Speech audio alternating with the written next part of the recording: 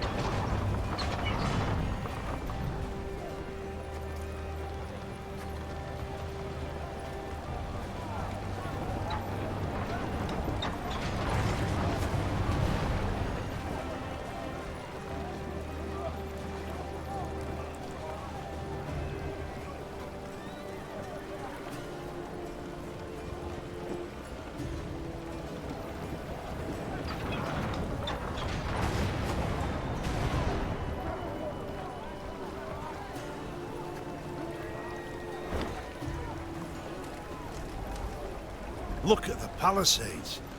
The machines of war. Too many to count. I cannot fathom it. Has Nilfgaard sent all its forces into Lyria? No, your grace. But a single army. Gods protect us. The Queen uttered a juicy curse. Dravograd stood before them, Nilfgaardians all round it. 3, perhaps 4 battalions of armoured infantry. Arbalists and cavalry behind them. Trebuchet volleys had punched holes in the walls, while battering rams had twisted the main gate open. But elsewise, the city was mere moments from falling to the foe. Doomed! We stand not a chance. Nilfgaard outnumbered us twofold. More! Then our men must put double the spirit into the fight. Double the heart. Lyria! Emboldened by their valiant queen and commander, the Lyrians charged headlong at Nilfgaard's lines into a hail of bolts and arrows.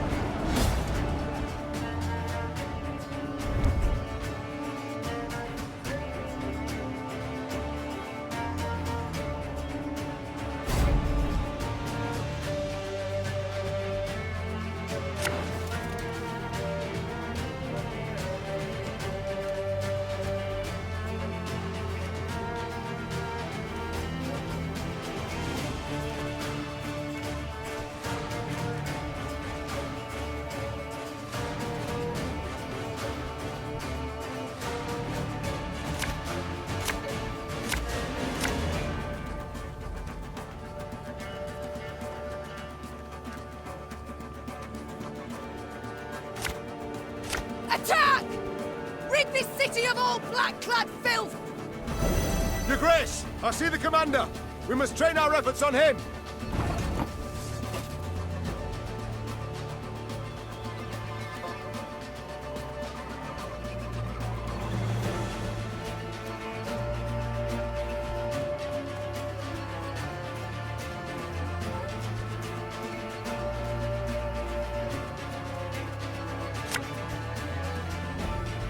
Left, right, left, right. Very good!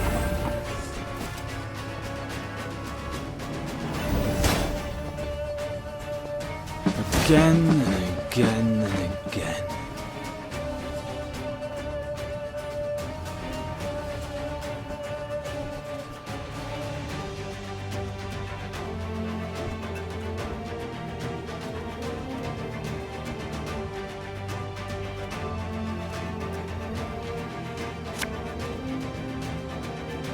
take it anymore.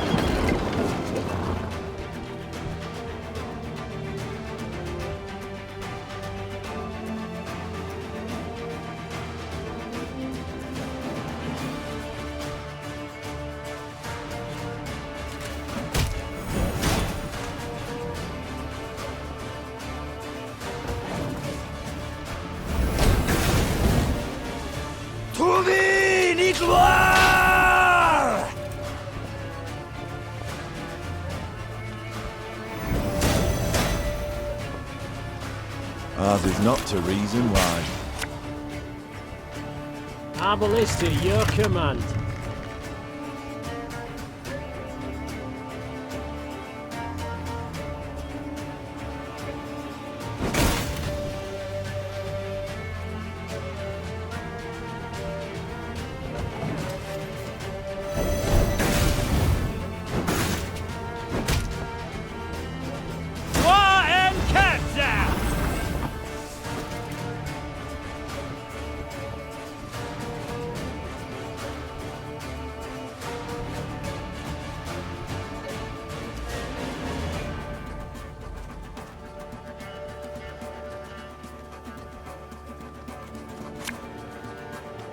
Armor wars, sir.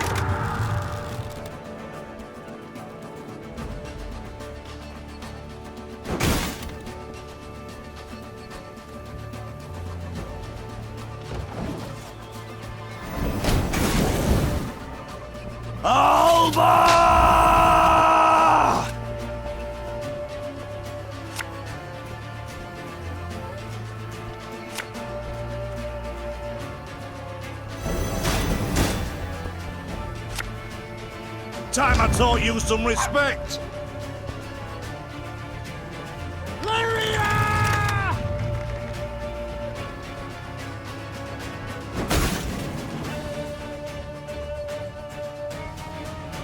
One bolt.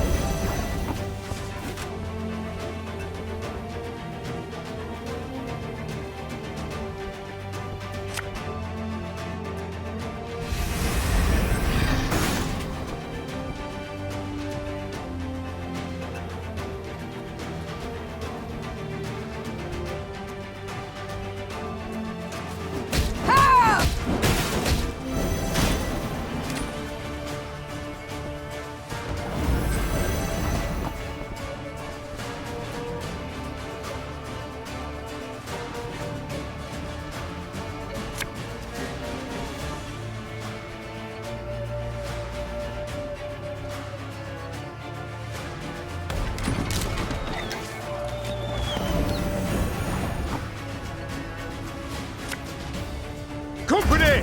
Forward march! My spirit's willing and how, but these damn boots are killing me. There's a time to reap, a time to sow, and a time to die.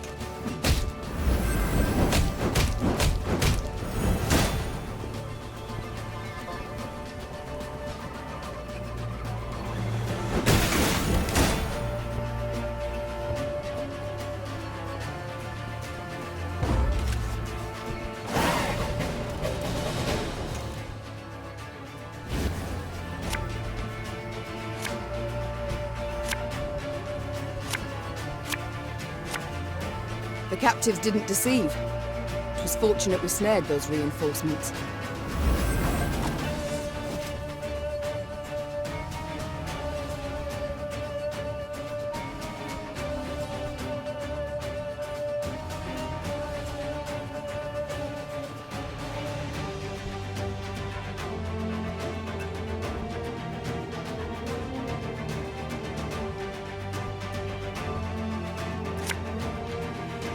Aye.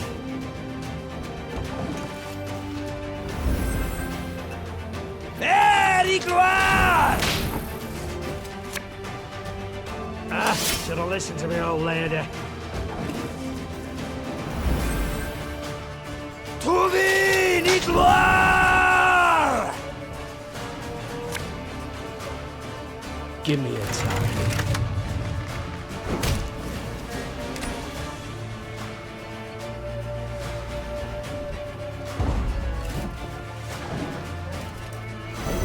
Yes. Destillat Zweifel! Elhörter.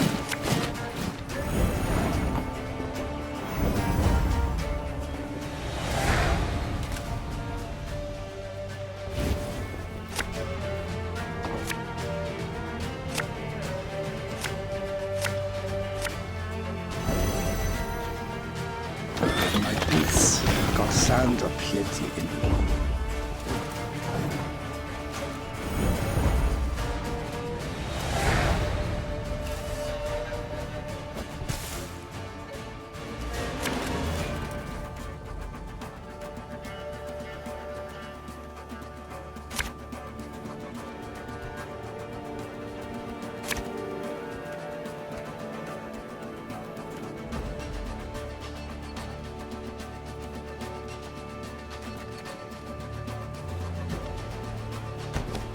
Attack! Rid this city of all black-clad filth! Your Grace, I see the commander. We must train our efforts on him. Very good!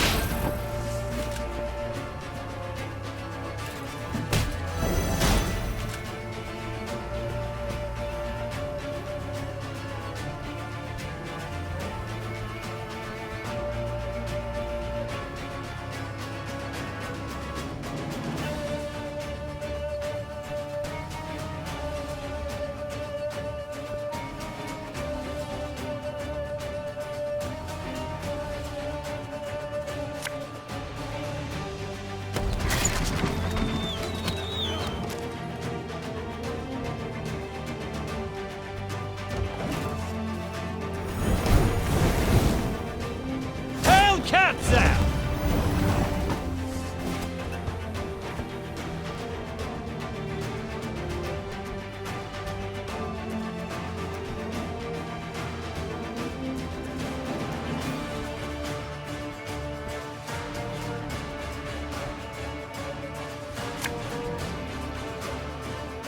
Got any victuals? Hungry like a wolf, I am.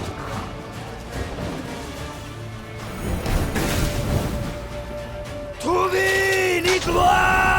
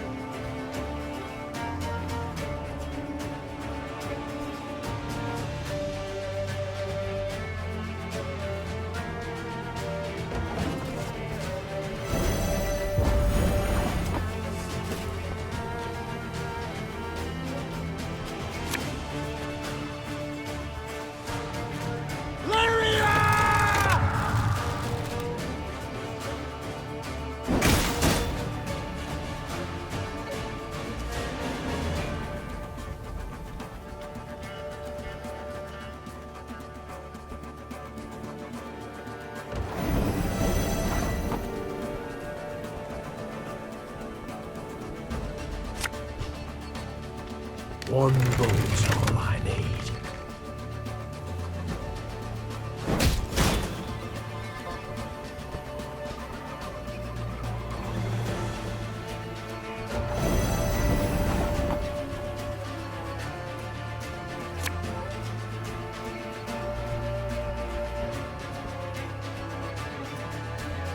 Time I taught you some respect. Give me a time.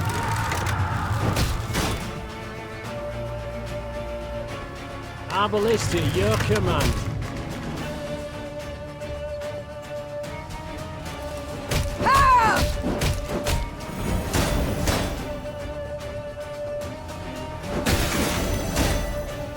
They retreat! Your Majesty, the city's ours!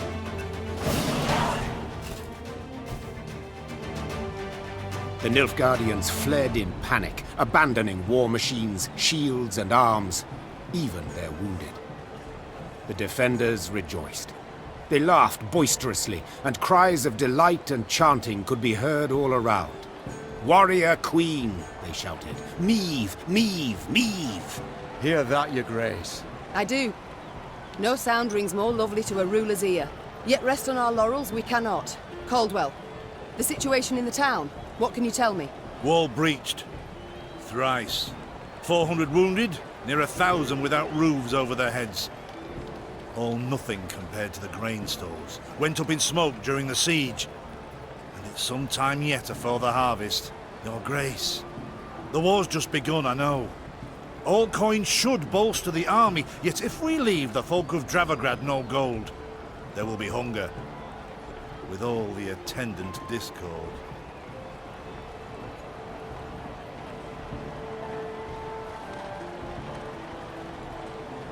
The drought of 1258 I remember all too well.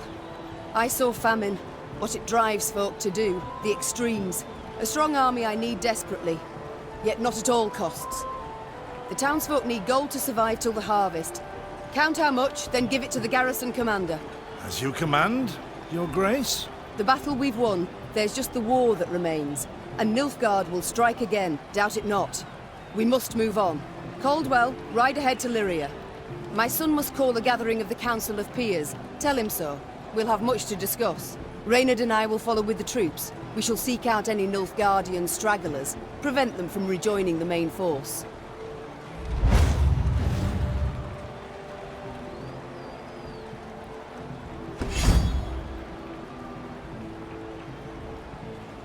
Meve's two adjutants bowed and left the Queen to think. She was hungry, sore from the fight, spent. Yet sensing her soldiers' eyes upon her, she set off for the stable, her gait brisk, her head held high.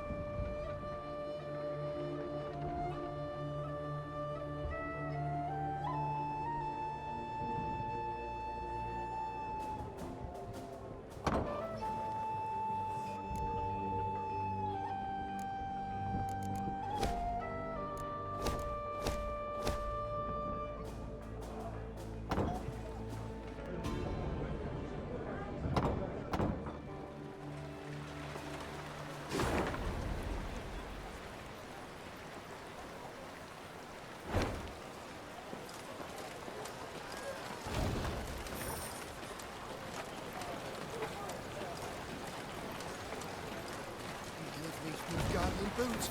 Thought 'twas certain as snow comes with winter. Kings and emperors fight. Leave the common folk to tidy up. Never damn changes. Ever the same. Your Majesty, you saved us, and not a moment too soon. From death, and fate's worse than that, I'd say. Your Majesty, you saved us, and not a moment too soon. From death, and fate's worse than that, I'd say.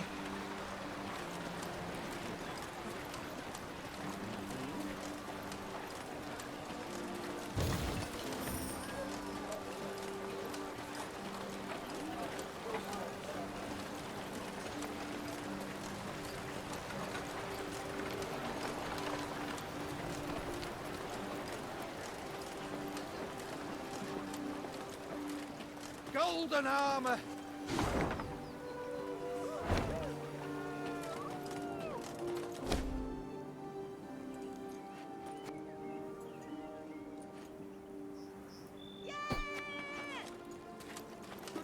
Golden armor! Golden air! reaps blackclads like grain!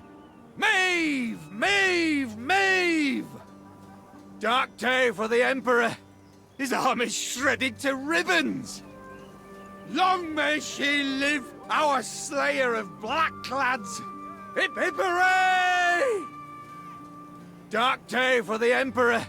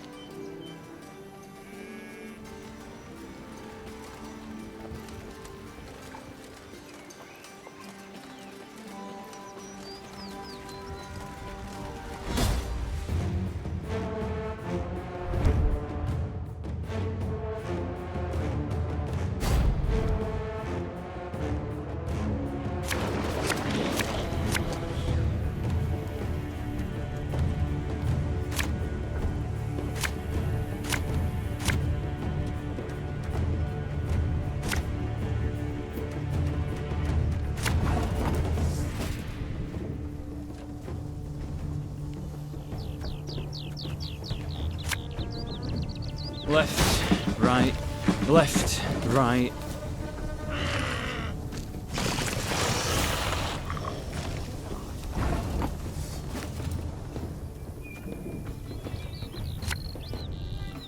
Again and again and again.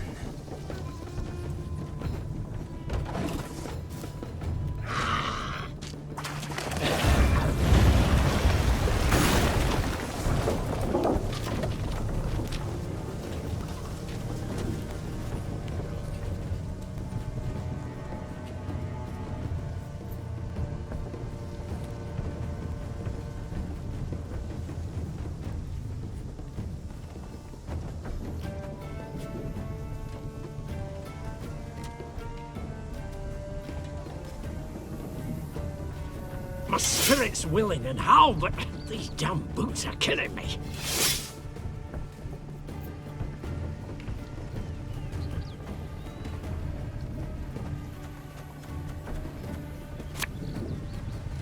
Armor won't save.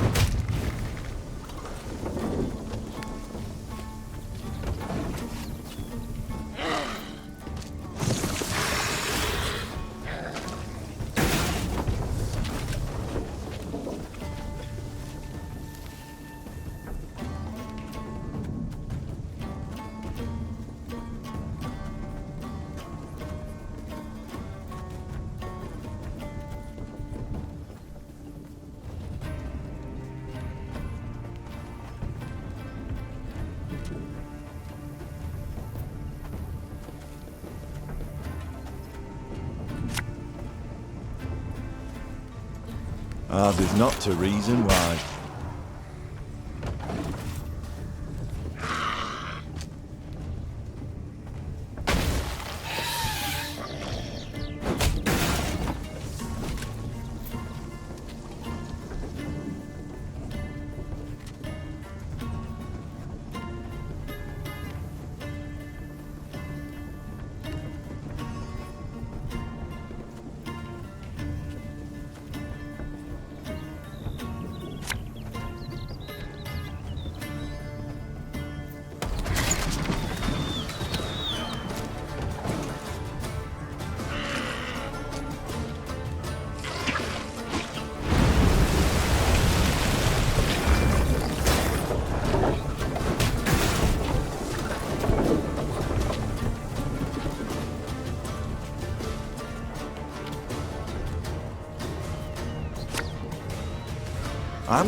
I'm coming.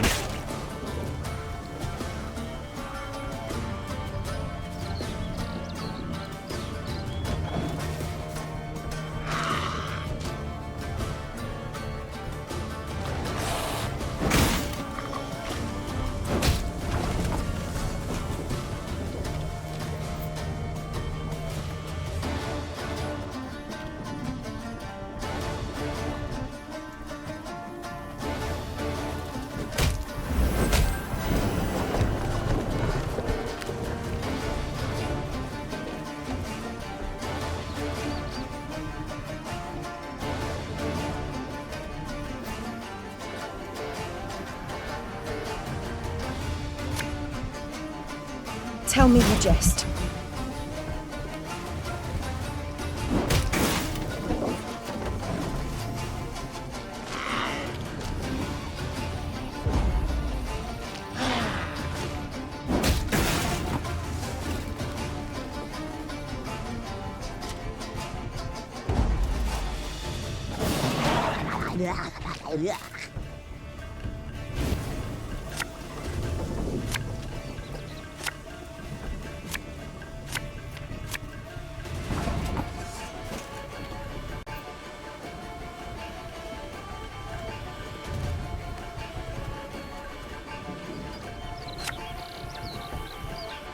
Can't take it anymore.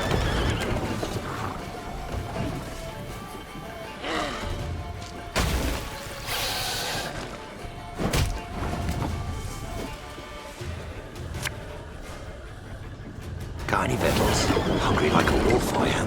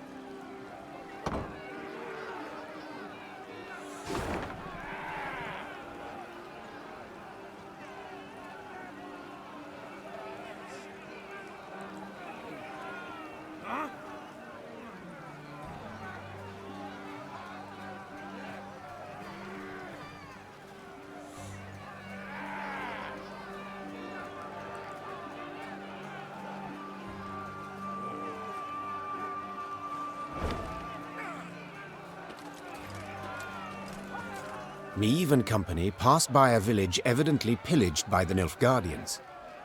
From afar they had heard cries, but as they drew near they recognized them not as cries of grief, but as cursing, cries of anger. Give him a proper walloping, the scoundrel!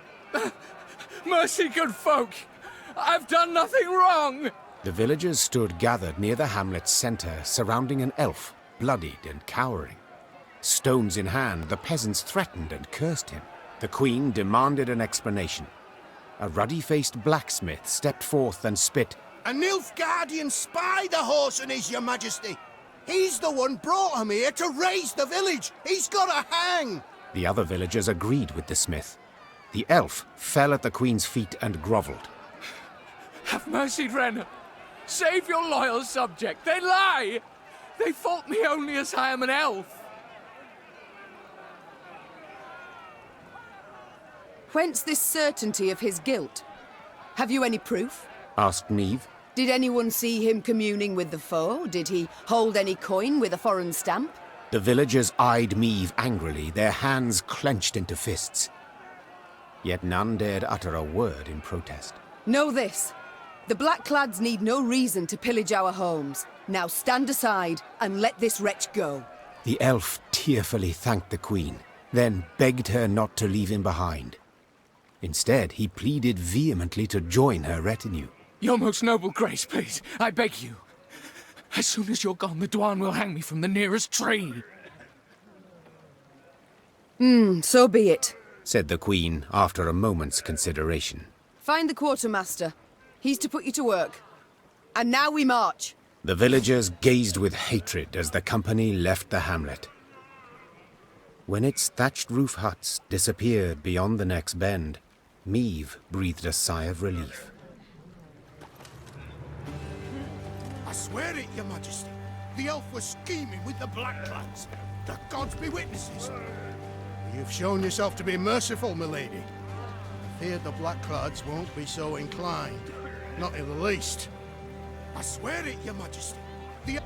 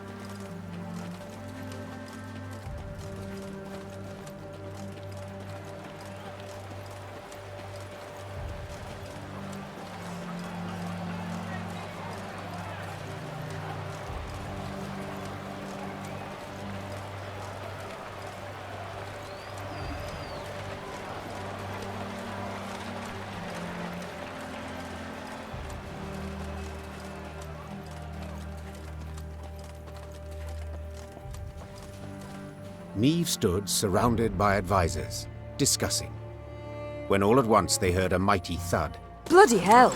They looked to see a cavalryman who'd clearly fallen from his saddle. The men who'd witnessed the blunder began to jest, only to choke on their laughter, as the wretch, having risen to his hands and knees, began to shake and vomit blood. The medic's diagnosis: poison. In spite of his best efforts, the cavalryman breathed his last that very night. Soon, several other riders developed the same symptoms, and at the last shared their comrade's fate. All were buried at the roadside, beneath an old willow. This looks to be no coincidence, Reynard said gravely.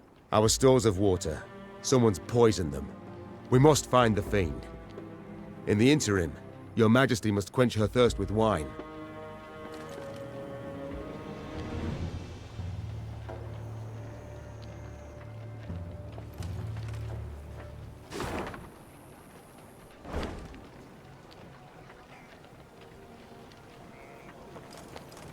Milady, a strange boat floated past. I thought it Imperial, but it flew not black sails, but red uns. Deep red, like blood. Where's Yanko? 'Twere dawn I sent him into the fields, but he's not returned. Where's Yanko? 'Twere dawn I sent him into the fields, but he's not returned.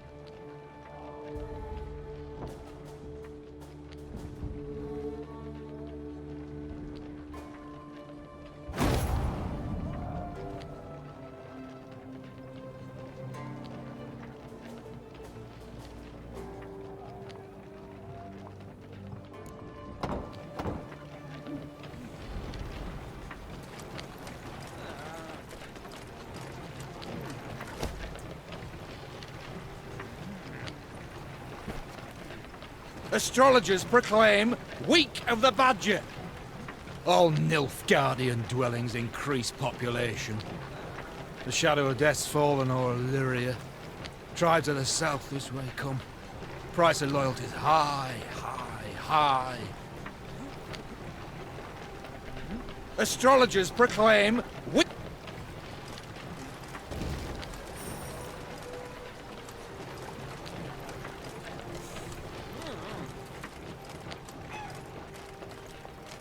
Horns sounded.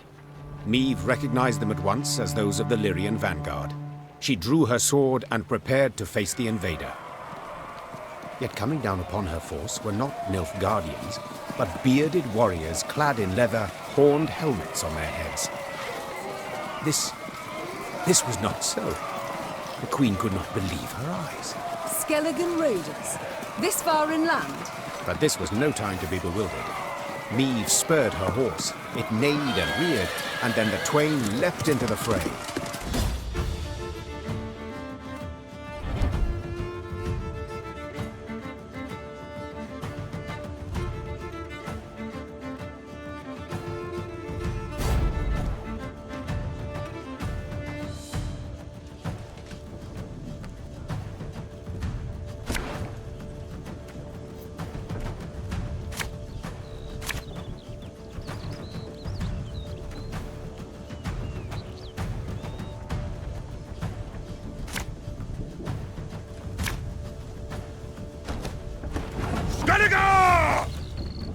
Reynard, what the devil?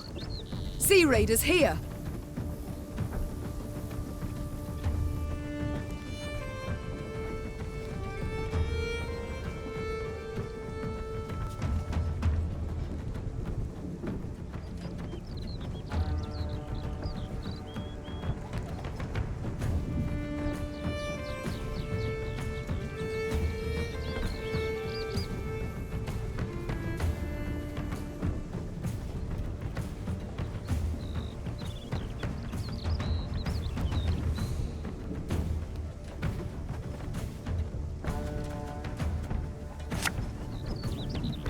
Aye.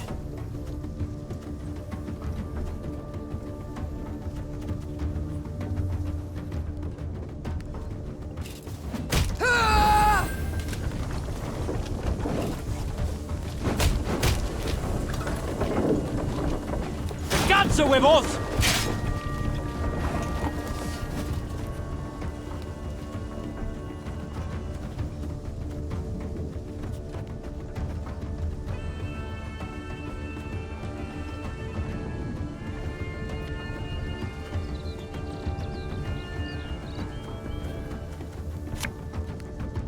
Ours is not to reason why.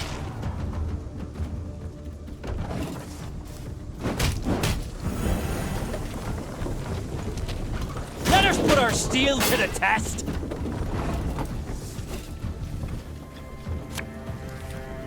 Got any victuals? Hungry like a wolf I am.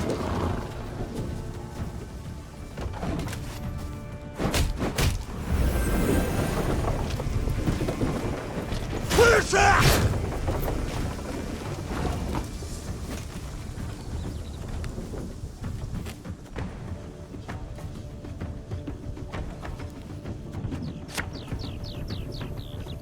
I only loot corpses, except sometimes they're quite fresh.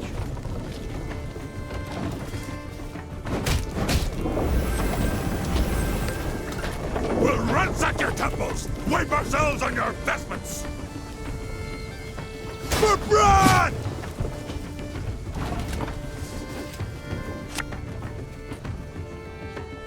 Left, right, left, right.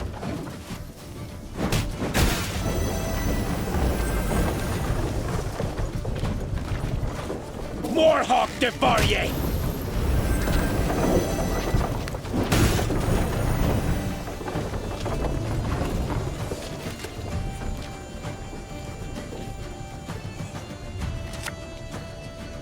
Again and again and again.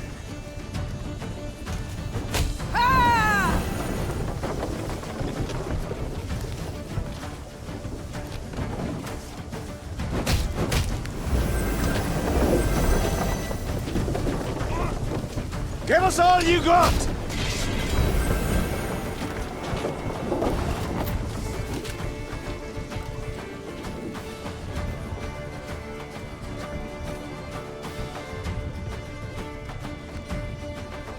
Should have listened to me old lady.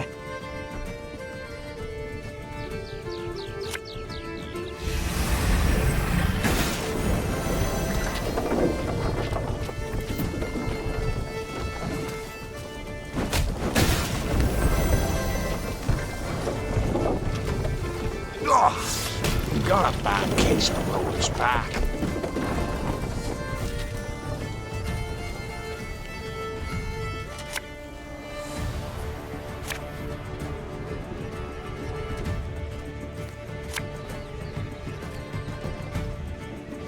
Company! Forward march! Our ballista, your command.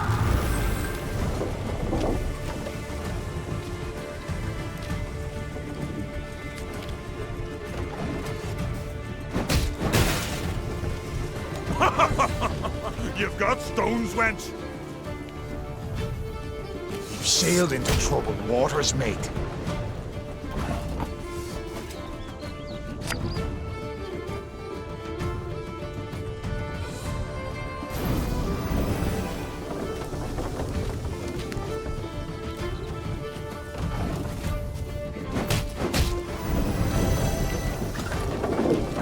I promise you a quick death.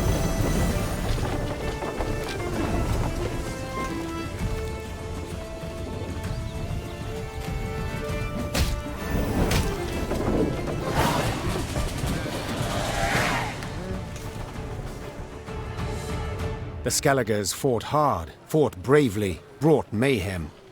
Yet the Queen's ordered, disciplined force won the day. The islanders seemed entirely undismayed at their defeat. A trait of theirs, I must admit, I've ever admired. Well, you're right scrappy for landlubbers. Lippy Goodman applauds you for your pluck, Queen. When we sup, me and the lads will drink your health.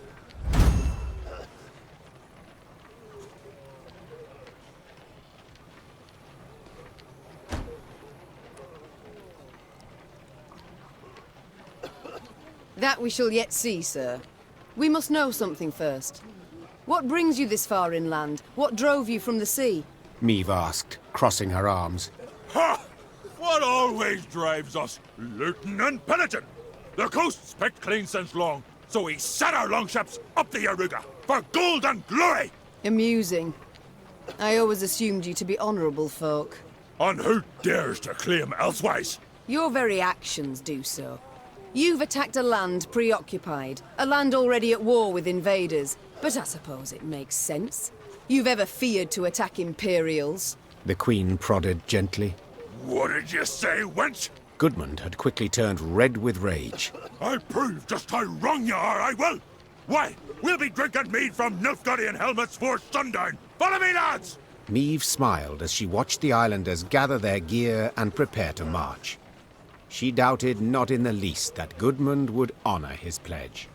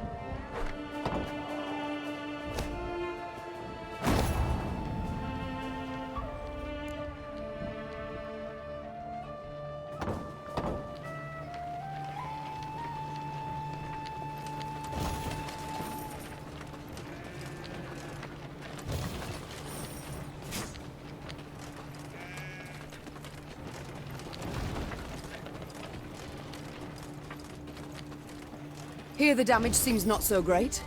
It appears Nilfgaard's not yet turned its forces towards the capital. We're likely to encounter no more than pathfinders and foragers. So I hope.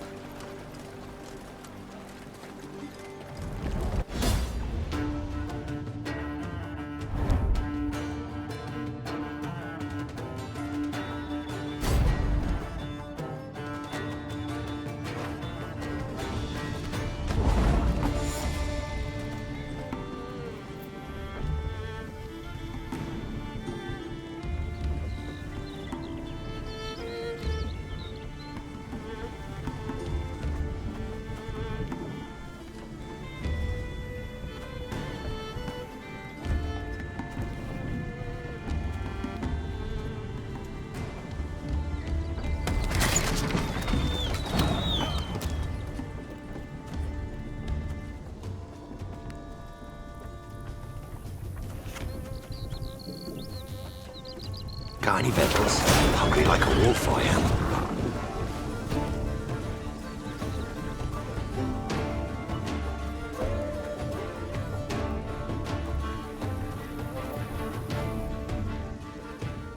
If the ring won't come off, just take the whole finger.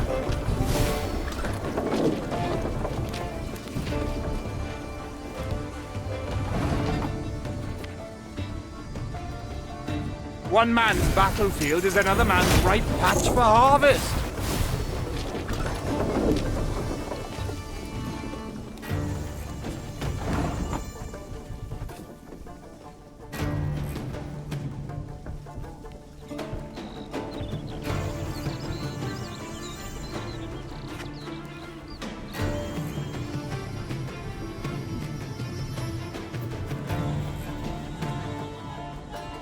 One bolt.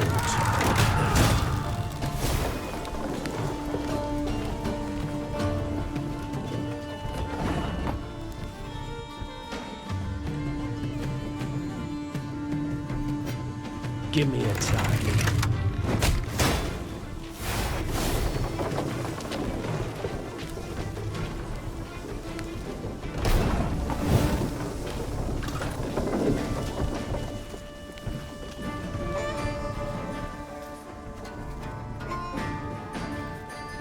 We must trust each other!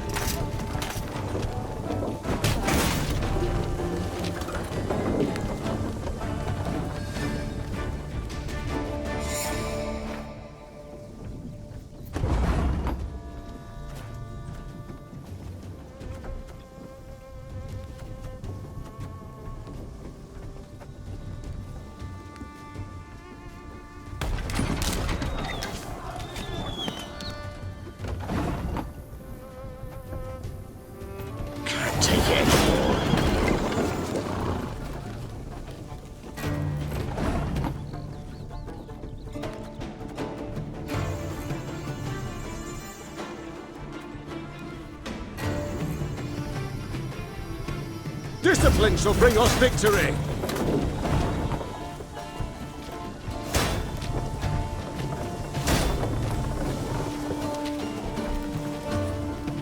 Oh, a shame to let this twist.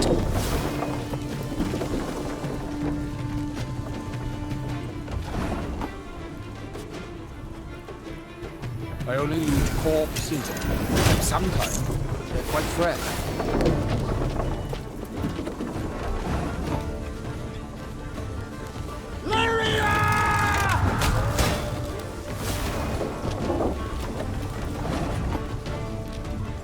One bolt, all I need.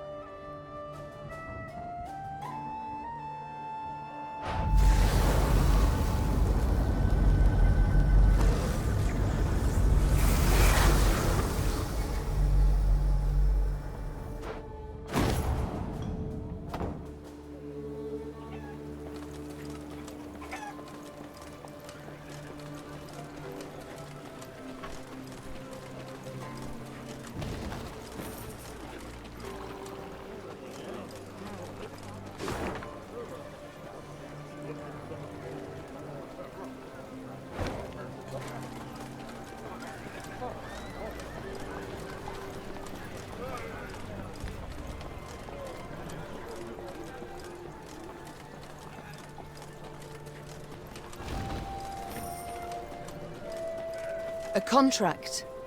On a monster. Interesting.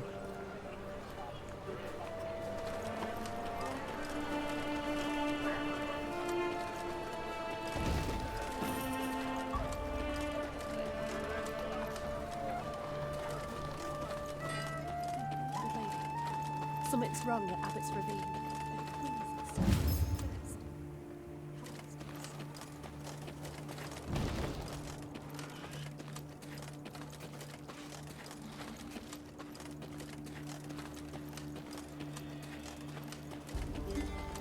Why ever do the gods punish us so? To be cast out by Nilfgaard, and now to face beasts. Night on the High Road, a day afore last, claimed the beast's called a girly Cora or some such. Why ever do the gods punish us so?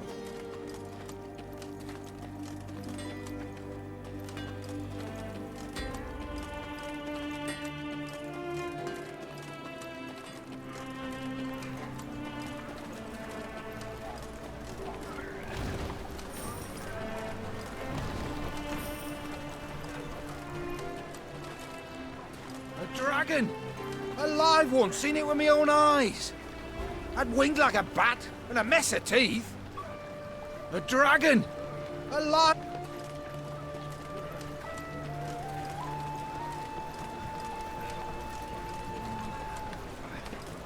The Nilfgaardian invasion necessitated certain steps.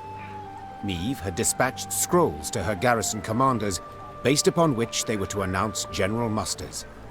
She'd hoped that by the time she reached Crydam, fresh recruits would be waiting to join her growing force. Alas, the commander of this fort, one Sergeant Griggs, had only bad news. Your Majesty, I've not the numbers to man the walls even. The call to arms brings few new recruits and more men desert each day. Folk are terrified something awful. They don't believe in victory.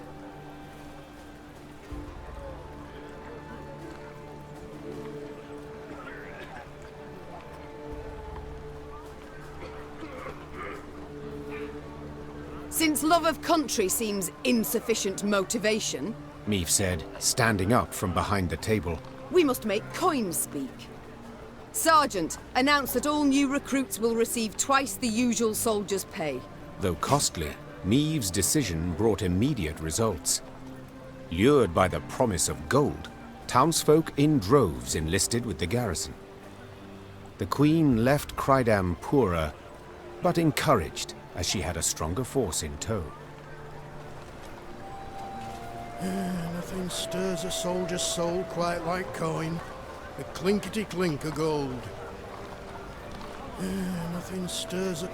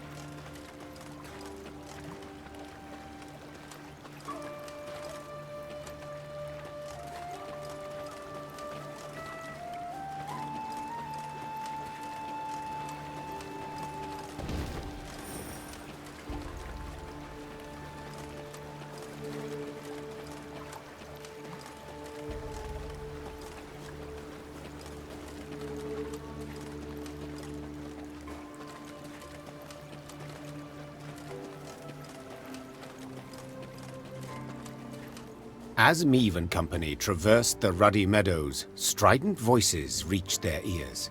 I beg your pardon. I've heard enough. A duel. I challenge you to a duel. A duel? Nonsense. I'd sooner lay you across my lap and give your arse a thorough flailing, you scoundrel.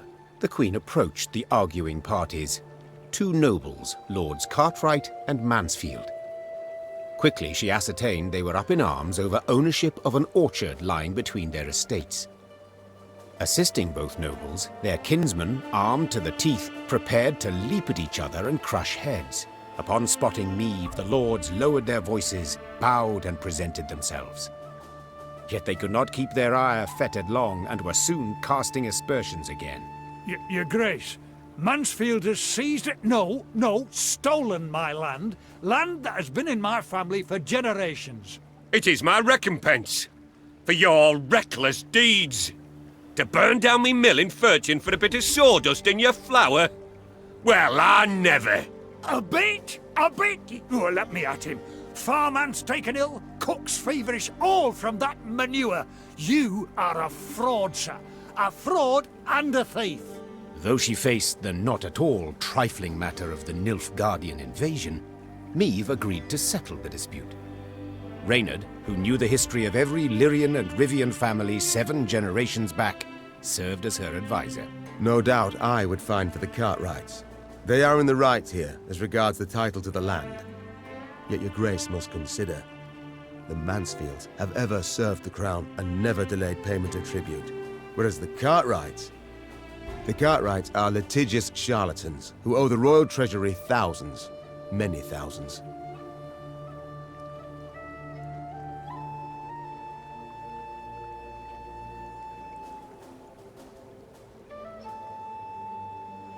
The orchard must go to the vassal unburdened by debt. This is what I prefer, said Meave. Thus I declare it Mansfield's. But the law clearly says... I am the law, Cartwright. Lord Cartwright moved to debate the matter further, but a snort from Reynard reminded him he stood before his liege. Mansfield, content, made an ample contribution to bolster Meave's force and the realm's defense. So you see, my dear Cartwright, justice has been served.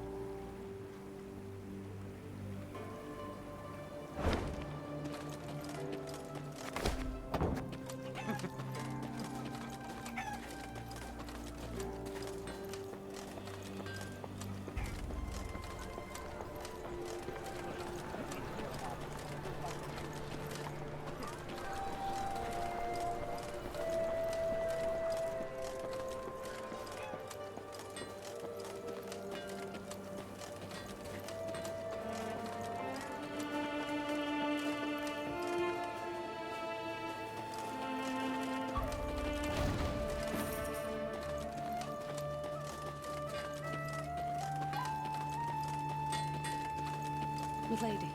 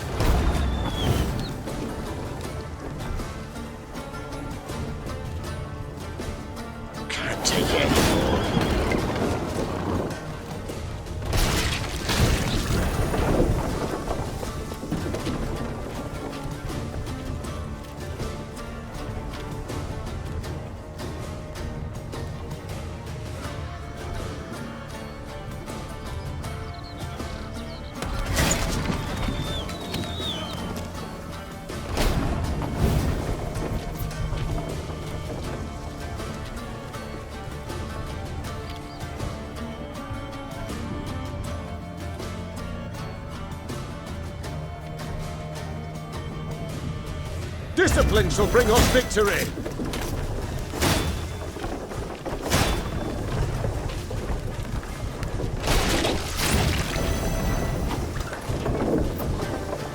Give me a target.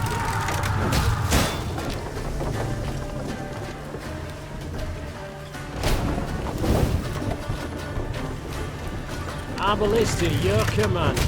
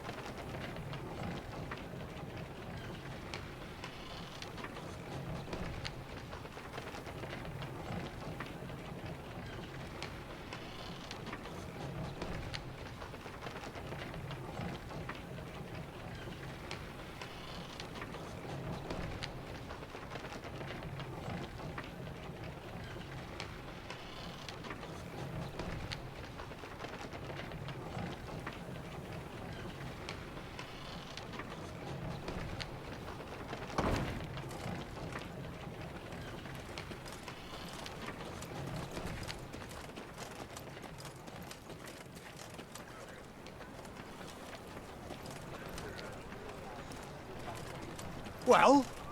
Well? The worm, just as I said. Now who's addled in the head, eh? Well?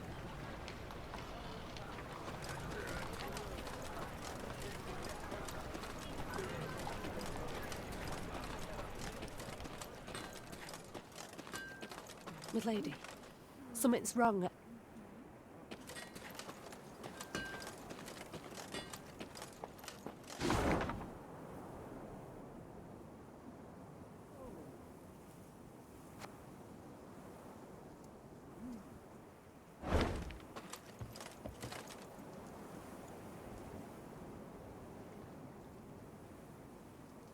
On their way to the capital, Meave and company happened one fine day upon a lone rider. Had I been at her side, I would immediately have recognized his passionate gaze and altogether chivalrous mien. Identify yourself, sir, and your intent. Ache of Denel I am dubbed, and my design I never conceal. The good book says the world is a garden which the gods once conferred upon man, and we men have this garden neglected. In consequence, all manner of filth has made its lair here. Drowners, ghouls, and other kobolds. I have sworn ne'er to rest until the day when, with the gods' help, I have rid the world of these beasts and pests. I wander all lands, seeking out evil and facing it in mortal combat. Who do we spy? A knight-errant? Just as likely a madman.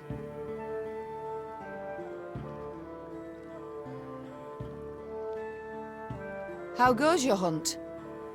Caught the trail of any monster? Monster? Too fair a term by far. An exceptionally vile worm has made its lair in nearby caverns. It is said to be the very distillation of filth. A slithering horror. A mélange of the macabre. Its head, that of a wild cat of Ophir. Its maw full of spiked teeth. The wings of a bat it is said to have. The tail of a scorpion, and from it, a thick venom drips. Learned men call this variety a manticore, or mardiacore. Perhaps it will be most prudent, then, to send for a witcher. A witcher? Soulless automatons they are, all, feeding on common folks' fears. What they demand gold to do, I perform without demand of any coin. Sir Ake, far be it from me to discourage you. Your endeavor is noble, no doubt, but from what I have heard, manticores are exceedingly dangerous beasts. To defeat this filth alone could be a difficult task, I'll not deny. Yet try it I must, for it is what I have sworn before the gods.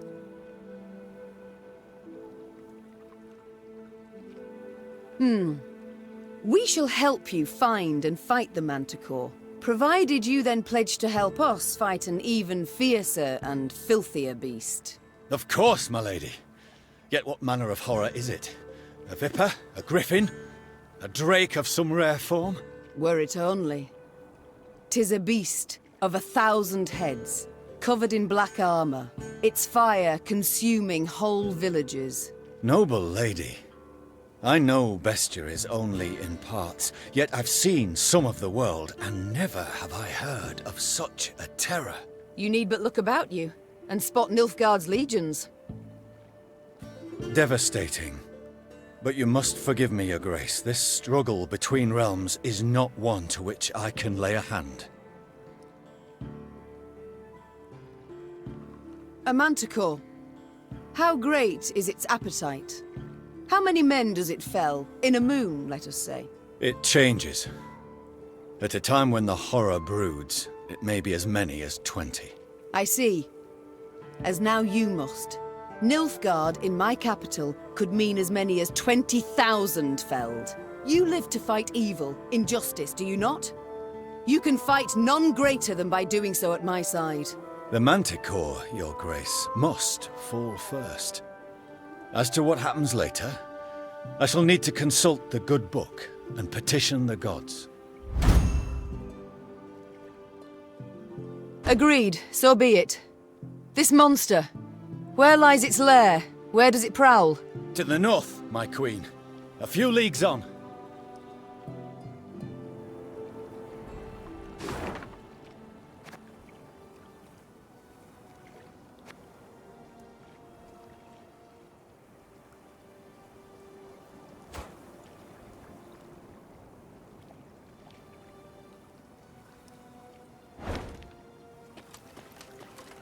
Not a scrap.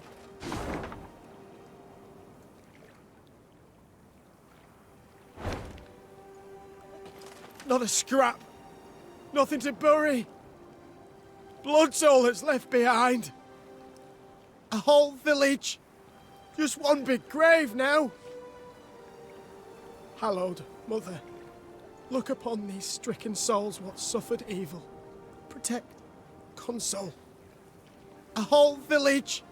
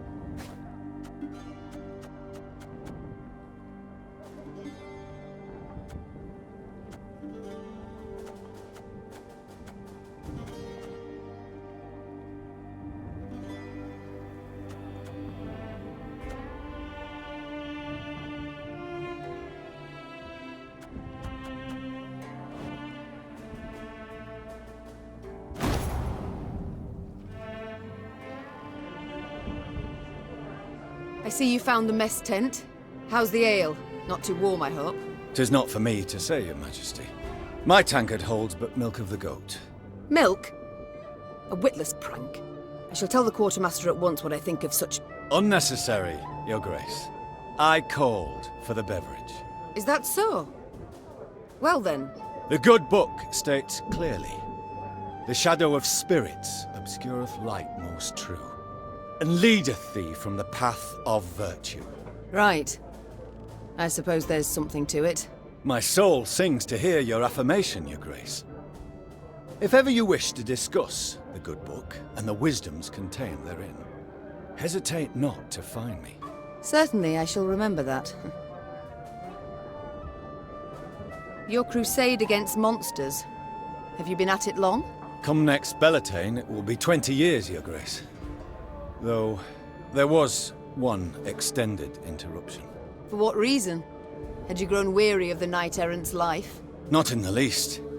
Never shall I cease in my quest to cleanse the world of filth and abominations. But at times, At times evil puts up rather a good fight.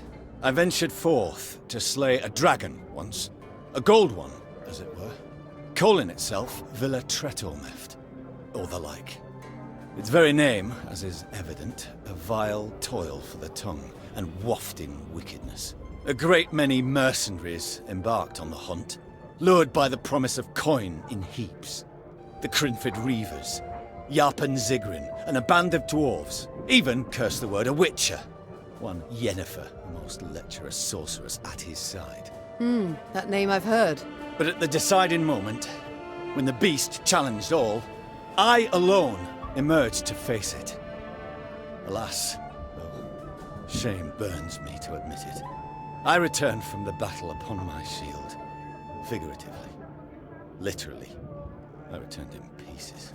For 2 years, I lay in the Temple of Melitele in Alanda. Mother Neneke, God's protector, nursing me back to full health.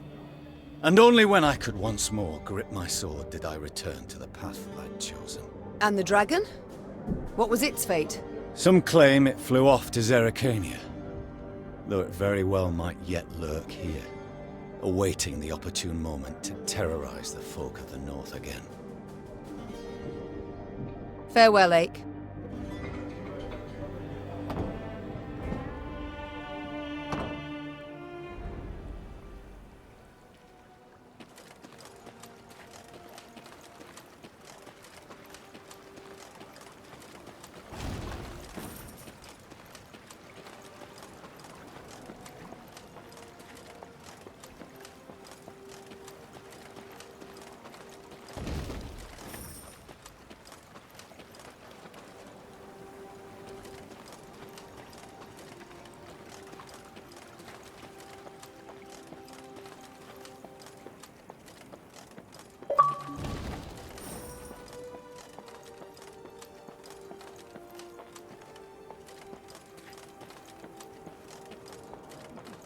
What's a folk moving about of late?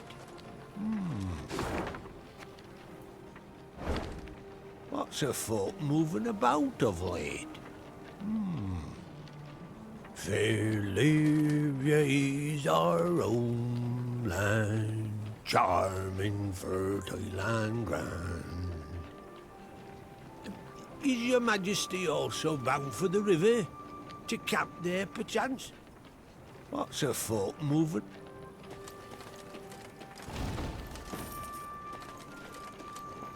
One evening, soldiers brought before Meve the elf she had saved from a lynching. It seemed he had been the fiend who had poisoned the water barrels from which several soldiers had drunk, then suffered and died. Yes, I did it.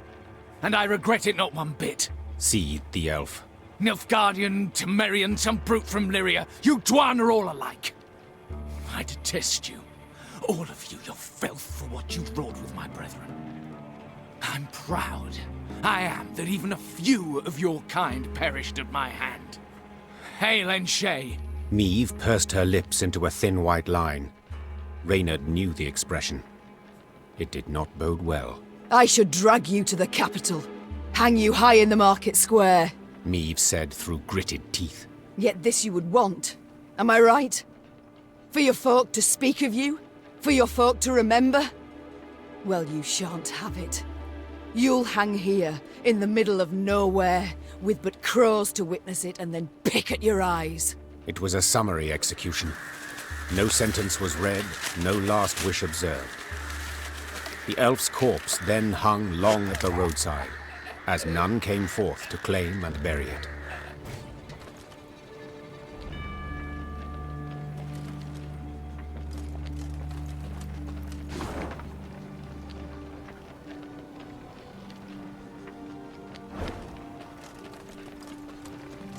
We welcome you home, Your Majesty.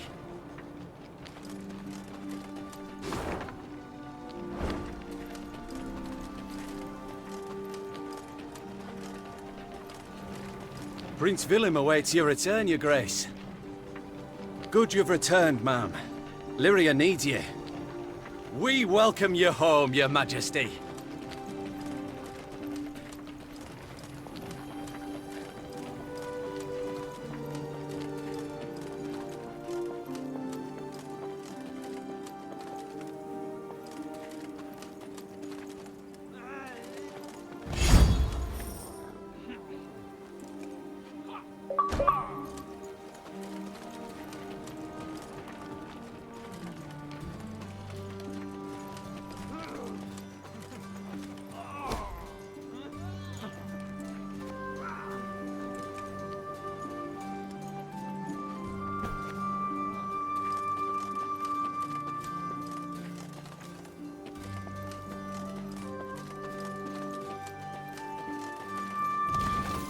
One of them golden sons belongs on the side of my own ship.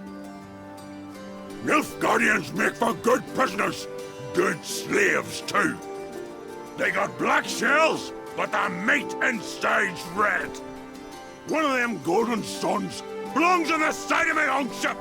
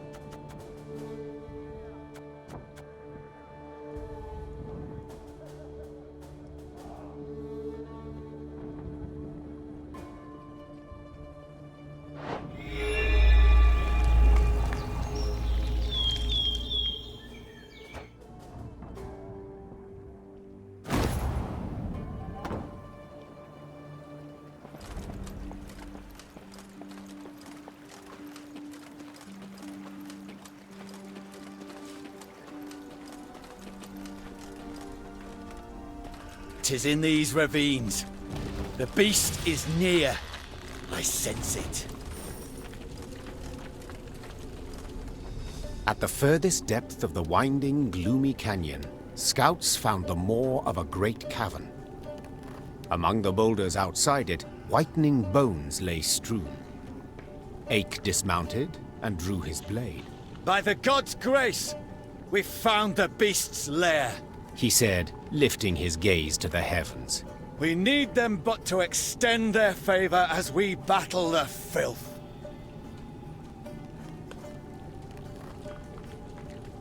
Meve cast a critical eye at her shield, wood clad in leather and thin plate. Enough to stop a sword, certainly, but would it protect her from a beast's raging blow? Noticing her hesitation, Reynard approached the Queen and said, "Your Grace, none will utter a disparaging word should you step back." But they will think them, replied Meve. And that's bad enough. The war has begun. I can't appear weak to my fighting men. Without awaiting an answer, Meve strode into the cave. The rest of the company followed, equally full of fear and faith in their queen and commander. Moments later, a great and powerful roar filled the cavern.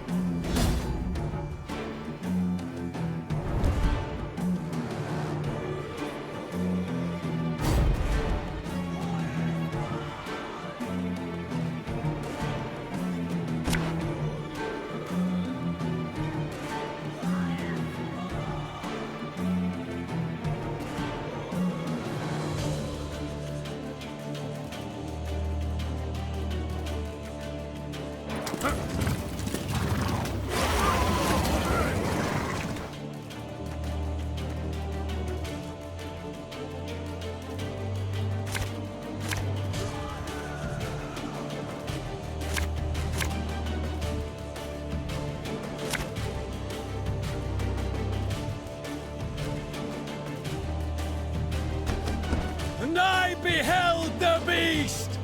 Profane horns didst adorn his wicked brow!" God's protectors.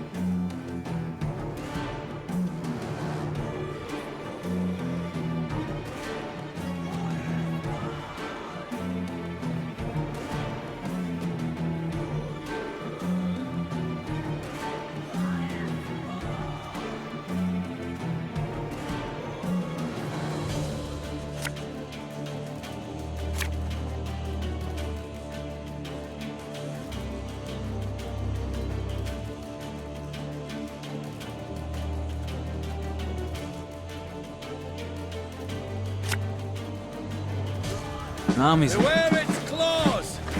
The hardest plate they shred like fine vellum!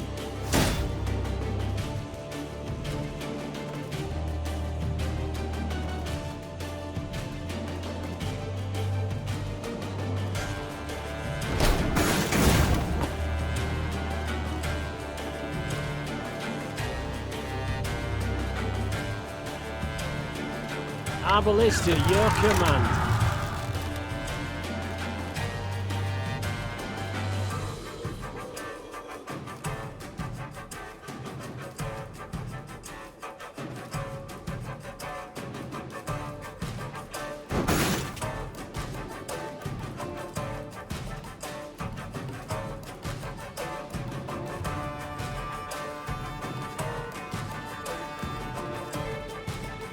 The unworthy shall be punished.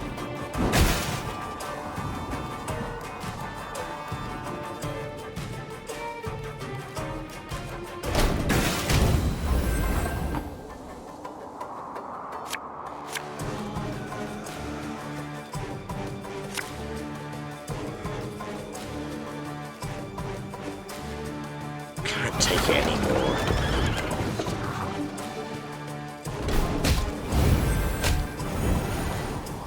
Beware! Its tail flows with deadly venom!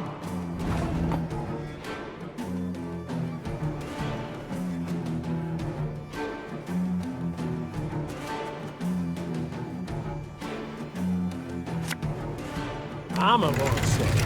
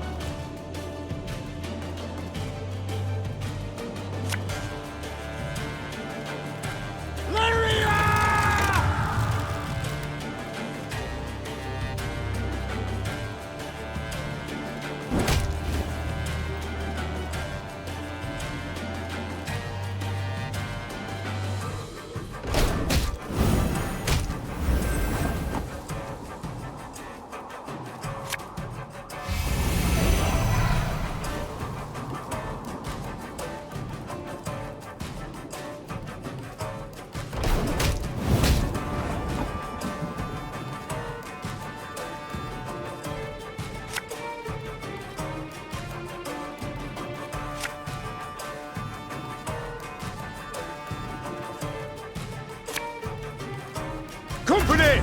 Forward march!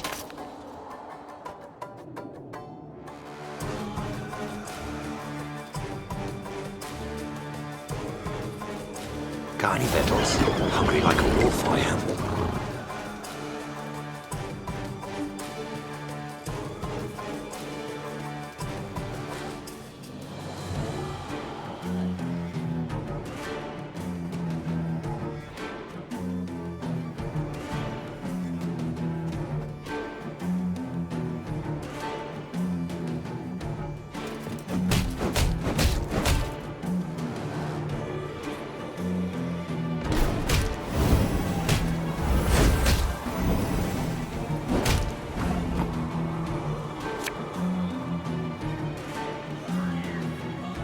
You must sweat like a swine in that jacket.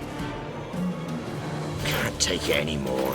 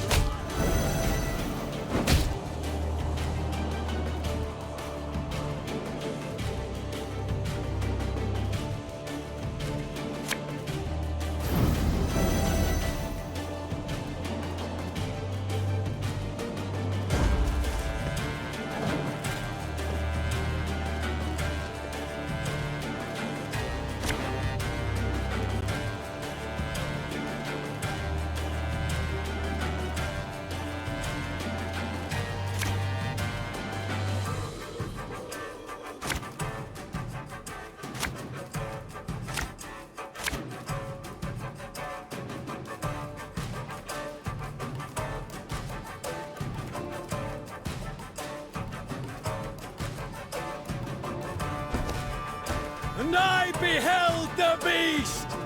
Profane horns didst adorn his wicked brow!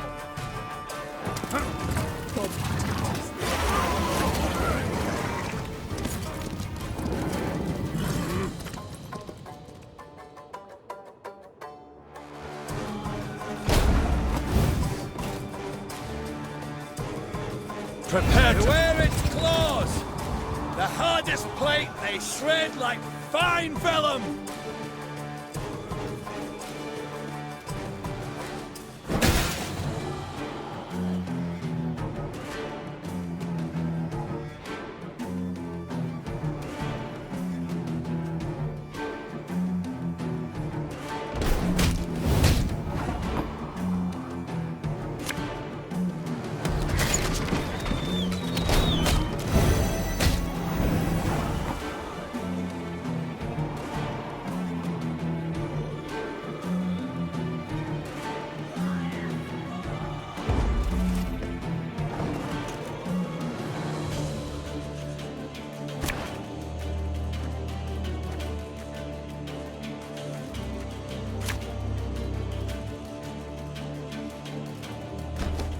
And I beheld the beast!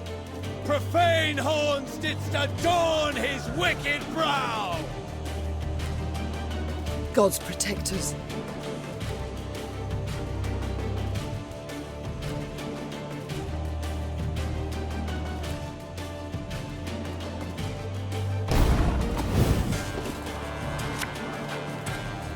Beware its claws!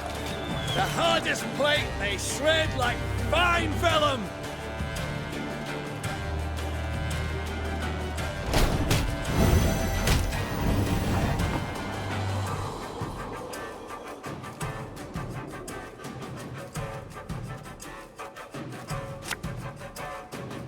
Army's a waste of time for one like me.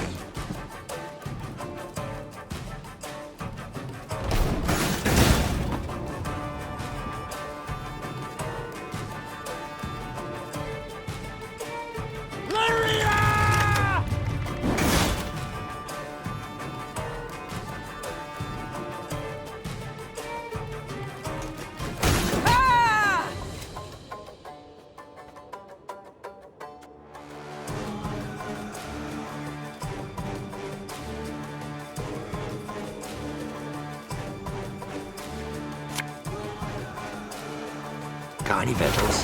Hungry like a wolf, I am.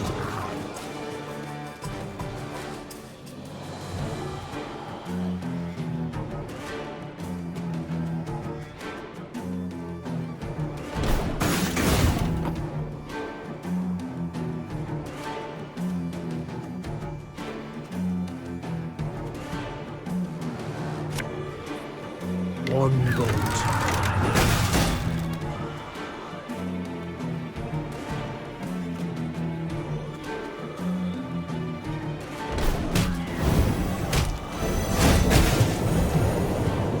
Beware! Its tail flows with deadly venom!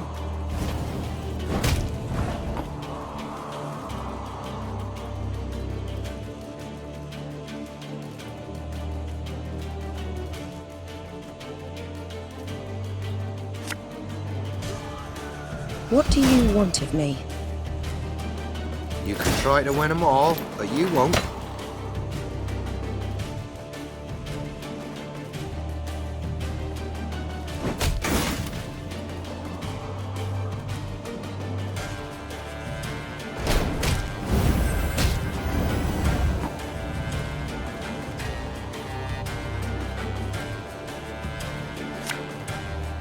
Give me a time.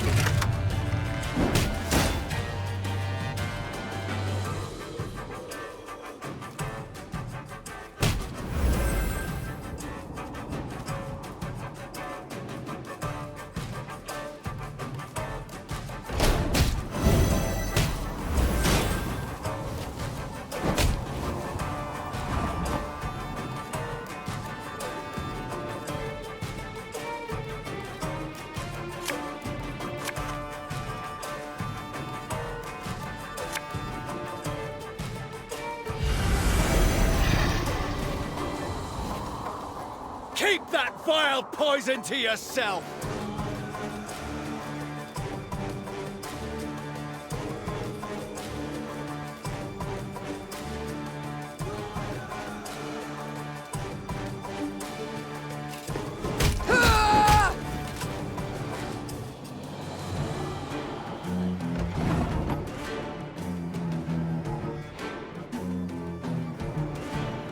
The unworthy shall be punished.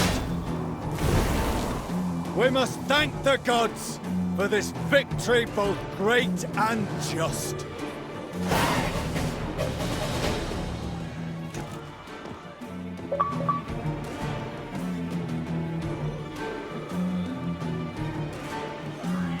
With Ache at their side, the Lyrians fell the mountain.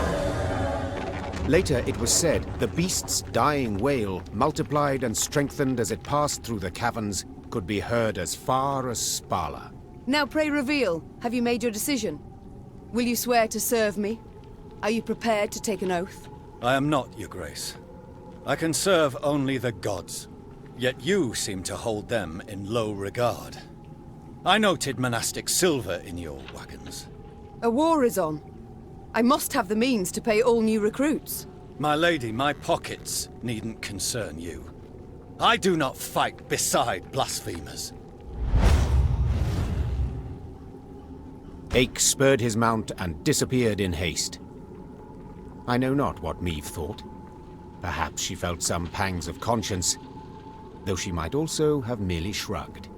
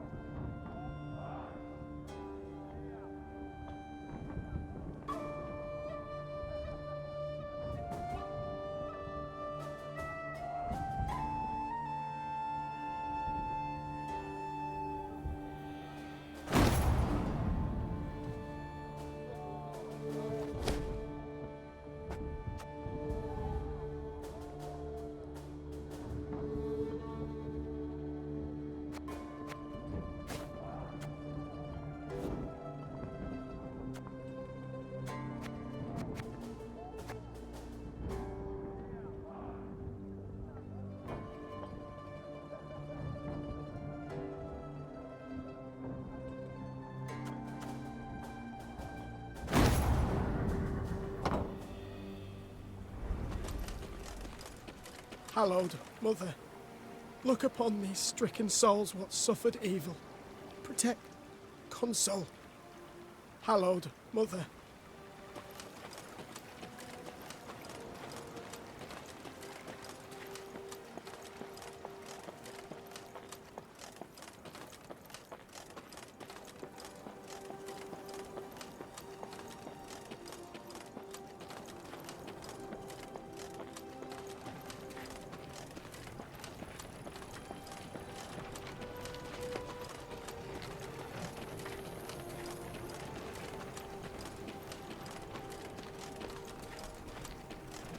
Home at last, Your Grace.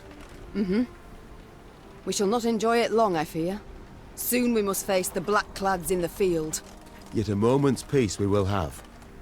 After that drubbing you gave them at Dravagrad, they'll wish to rethink their strategy. Neve had ridden out of Lyria in early spring, her retinue modest, as none larger was needed for the brief summit of sovereigns. She returned now to her capital, at the head of an army that dragged behind it bandits and Nilfgaardian prisoners in chains. The whole city came out to greet her. Its traders, craftsfolk, priests. Also, her eldest son and heir, Prince Willem. A boy who, it seemed, might never be prepared to rule. Meve and Willem rode side by side past the cheering throngs, their faces frozen in regal smiles. It was not until they reached the castle stables that they found a corner in which to speak freely, candidly. Welcome home, Mother. Content I am to see you, to be sure. And I'm happy to see you. Though I dare say I'd have been much happier to witness you leading an army towards Dravigrad. Willem, I trusted you. Left the realm in your care. Indeed. And I, in turn, did my utmost to choose the best course for... Willem, don't be so damned courtly. There's no one else here. My son. Nilfgaard has invaded our home. We're at war. When rulers don't strive and don't choose, when rulers grab their swords and shields and ride out to defend their subjects. You didn't let me finish. All right. Say what you wanted to, please. I feared I'd be hasty, Mother, and I didn't want to be. When we got word of the invasion, the lords convened at the castle. They demanded I hear them out. They wanted to give me counsel. If I'd rushed into the field to confront the foe, I'd have been half blind to the situation, not known all the options I had at my disposal. A ruler never knows all the options. Yet he must decide and act nonetheless. I need to prepare. I'll see you at the Council of Peers. And indeed she did, when the peers convened in the throne room. Surrounded by animal hides and Zerrikanian tapestries, the lords stood in tense silence, awaiting the queen. When her figure filled the doorway, they fawningly prostrated themselves. We've myriad matters to resolve, so I trust you're well rested. Whatever the case, I've no doubt we shall meet the dawn afore we're done. Firstly, we must ask assistance. Pen a letter to King Demavend. Scribe, take this down. Dear... What? Uncle? Cousin? Blast. Again. I, Meve, by the God's grace, sovereign of Rivia and... Your Grace. Mother. The peers and I, we've come to propose another solution. Yes? Out with it. We wish to acknowledge Nilfgaard's authority. Pledge fealty to the Emperor. I beg your pardon. The black-clad hordes outnumber our forces manyfold, and they're far better equipped. We stand not the slightest chance against them in open... You will not lecture me about Nilfgaard's army, my son. All you know of them you garnered from coloured renderings, whereas I faced them at Dravigrad. I faced them and crushed them. But your grace, the losses. For this fleeting victory in which you delight, how many of your subjects had to perish? Bend a knee afore the Emperor, and you shall spare thousands. Nay, never! Understood, Caldwell? Not ever! I'd hoped to persuade you, but it seems I've failed. Nonetheless, the die's been cast. We've signed the accord with Nilfgaard. Our noble lords stand with me. The blood left Meve's face. She had realized her son, who had ever professed to detest politics and shirked his duties as crown prince, had just stabbed her in the back, as had her entire court. What is this? Treason to my eyes! The gallows is what awaits you! Willem rules Lyria now. And should you not acquiesce and approve the accord, I fear only you, milady, shall have the pleasure to meet the hangman. Don't get ahead of yourself, Caldwell. My mother will not be harmed. Not one hair on her head. Understood? Confine the Queen to the tower. You err deeply, my son. The Queen was confined to a cell. Gilded armor she had traded for a simple robe. A courtly retinue for a swarm of rats. She was the very picture of misery. At the window of her cell, gripping the bars, Meve stood powerless, her anger so great she wept and wailed. Her Lyria was free no more.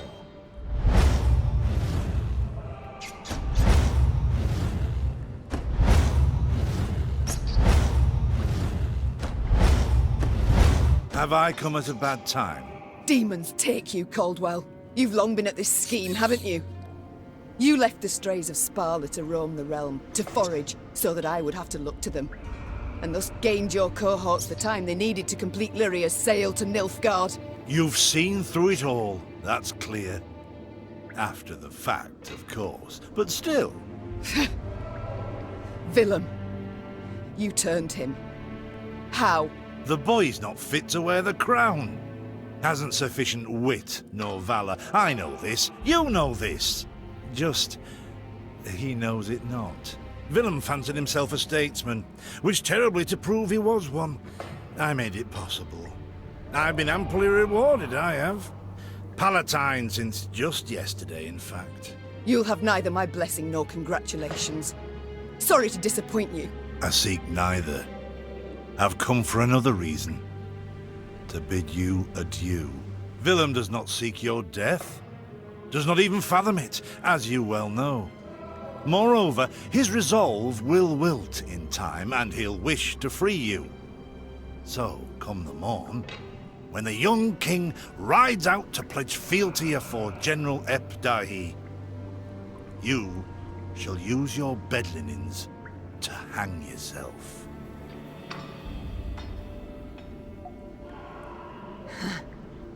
I see.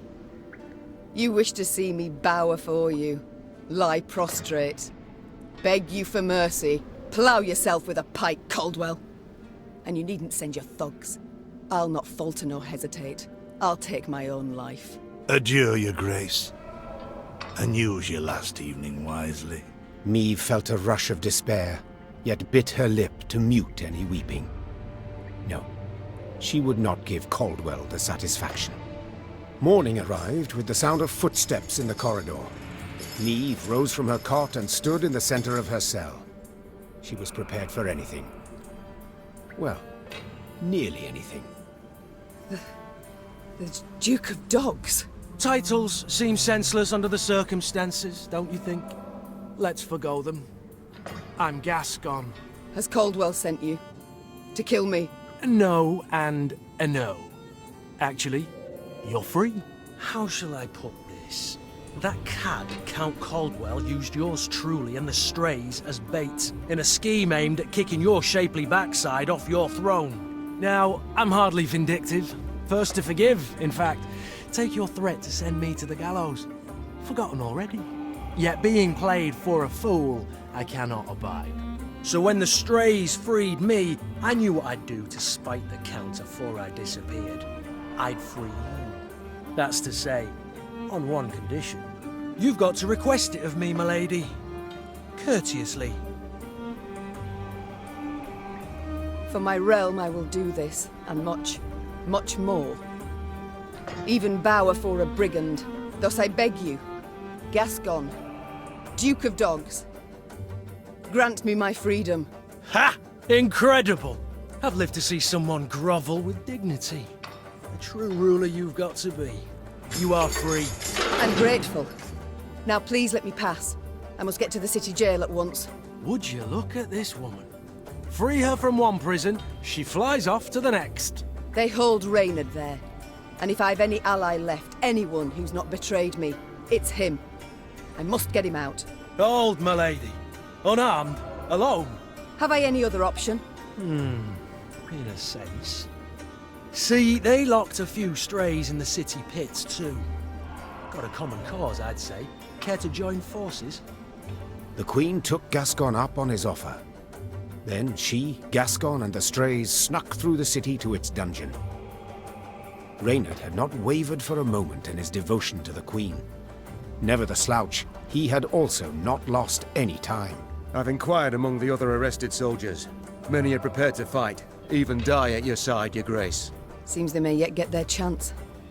But now we must flee. All of us. Yet in leaving the jail, the company ran into trouble. When Caldwell's cutthroats had failed to find Meve in her cell waiting for her secret execution, they had informed the Count. He, in turn, dispatched patrols into the streets. The Queen and her cohorts ran into one such unit. Blast. We shan't outrun them. To arms!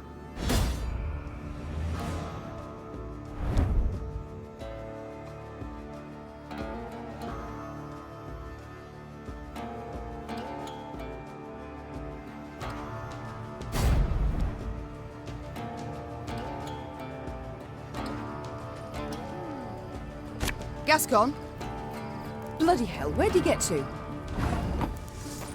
Your Grace, we must make haste. Caldwell's roused the whole city by now.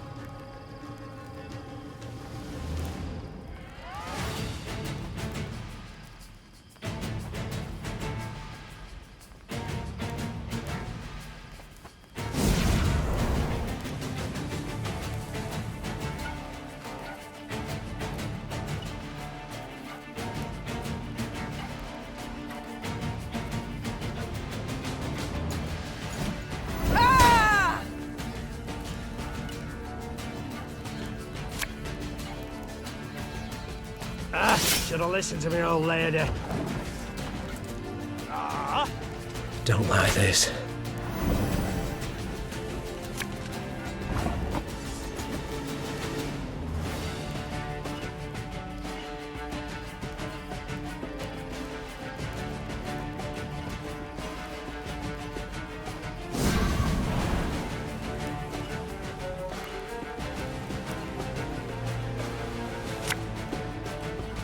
This harvest will be reaping black-clad heads. Cursed traitors.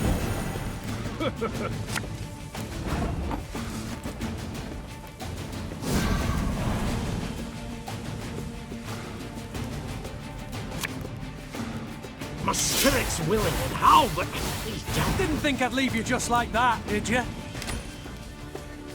Honestly, I did.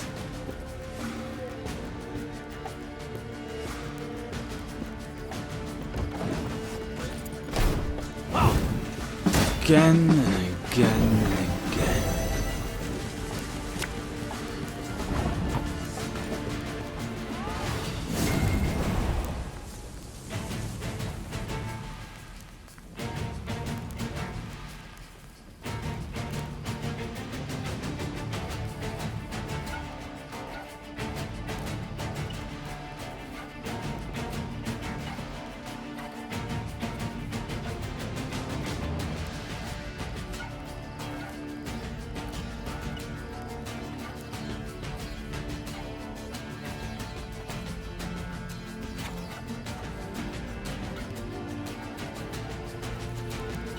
Watch your heads!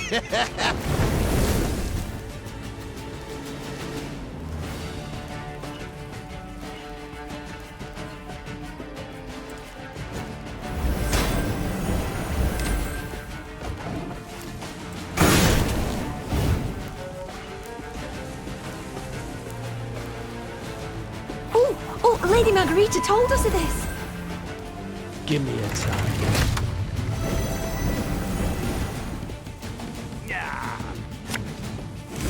Your Grace, what guarantee do we have that they won't stab us in the back?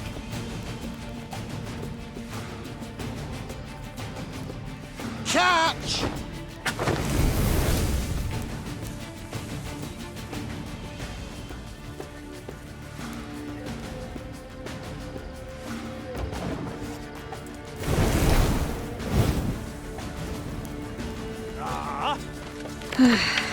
Doubt I'll ever pay off these school loans.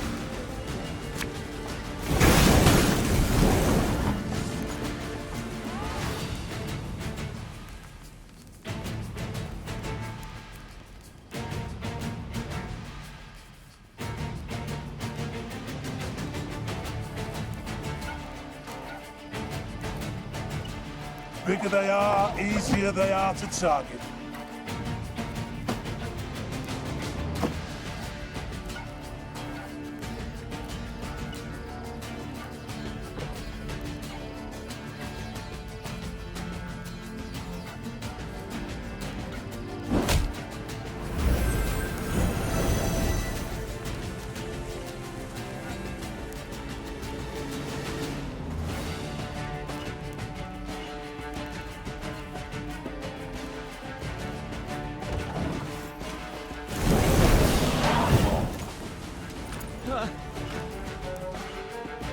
I thank you, Gascon. You and your men, for your aid. 'Tis nought, my lady. Strays never say no to a proper brawl. No brawl this was. Sun rising against Mother. Lyrian striking at Lyrian. I fear a blood war's begun. Come now. Seems to me the war's ended. Your realm's lost to Nilfgaard. You've no army to speak of. Then I shall assemble a new one. And with it have Caldwell hanged, and drive Nilfgaard back across the Yaruga. You're mad. How will you find the men? Riding from hamlet to hamlet, speaking from atop a crate? No. I shall find them in Edirn. I've a favour to call in with King Demavend, and I'll sway volunteers to my cause on the way. Well, you've your first willing warriors already. How so? We've nothing left in Lyria. Our hideouts are compromised, Caldwell's sure to set a price on our heads, and Nilfgaardians roam the land in numbers. Besides, I'll be right tickled to see proud Queen Meve fighting elbow to elbow with a bandit she'd wish to hang just a half day afore. Well, it is said my foe's foe is my friend, and I'd be a fool to turn down assistance now, no matter who offers. So be it.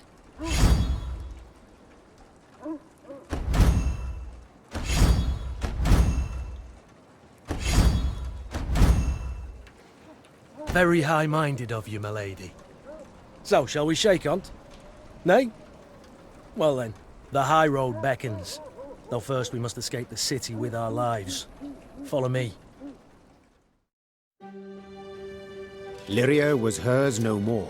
Meve now had to flee her capital and realm as quickly as she could. Wont to travel the city streets in a gilded carriage, the Queen now saw them from a slightly different vantage point. Is this the only way? Are you quite certain? The Queen is a common fugitive now, so she'd do better to pinch her nose and whinge not at all.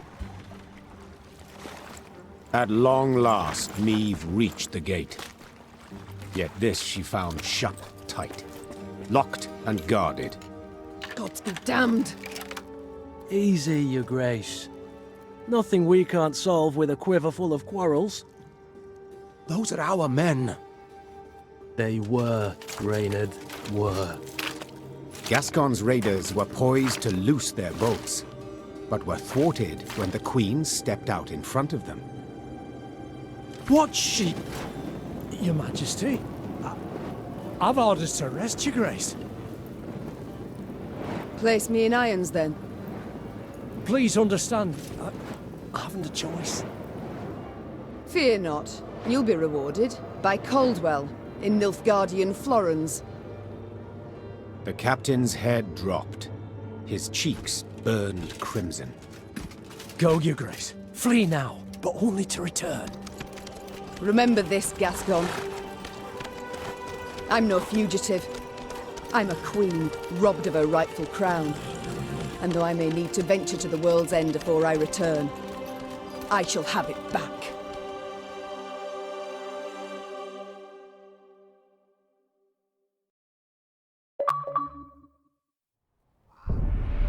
Having fled Lyria, Queen Meve ventured into Edirn, her old friend Reynard and new ally Gascon at her side. The war had bitten into this land too. Still, Meve hoped to sway King Demavend to her cause, and, with his aid, to oust the traitors, retake her throne, and drive the Nilfgaardian invader from her realm. Yet to start, she was forced to fight, Scoia'tael no less. Emerging from a wood, Meve's retinue encountered a unit of elven rebels just moments from hanging a handful of prisoners. Among the latter, the Queen spotted a woman, a proud warrior with a striking, thick black braid. The lass I believe I know. Well, unless we rush to her rescue, it'll soon be you knew her. Well said. Lyrians, attack!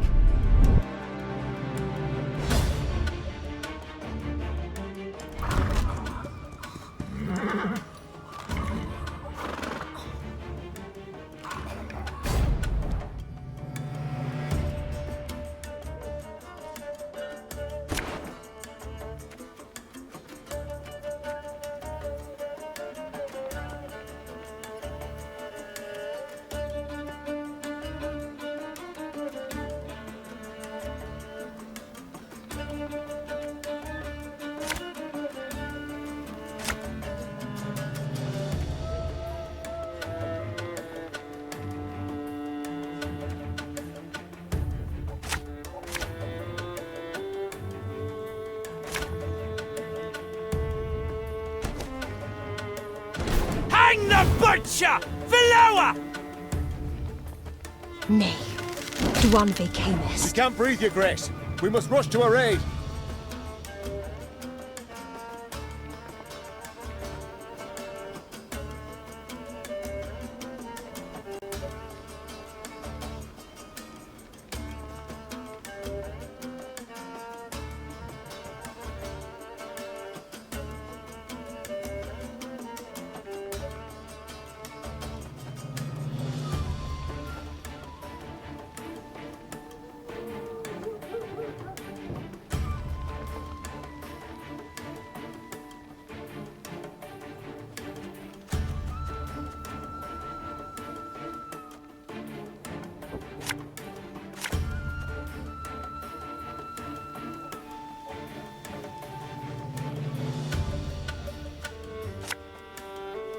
This could hurt.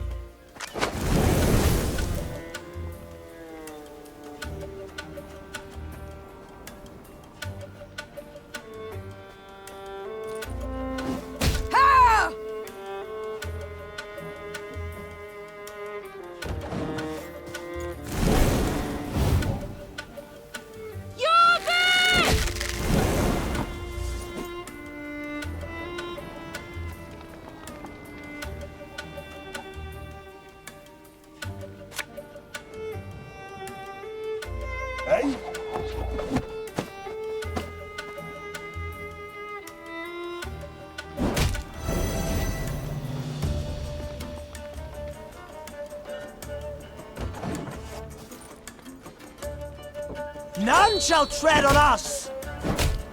Free the warrior!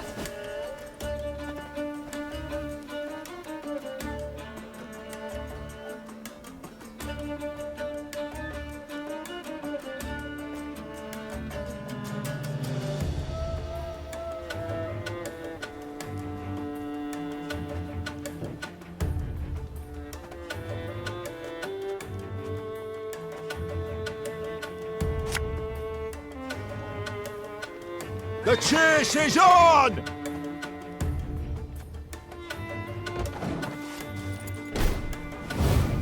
Now we will see who is weak!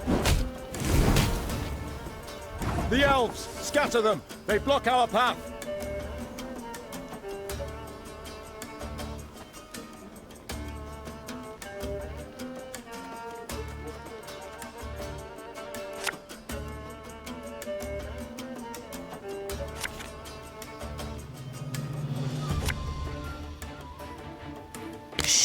Cork it.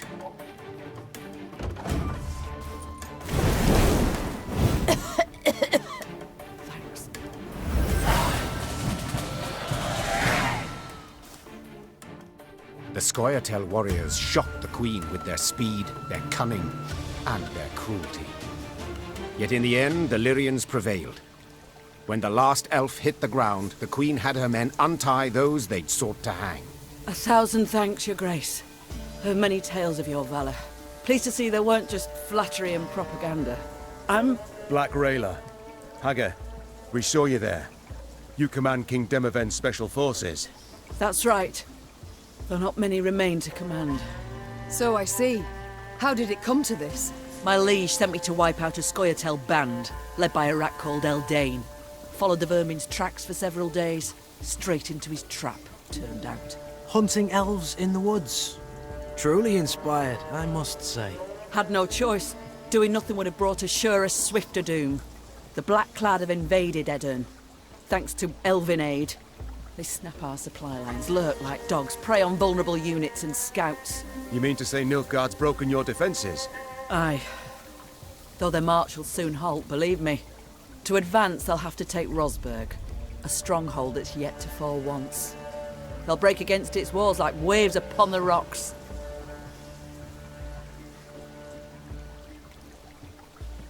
While Edirn stands, the north is not yet lost. I'll convey your grace's words to the king at the first occasion. I'd rather hope to convey them myself. I have come to Edirn seeking aid. I wish to ask Demavend for support. The king is in Rosberg, overseeing siege preparations. I'm heading that way too to report on our skirmish with the Scoia'tael. I might serve as your guide. These lands I know better than any. Excellent. Guide on.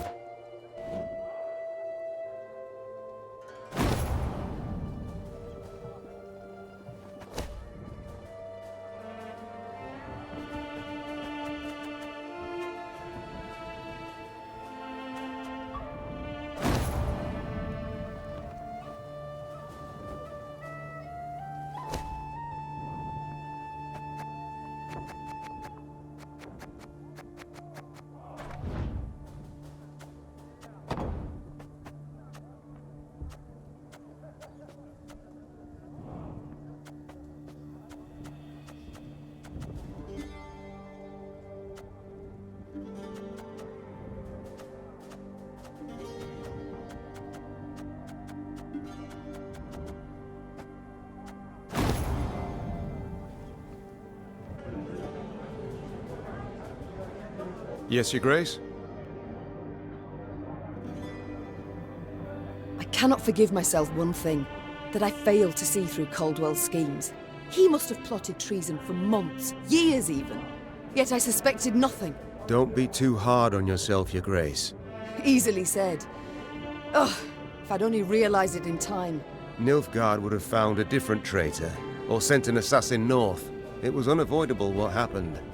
The Blackclads would have attacked in any case, and we'd have stood no chance to defeat the foe in open battle, repel him, drive him out. So, had you been there when the peers assembled, you also would have voted to bend the knee? No. My honor would never have allowed it. I'd have thrown myself into the fire, and probably died a fool for it. As matters stand, I still have a chance to thwart the invader, his intentions. It seems, in a twisted turn of fate, I should be grateful to Caldwell.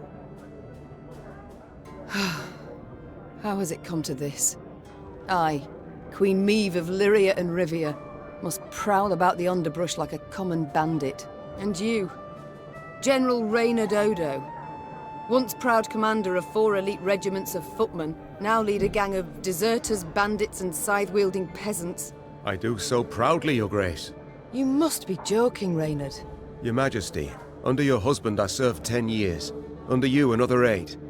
And never in that time did I fight for a more worthy cause. We seek not to grab land, or stifle a peasant revolt. We fight for all the North, for our freedom, that of others, and you alone didn't give up. Didn't even consider bending the knee before Nilfgaard. Yes, all true. Yet look where it's brought me. Your struggle has but begun, Your Grace, and I will do all in my power to see you triumph in the end.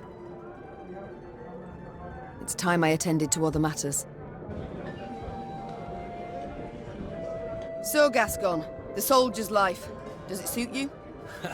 About the same as the bandit's life did. I beg your pardon? The tents are cold, the food's shite. On the plus side, plenty to drink, most days. A skirmish here, a scuffle there. Nilfgaardians one day, elves the next, and whoever we rout, we rob of what they've got. Requisition, you mean? Fully in accordance with the laws of war. Oh, please. Save your excuses for your father confessor. The Duke of Dogs. Whence the name? Not certain I should tell you. It's a personal story, somewhat. I insist. So, thing is, I'm a werewolf of sorts. Did I hear werewolf?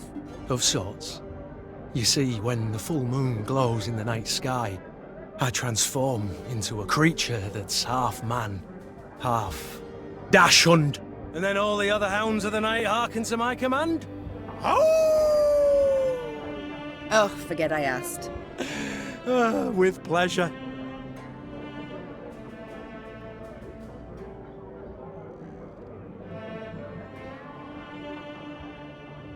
I can't stop wondering. How did your strays break into the tower in Lyria? They exploited its chief weakness. What weakness is that? I oversaw its construction myself. Walls 5 feet thick, bars and grates of the sturdiest iron. All tremendous, I'm sure.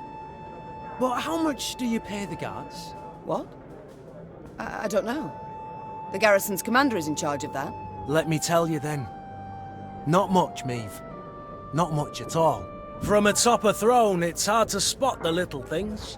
Example, a guard hard up for coin, or one with ambitions. But seeing that's second nature to even the most ordinary bandit. Take any castle door. To open it, to open all, one needs but a pouch of gold. It's time I attended to other matters. Farewell. How fare you, Rayla? The quartermaster, did he assign you a tent? He tried. Oh, and? I refused it. Best to sleep beneath the stars, little chance of a foe catching you off guard. Rain accepted, perhaps? I'm not made of sugar, ma'am. I'm not gonna melt. One sees very few women in the ranks, let alone in the special forces. How did you come to join? On merit. Proved I'd be of use. Yes, well, naturally. But how exactly? I was 15 when I went to enlist. But the sergeant in charge of signing folk up told me to scurry on home. So I proposed a wager. Arm wrestling. If I won, he'd let me join. If I lost, I'd pay him 100 crowns. And that kind of coin? You had it? No, so I had to win. As we sat down at the table, across from each other, he laughed and rolled up his sleeve. When it was over, all around us were laughing at him. Then I just followed orders. Did so well enough to draw the king's attention. I must go. We'll speak later.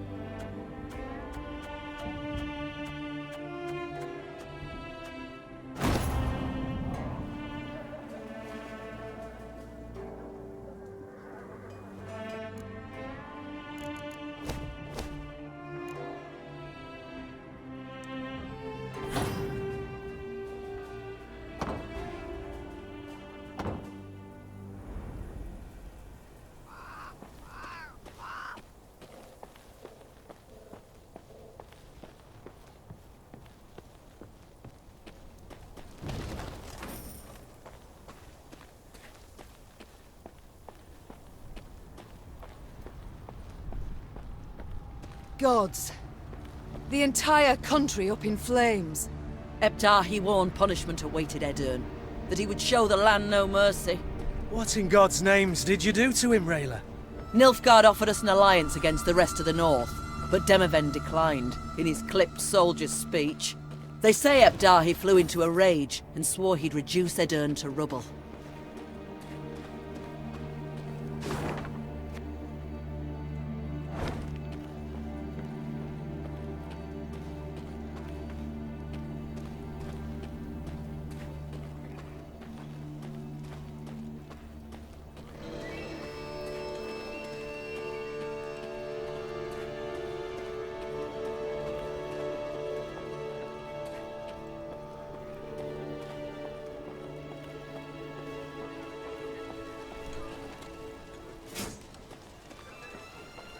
Any of you seen Nimoy?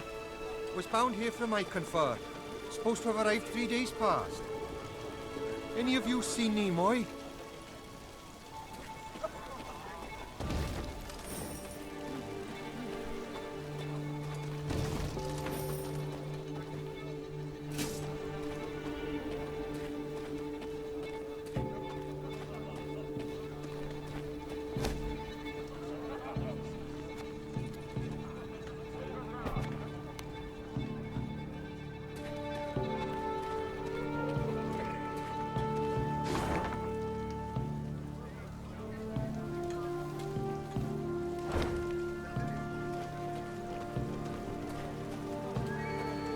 The Lyrians arrived at an ancient, half-desiccated beach.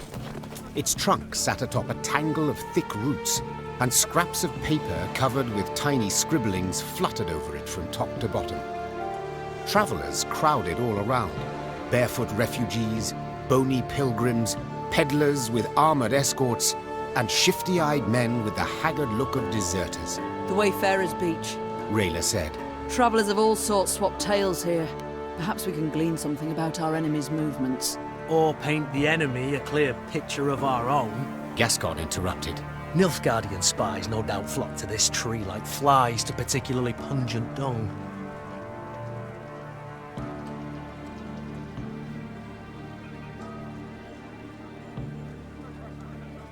Disregarding matters of status and station, Niamh personally asked the travellers for the latest news.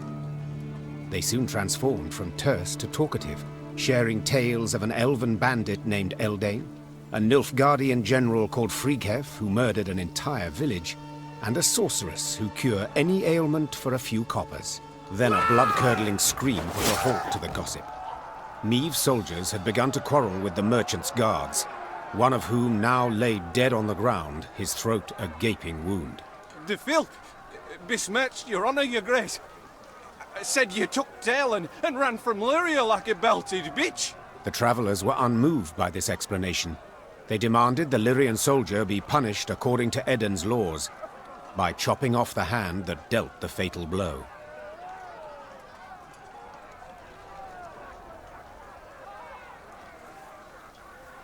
With a heavy heart, Niamh decided the soldier would have to be punished. Reynard silently drew his sword from its scabbard. No. I shall do it. Niamh said, in a tone that left no room for discussion. Soldier, you sought to defend my honor. For that I praise you. But you committed murder. For that, I must punish you as called for by this land's customs. Tears streaming down his face, the foot soldier rolled up his sleeve and placed his arm upon a tree stump. Niamh took a deep breath and raised her sword. A terrified scream filled the woods. The travellers gained newfound respect for Niamh. Though far from rich, they passed a cap and presented the Queen a handful of coins to show gratitude for upholding their laws. As for her Lyrians, they marched away from the Wayfarer's Beach in sombre silence. You'd folk in Crumhorn are trading with the Squirtle by day for all to see. Lord Falberson trots about on an imperial leash already. War's lost, plain to see. Lord Falberson trot.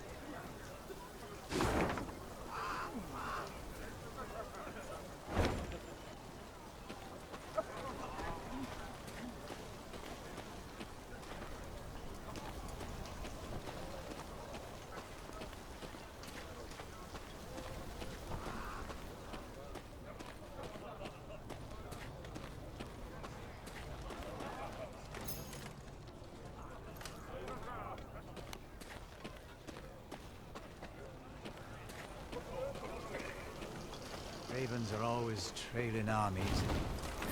Ravens and beasts. Tucked a bushel of grain away in my shack, but I'm too fearful to return there. You suppose they've gone? Tucked a bushel of grain away in my...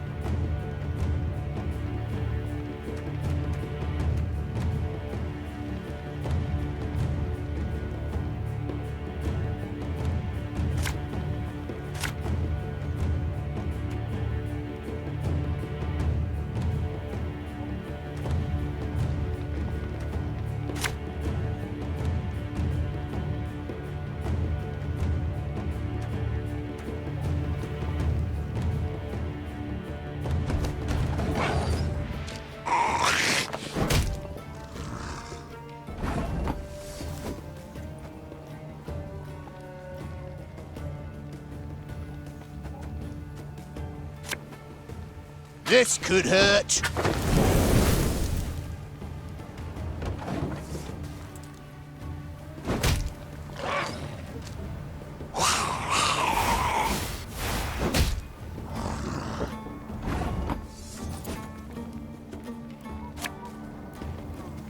Watch your heads!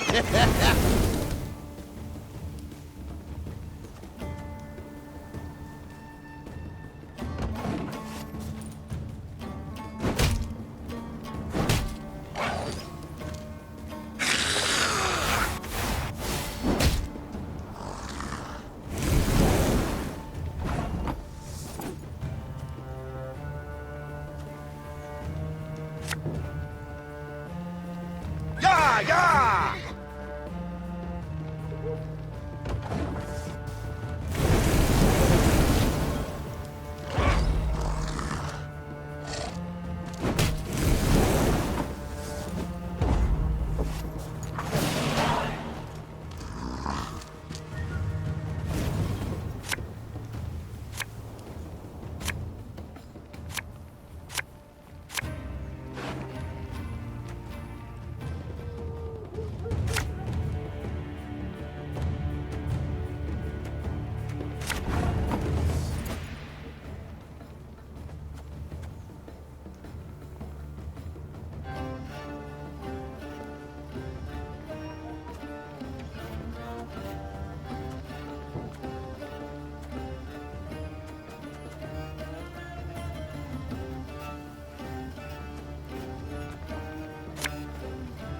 There's a time to reap, a time to sow, and a time to die.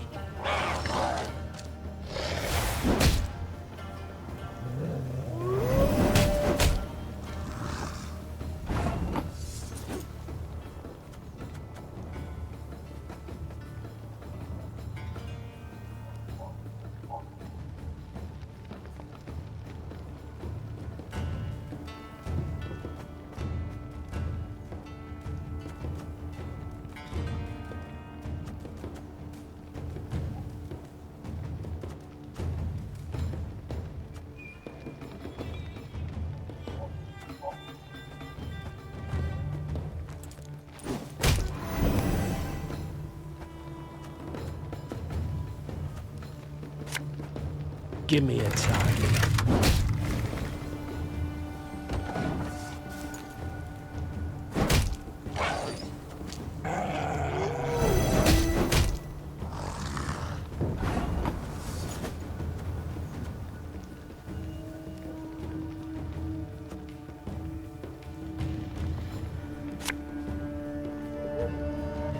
Have it the white of an eye from half a league away.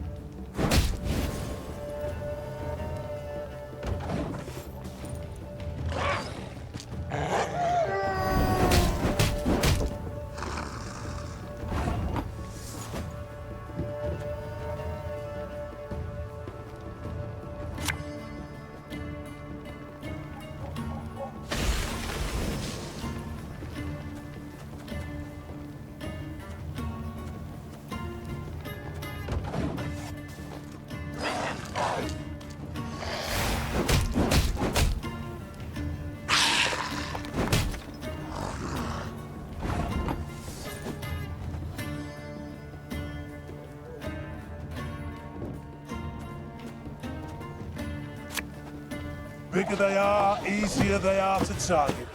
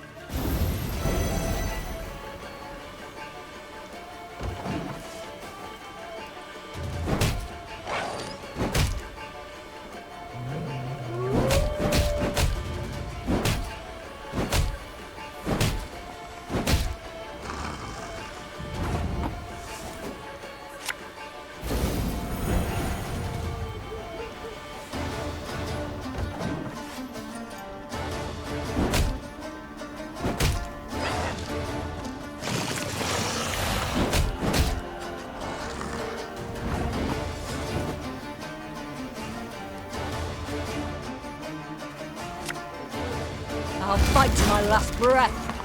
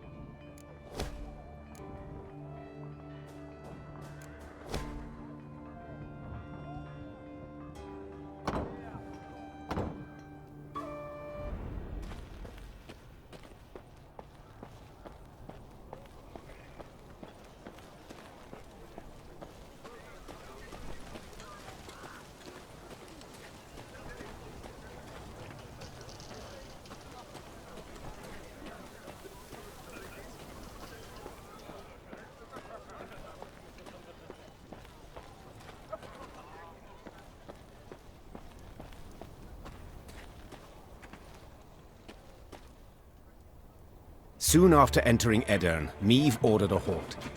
She wished to sit with Black Rayla and plan their onward march, for Rayla knew every path in the realm, including ones not drawn on any map. They were hard at work when shouts rang out among the tents. One final time I shall say it. As your senior officer, I order you to depart the training grounds, or...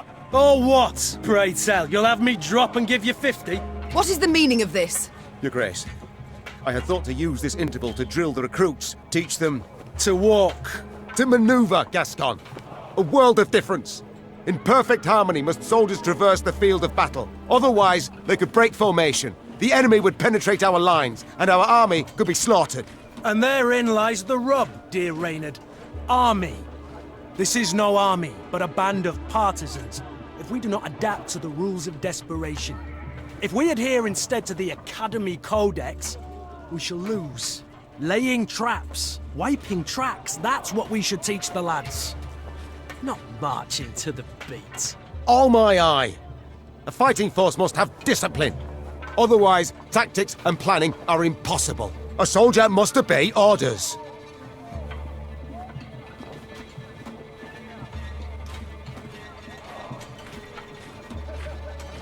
A point on which we all agree. And since they are mine to give, I order you both to calm yourselves at once. And never air your squabbles in front of the men again. Our resources are limited. We cannot do everything at once. Prepare your proposed plans for training the recruits, and I shall decide which we shall follow. Clear? Then get to work.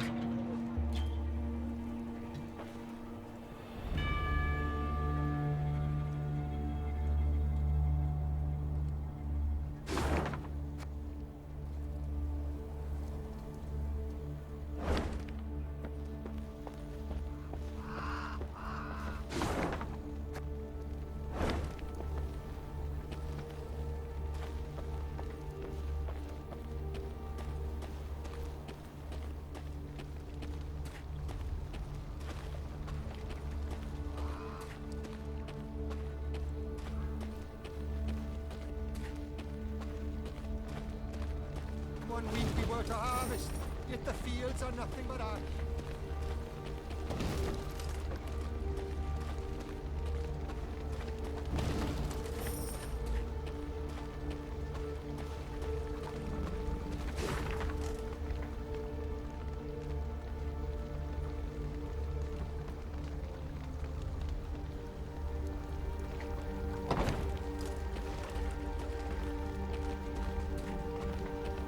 Did our oaths not suit the Emperor? However did our oaths and other plantings harm him? Blackclads brought them monsters here, I'm sure of it. Your Majesty, I beg ye, let me join your ranks. Nothing but hunger and death await me here.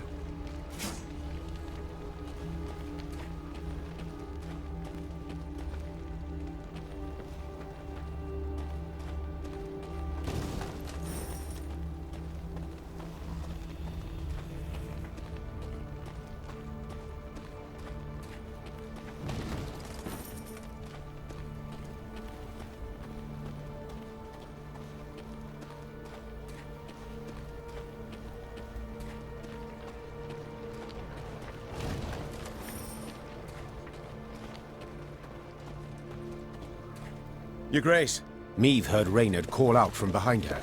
a scout's returned. Claims to bear an urgent message. The Queen halted her horse and waited for the soldier to reach her. He abandoned all formalities and jumped straight to the point. Milady, a black-clad caravan, armed to the hilt, rides this way. To believe the rumours, they're hauling a load of war loot back south. Reynard gave the soldier new orders, then turned to Meve. Sounds like a prime opportunity to replenish our coffers. Indeed. An opportunity we cannot ignore. The Queen said. Your unit will block their path. Gascon and his men will hide in the woods and strike their flanks, while I shut the trap, attacking from behind. Their plan established, Meve gave the signal to move out. A brief moment later, the fight began.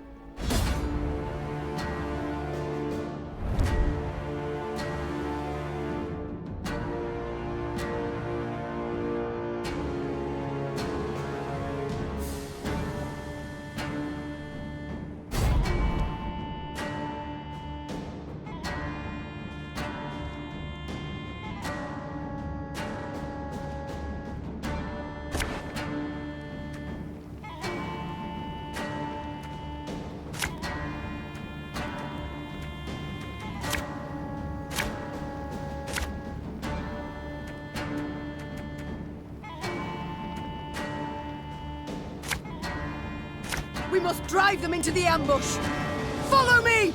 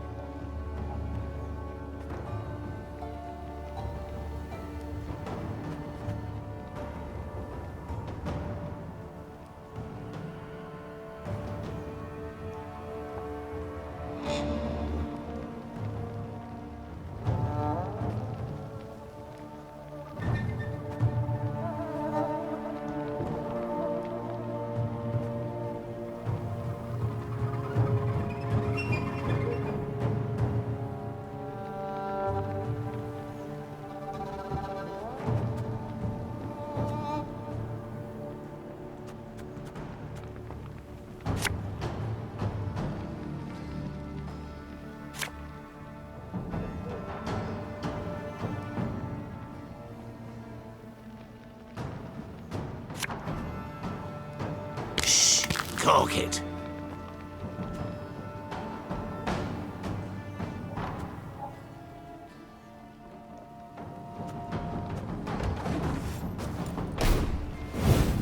Your life is mine now.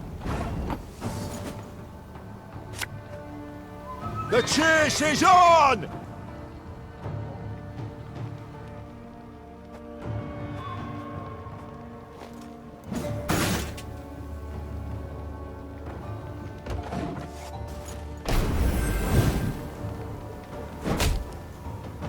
Wise choice.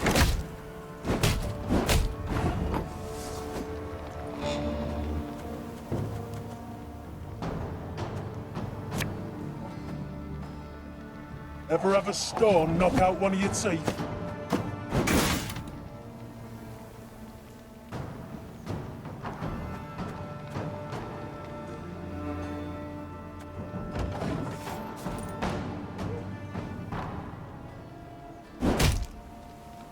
Alba!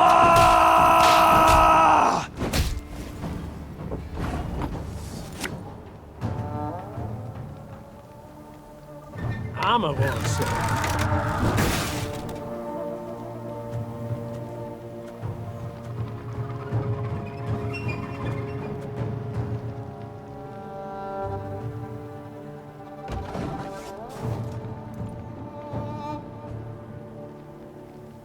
for them!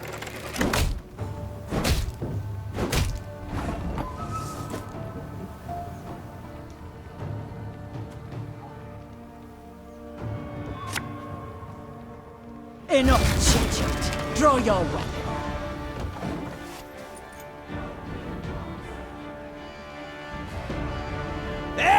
Gloire!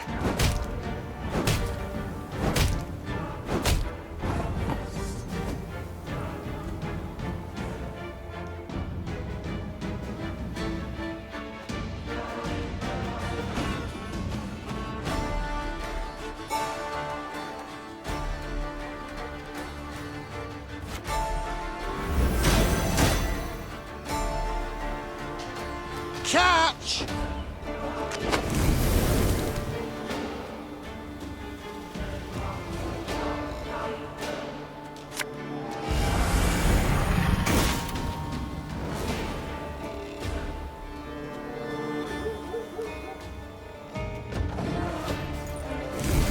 We're close, Your Grace.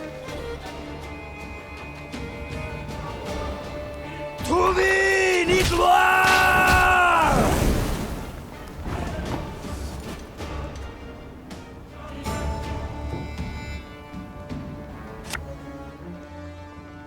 Company!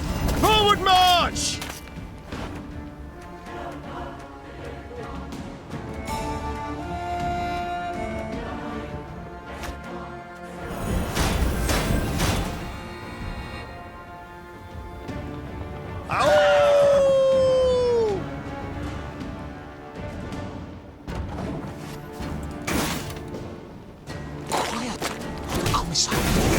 Sure took your time. Thought you'd forgotten about me. Now!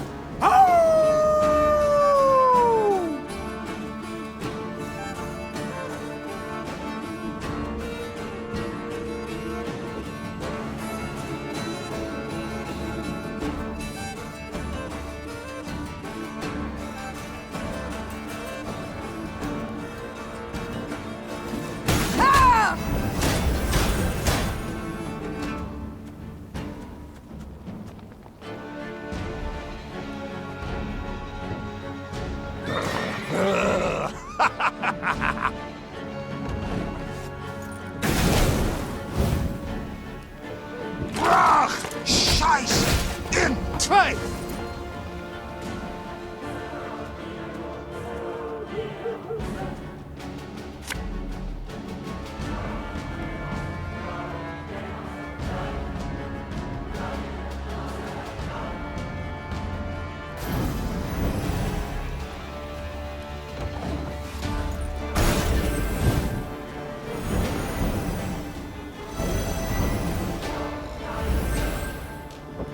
Off to the front yet again.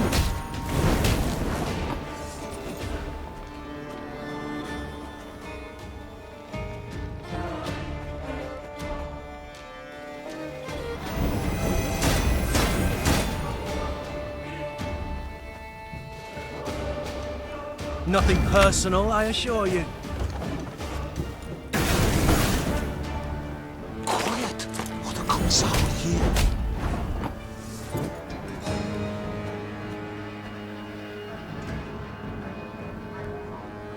Ja, ja!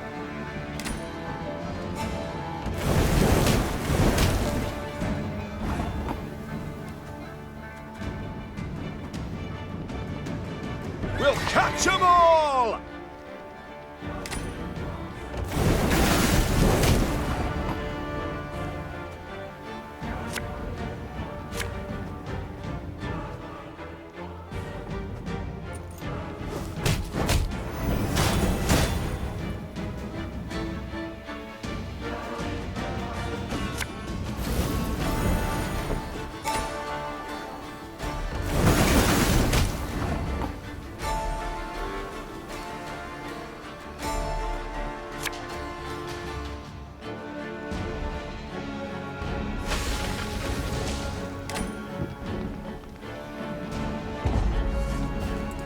The caravan is ours, milady.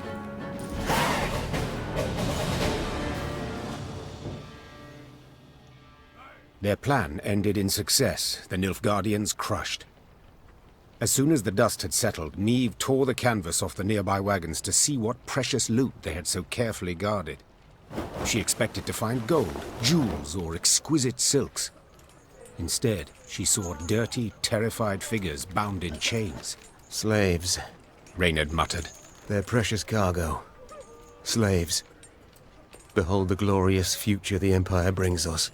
Niamh ordered the prisoners freed and discovered they were Edirnian peasants on their way to dig canals and dredge swamps as forced laborers. You are free.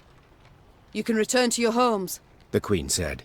If she expected words of thanks and gratitude, she was in for a disappointment. What homes, my lady?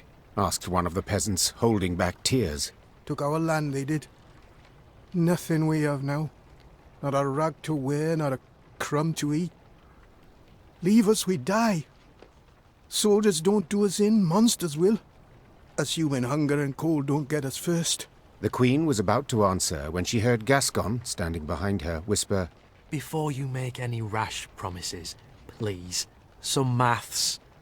Dozens of hungry mouths to feed, and weak bodies to defend, twice as many tired legs to wait for, while war rages all around.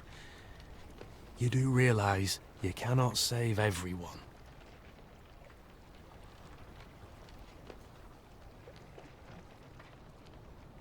I attacked this caravan hoping to fill my coffers. the Queen said. Instead, I have only secured a new drain upon them. But very well. In these ill times, we Northerners must help our own. Women and children in the wagons. The men shall march alongside to the rear. I warn you, if you cannot keep pace, we shall leave you by the roadside. Move out!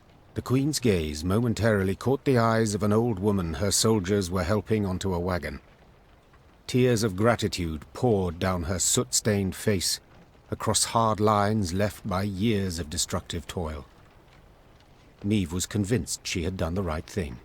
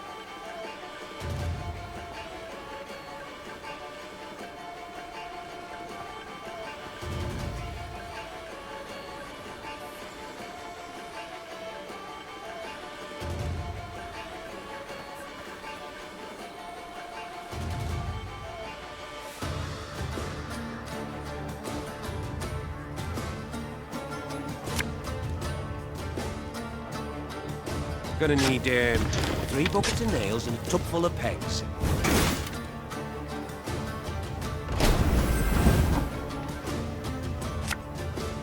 Don't you worry yourself, your grace. We'll get her done in no time.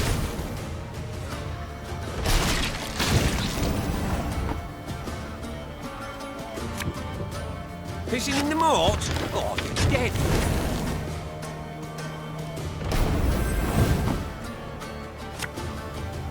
It's gonna be a right good levy, big and beautiful.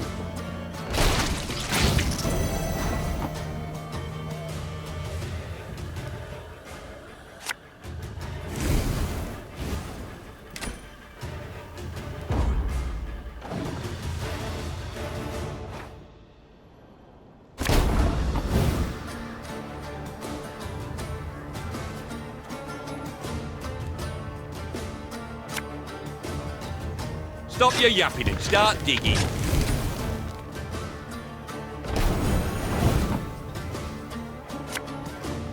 Gonna need 3 buckets of nails and a tub full of pegs.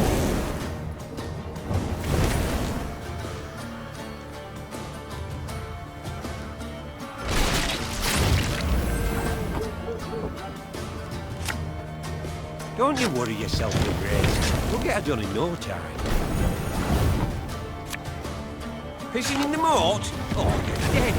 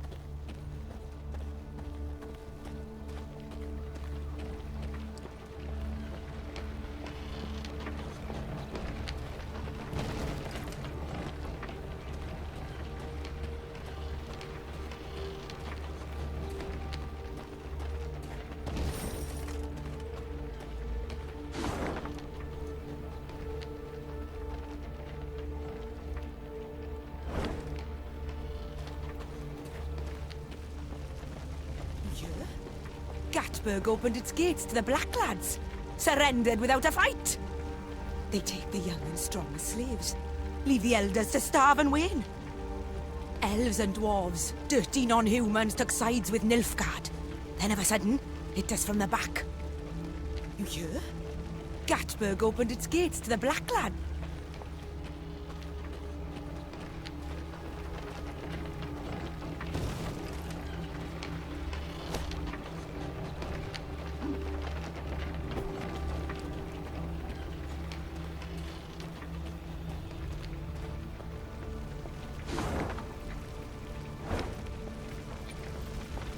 Was here, just a week past. That was a mill. An inn. Out more than ashes now. And of the people, not a trace. Not even the bodies.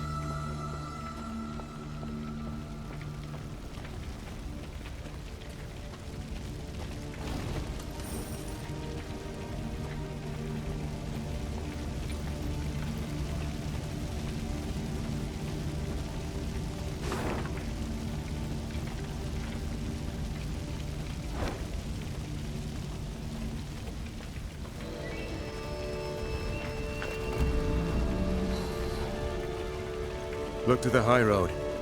The earth furrowed by wheels, hooves. The Blackclads went at Rosberg with all their strength. An ominous sign. For Nilfgaard, I'd say. The fortress boasts 2 new towers, a deeper moat, gate of wrought iron. It cannot be taken.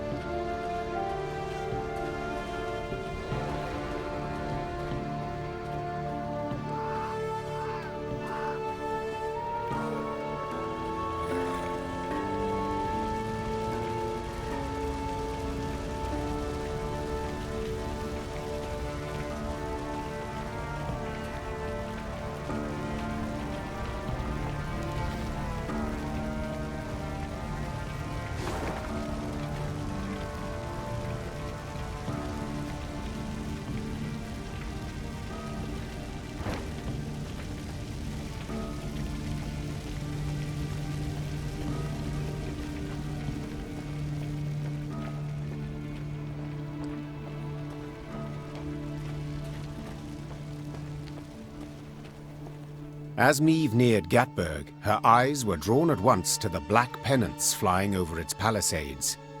Nilfgaard's pennants. Her scouts found the city's buildings intact, its streets unstained by blood. Black-clad soldiers could be seen guarding storehouses holding loot pillaged from nearby settlements. Curiously, these soldiers were very few in number. The gates stand open. Clearly the Imperials expect no attack, giving us the element of surprise. We can take back the city and make off with the gold. Gascon finished. Meve hated Nilfgaard and needed gold to maintain her army. 2 very good reasons to attack Gatburg. Her decision made, she ordered her men to prepare for battle. Now the invaders would have to try their hand at defending. Larven! Essay to Navain!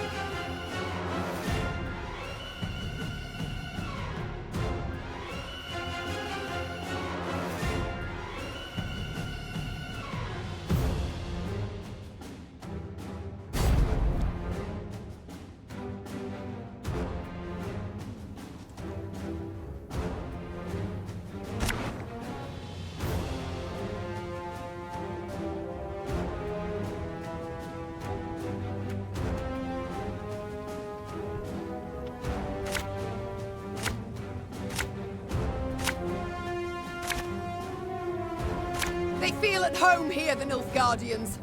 Let's show them they're wrong.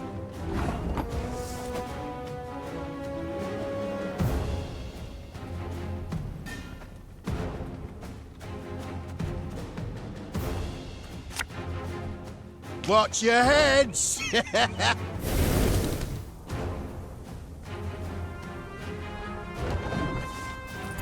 Oh.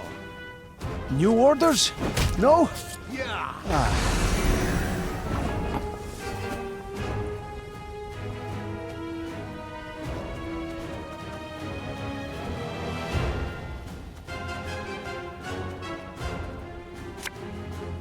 We'll catch them all!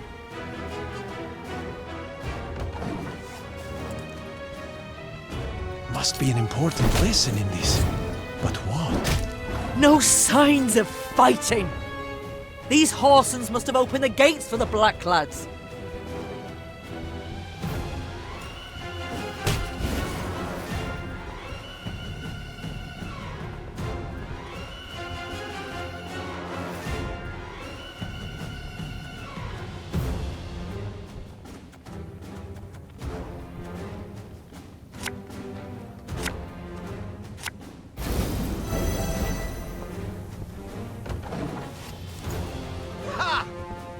Praise be to the great sun!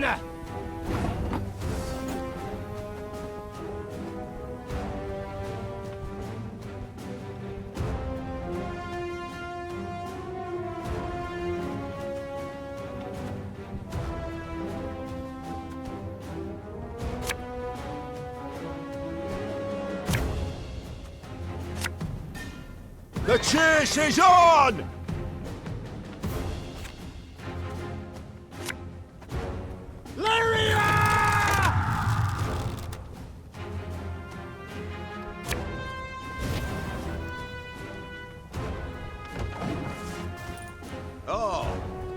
Order!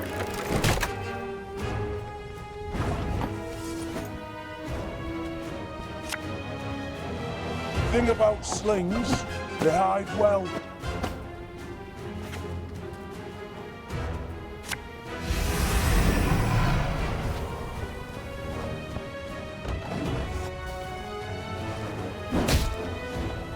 Your life is mine now.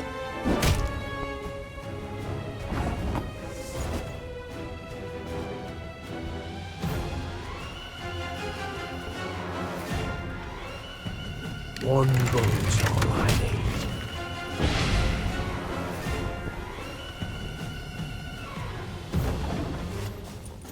Ah. Wise choice.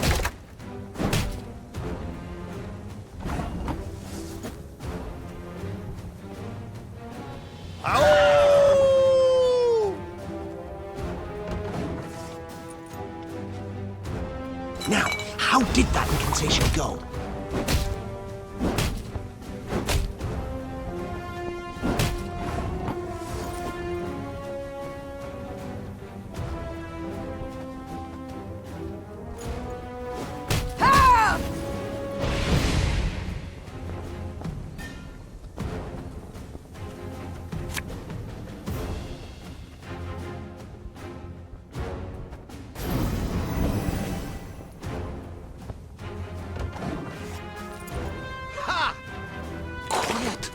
Commissar will hear.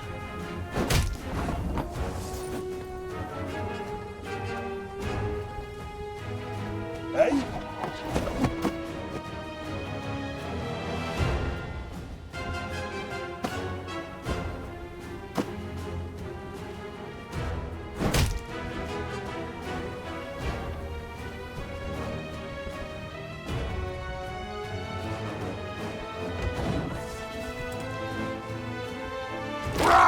Scheiß in Trey! Ever have a storm knock out one of your teeth?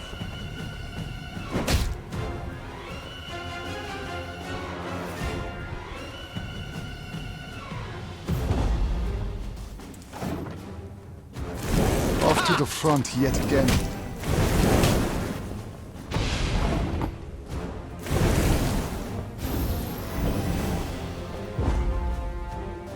The battle's won, Your Majesty. The Battle of Gatburg ended in Maeve's victory, much to its inhabitants' displeasure.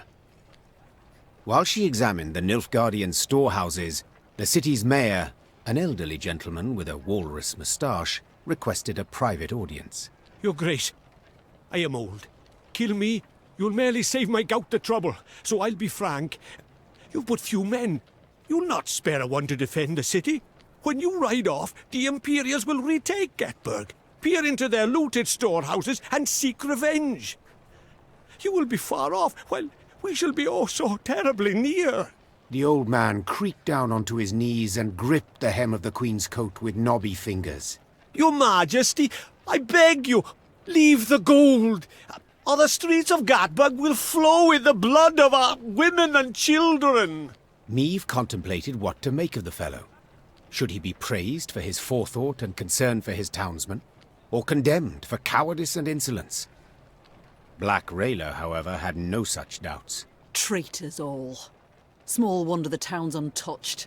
Must have opened the gates wide for the southern scum. Now they want us to let them fill their pockets with plundered gold.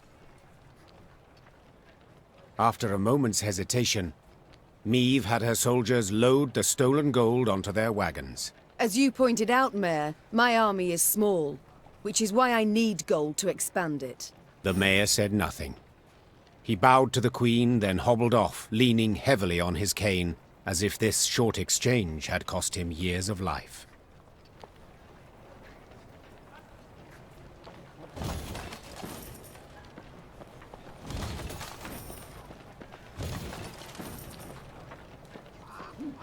We haven't any reason to rejoice, friend.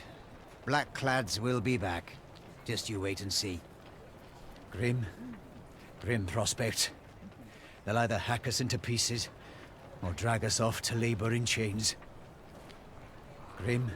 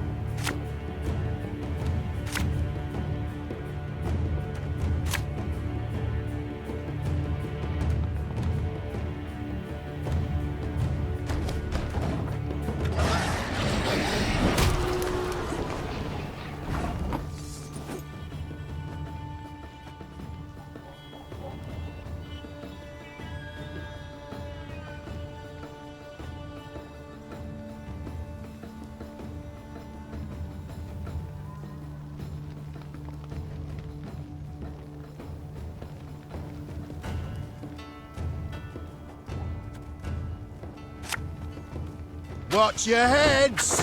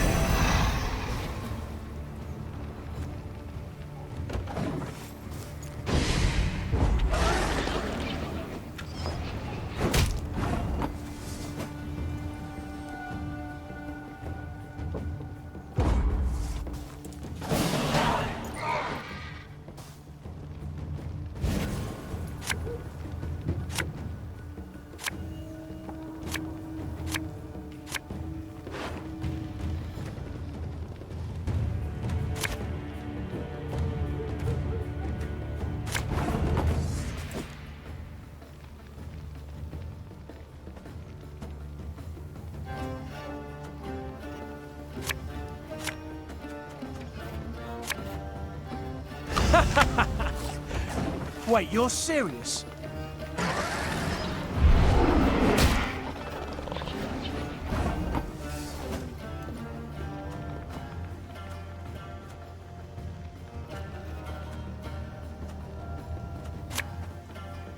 Yeah!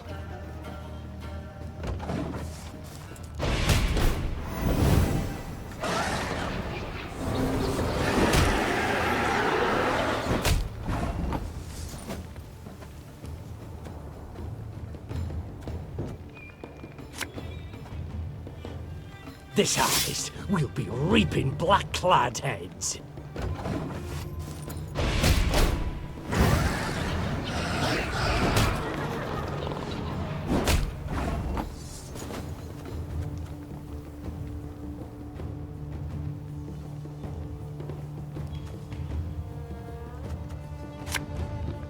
Thing about slings, they hide well.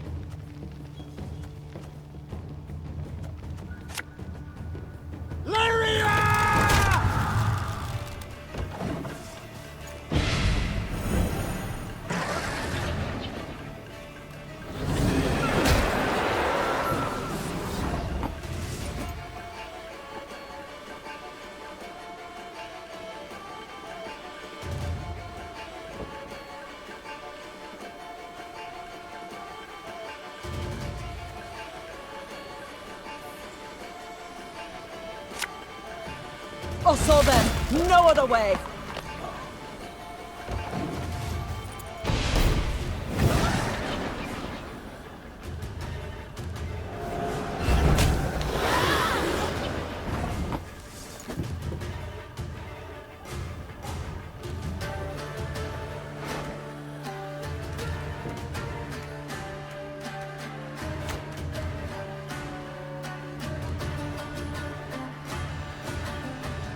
Catch!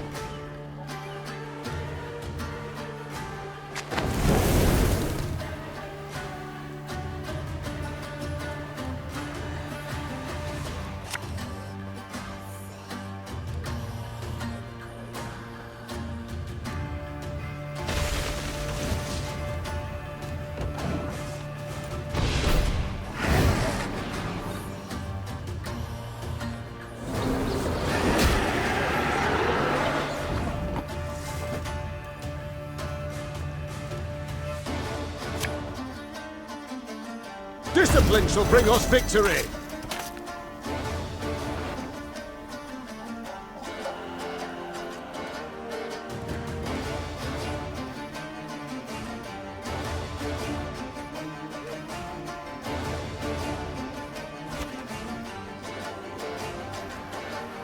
Hey?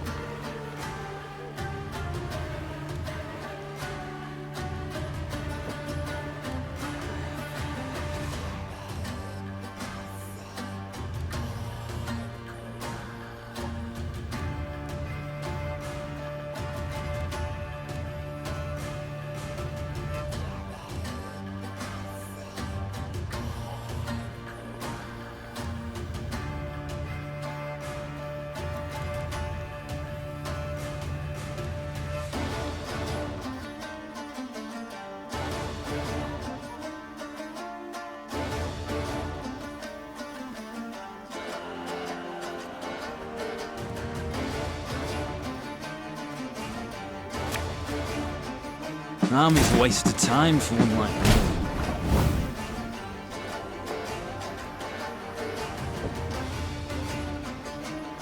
Left, right, left, right. Our ballista, your command.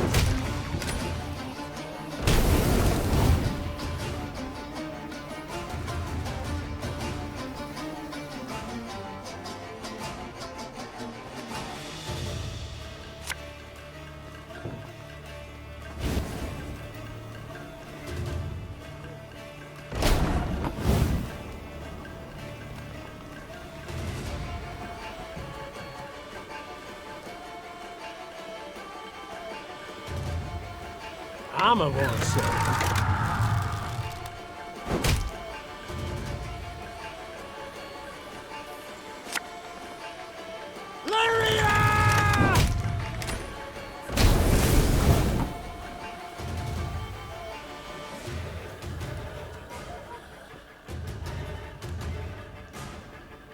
Again, again, again.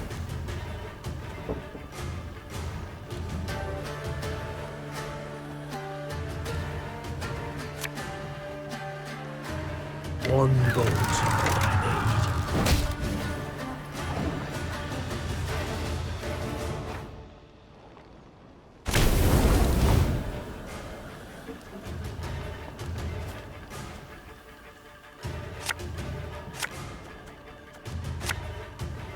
Army's a waste of time for one like me.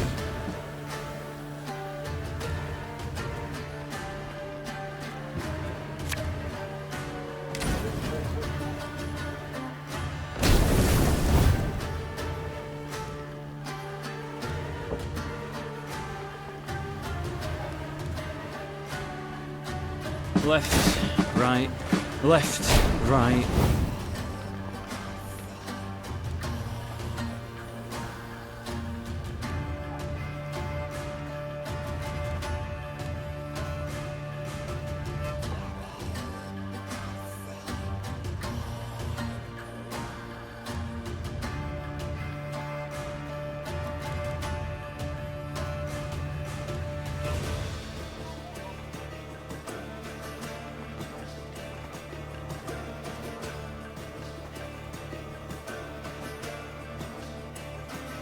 Again and again and again.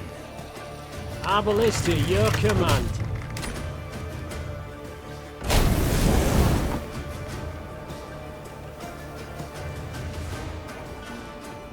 Armor won't serve.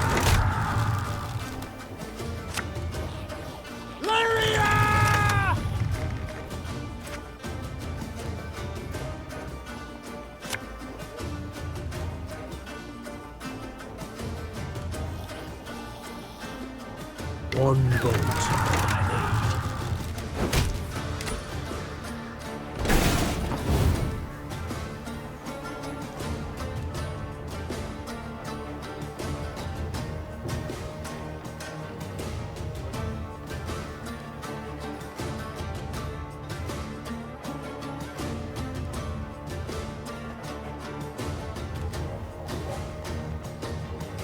Give me a target.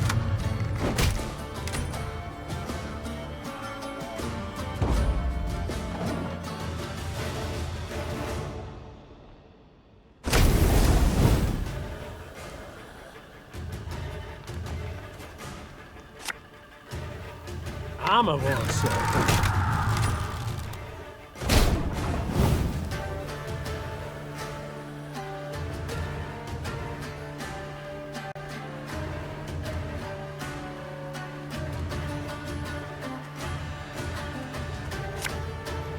Left, right, left, right.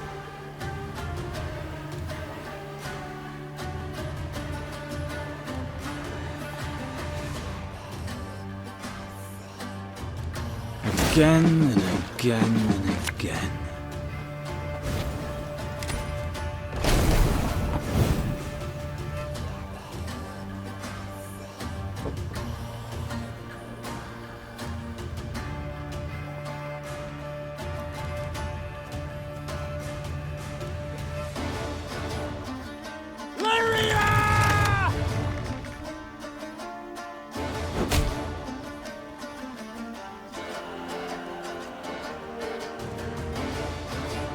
Army's a waste of time for me like me.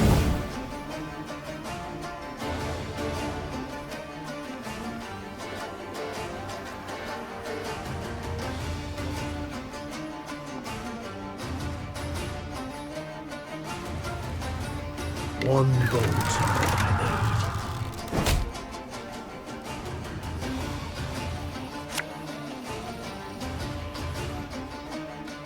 Give me a target.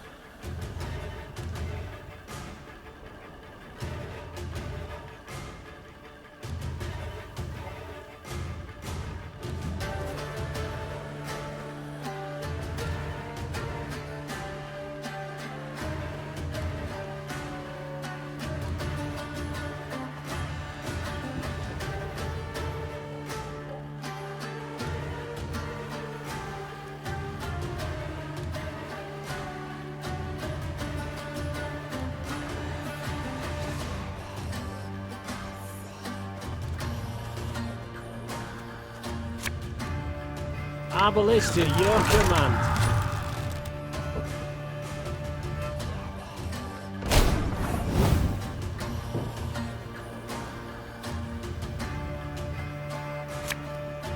Armor won't save.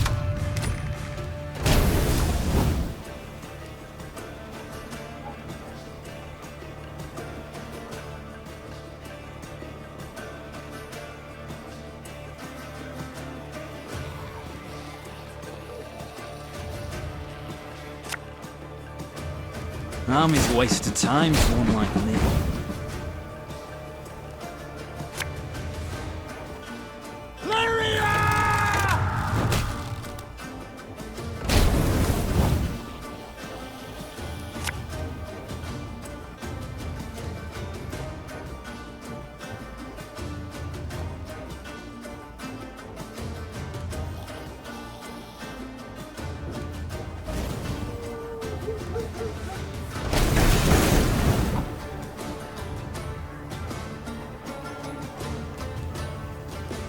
One boat's all I need.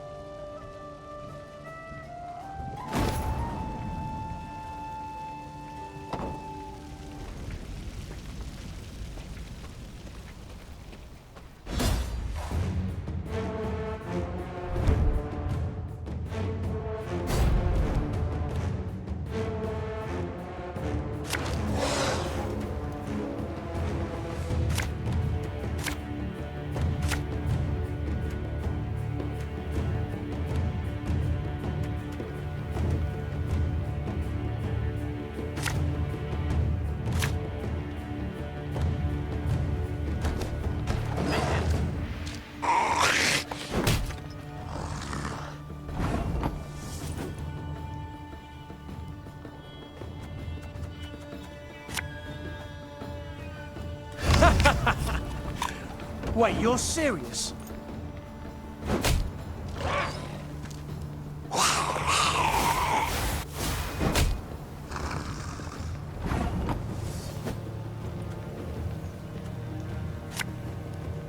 Watch your heads!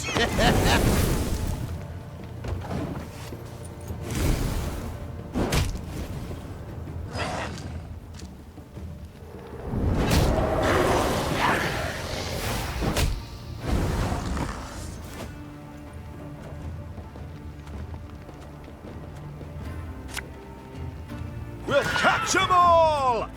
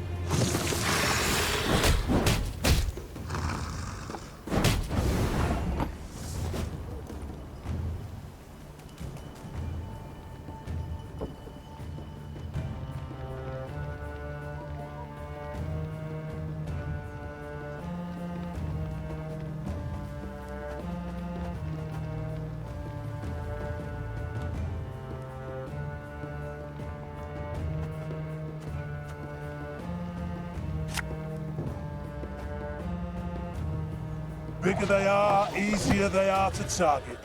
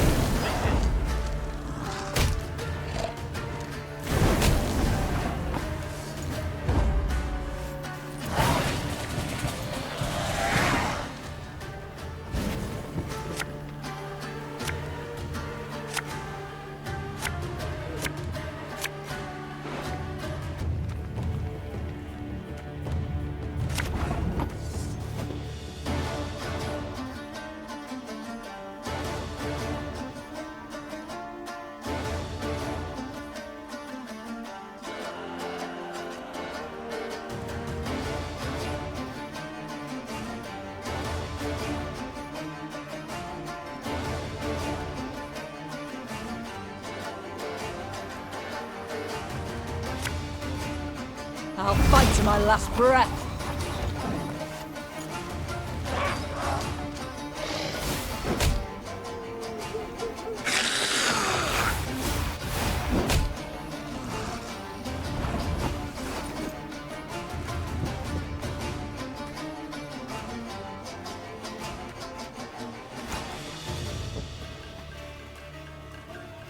Catch!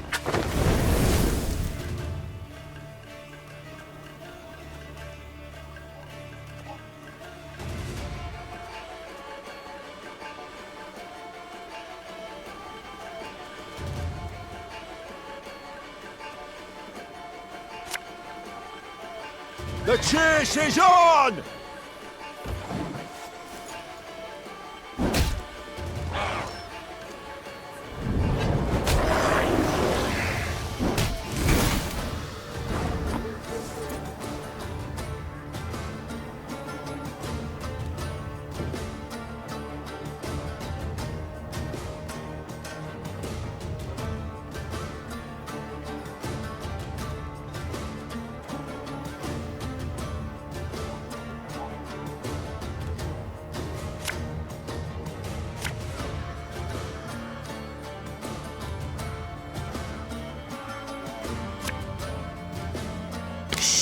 Cork it.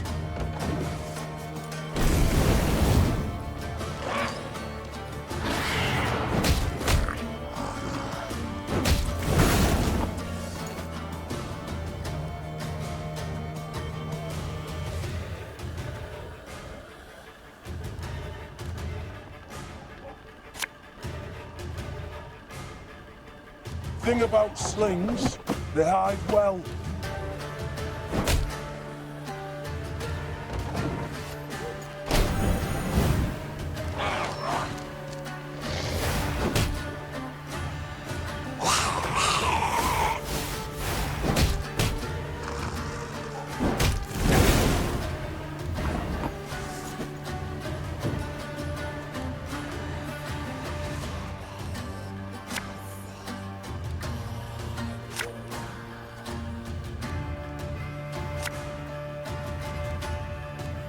Discipline shall bring us victory!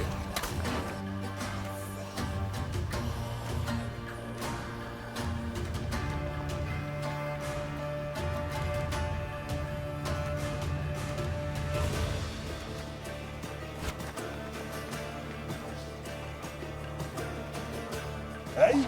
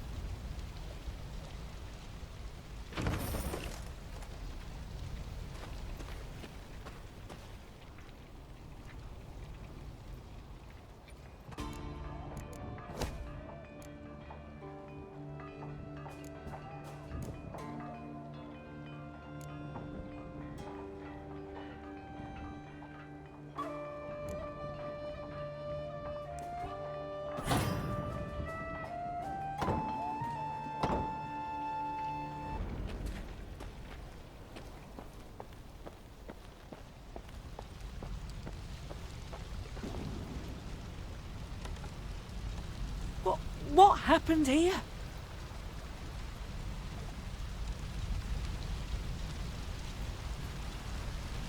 Sadly, it was Rayla who met with surprise.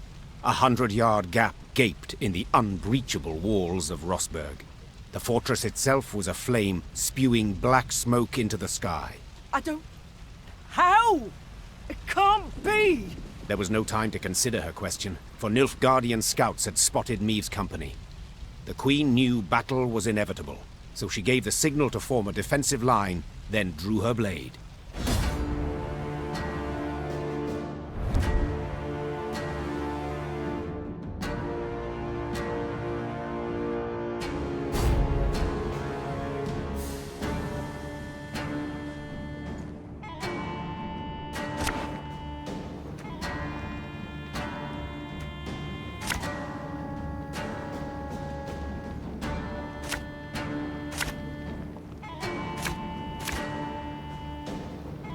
Your Grace, Nilfgaardian fighters remain in the city.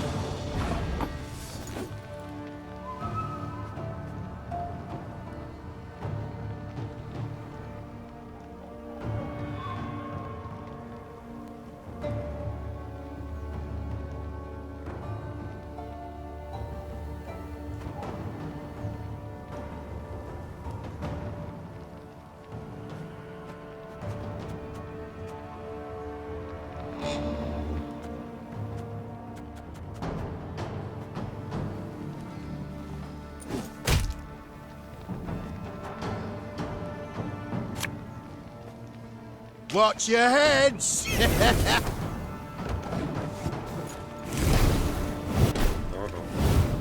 Of course, as you wish, master.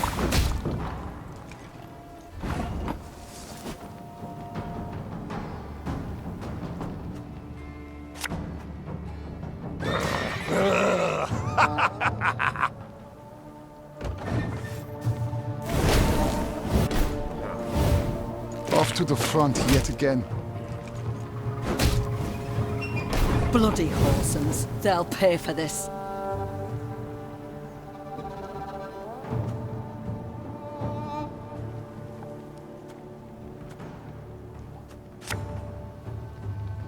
Yeah, yeah! Yo. Quiet, or the Commissar will hear.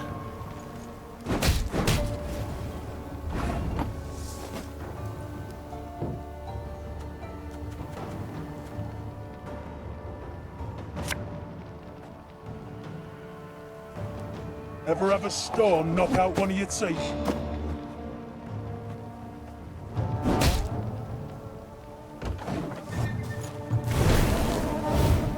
Brach! Scheiß! In! Zwei!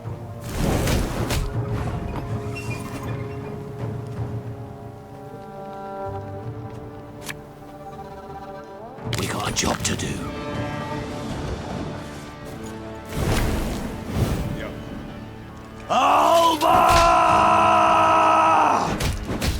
I refuse to believe it. The king could not have died here.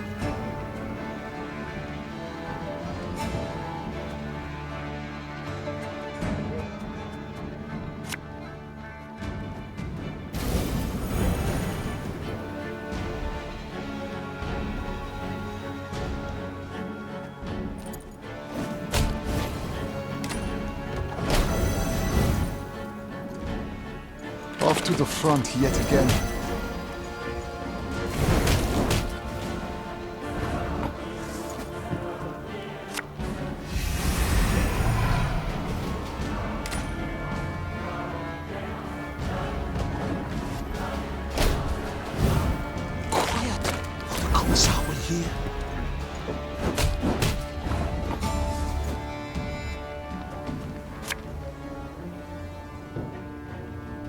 Have it the white of an eye from half a league away.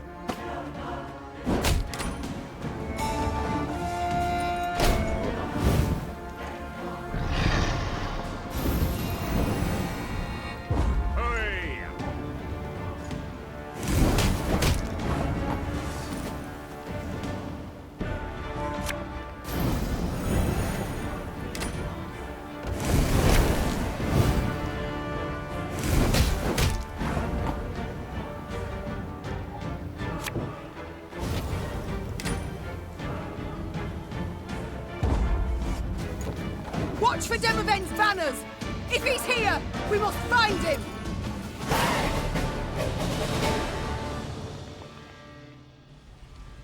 The Lyrians met one note of luck in this song of woe.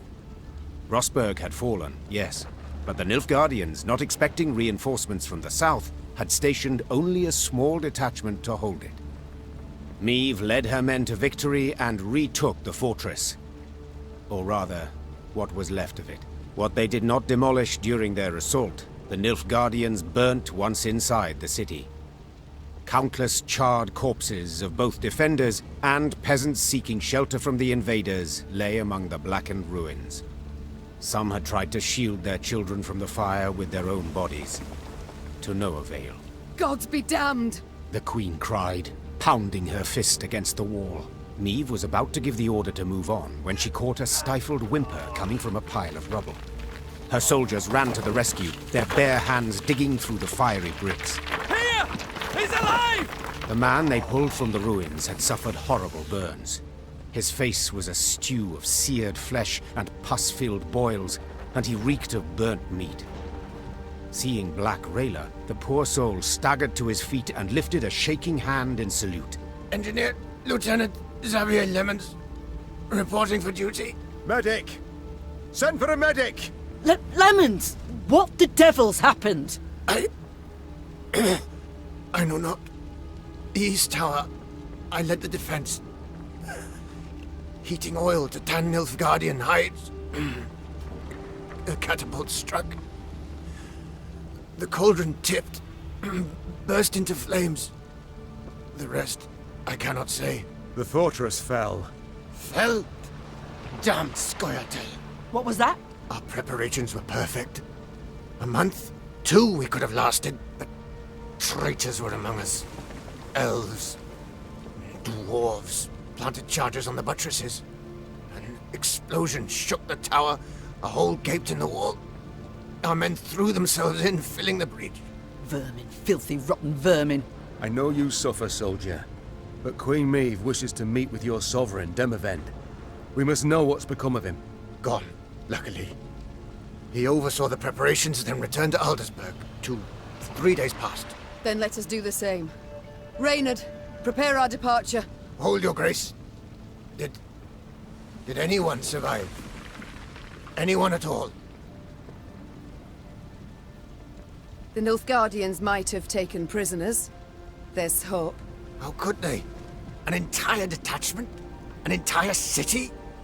The animals. Soldier, my medics will tend to you as best they can. Then we can escort you home if... This is my home, your grace. Rosberg, I beg you. Let me join your company. Let me exact revenge. I respect your fighting spirit, good man. But in your state... Your grace, I can hold neither shield nor sword, but I can still fight in my own way. I'm an engineer. I build siege towers, ballistae, bridges, whatever you wish. I pray, grant me a chance. Such pain, such ferocity resounded in Xavier's rasping, distorted voice that Meve could not refuse his plea. Once the medics had bandaged his wounds, Meve's men set out towards Aldersburg, following Demavend and the Nilfgaardians. At one point in their journey, Black Rayla rode up next to Meve. The warrior's lips were a thin line, bitten to blood. Milady, the road to Aldersburg leads through Moulderwood, where Eldain Scoia'tael prowl. Same filth who killed my men and delivered Rosberg to the Black Butchers. Rayla breathed deeply to steady her furious, shaking voice. Please, milady, I ask you upon the holies, let us find them and destroy them. Meve gave a slight nod. It seemed the road to Aldersburg would prove long and full of challenges.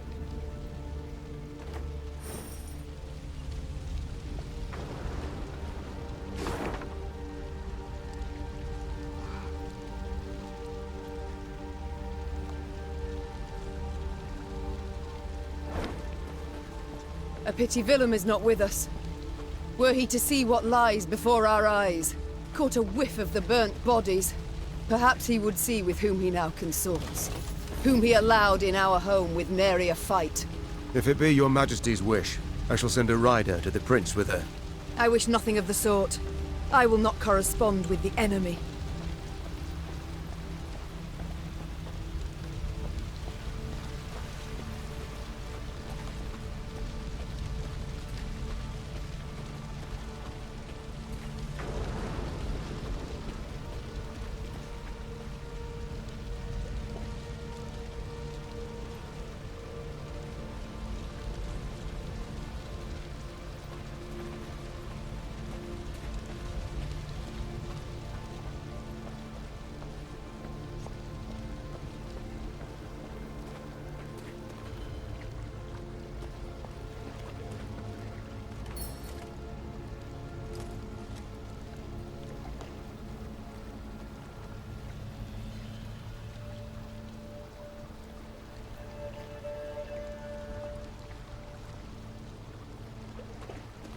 Breach the walls, plow.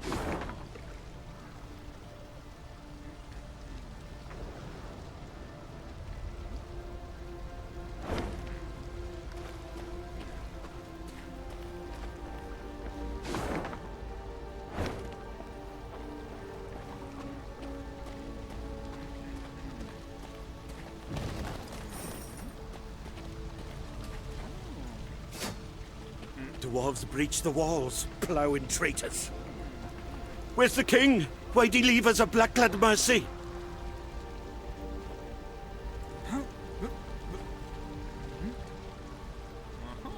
They took everything. I'd head to the wood, but my fear of the Scoia'tael. Where's the king? Why'd he leave us a black-clad mercy? They took everything.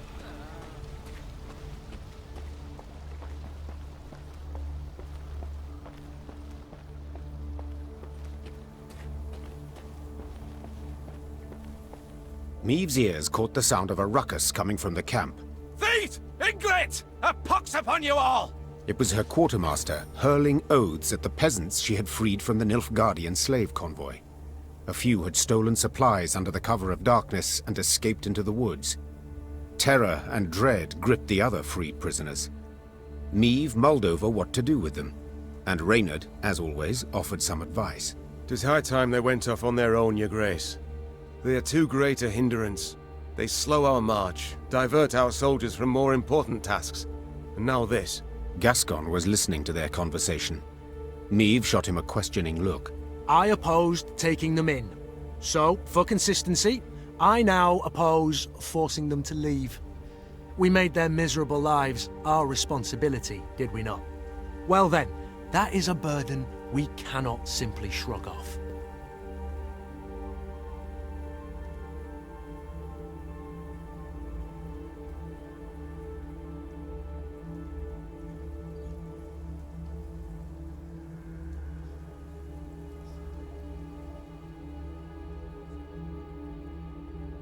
Let us not mince words. We cast off these peasants now, they shall die. Meave said in the end. Let them stay. But I want them watched. They cause any more trouble, military justice they shall face. Understood? The freed prisoners sighed with relief. The infantrymen assigned to watch over them, however, grumbled their disapproval of the Queen's decision. "'Tis an army, not a shelter," they said. Meave's ears surely caught the complaint. But the Queen had never let the opinions of others guide her in such matters, trusting only her own judgment.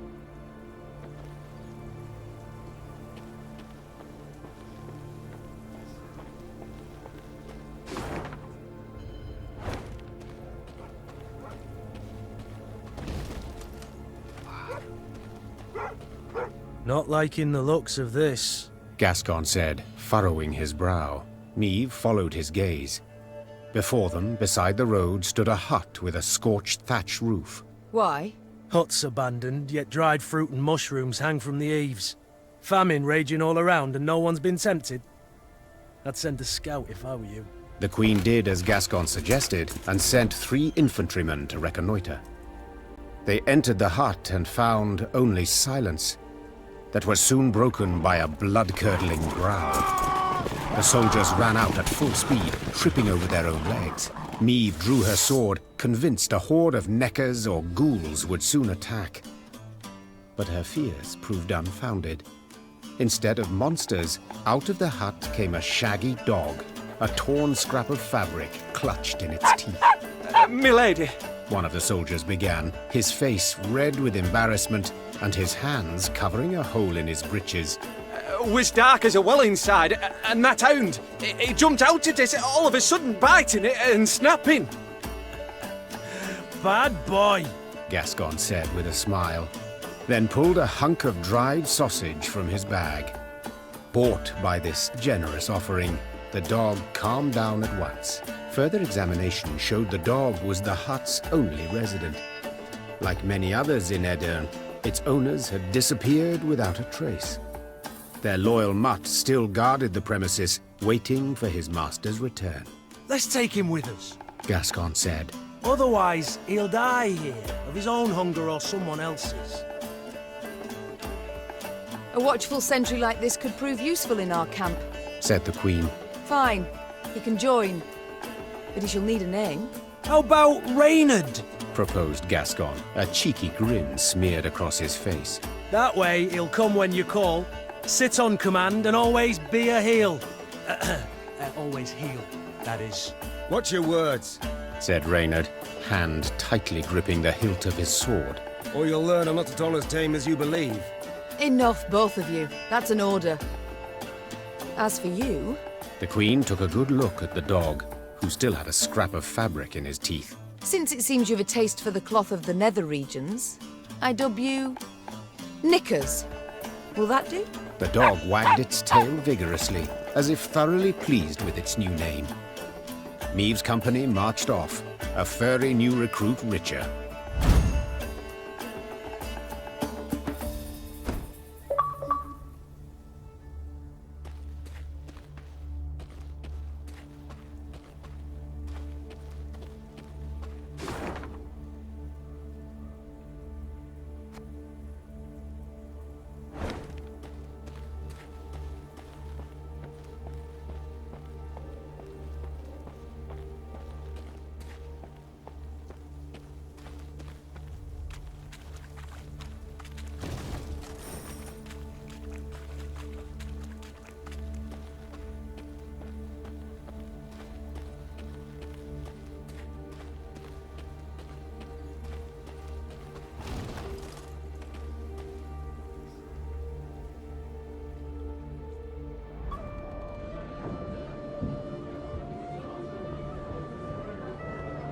Yes?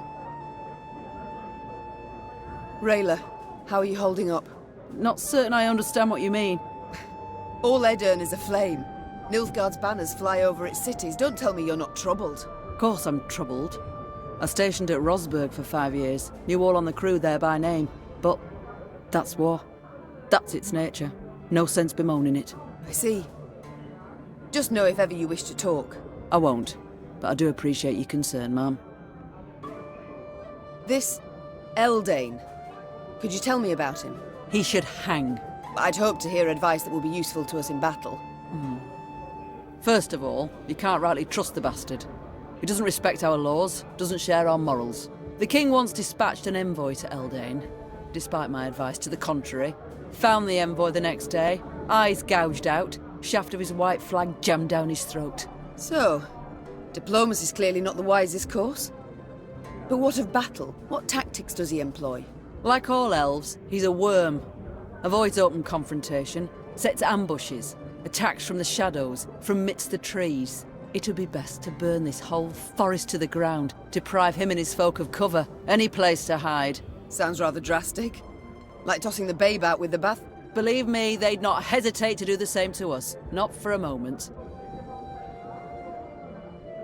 I must go. We'll speak later. Your Majesty, I've been meaning to thank you for allowing me to join your ranks. Certainly, Xavier. I welcome all foes of Nilfgaard to march beneath my banner. But what did the field surgeon say? Have you not resumed work too soon? I've strength enough to wield a hammer, though my scars still burn, and fiercely so. My lady, I've seen folk turn and frown at the very sight of me. If my appearance disgusts you, I can... Nonsense. The Nilfgaardians, not you, should be ashamed. You've no reason to hide, no reason to cower. Thank you, my lady. It means a great deal to hear that. You've long served in King Demoven's army, haven't you? Yes, Your Grace. Why enlist at all? What prompted you to do so? The king needed engineers. I answered the call. Not terribly talkative, are you? I can build any bridge, any ballista, but to talk, well, it hurts to talk. I see. Well, do not worry.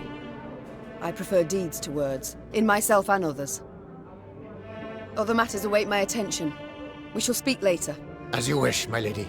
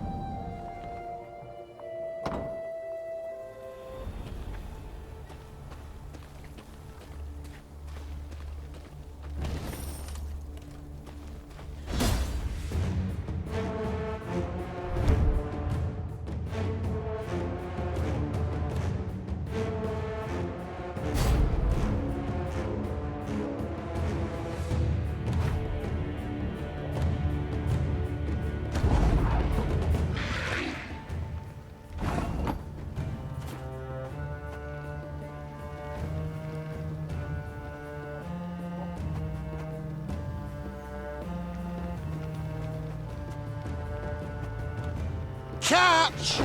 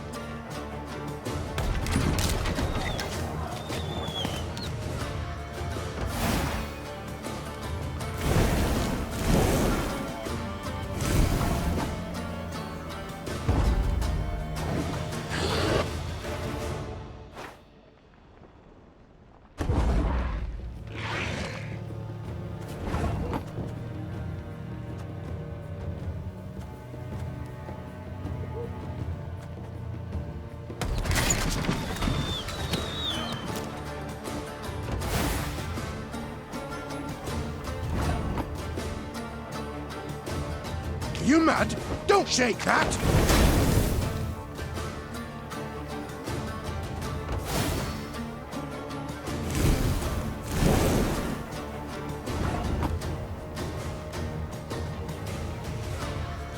Have it the white of an eye from half a league away.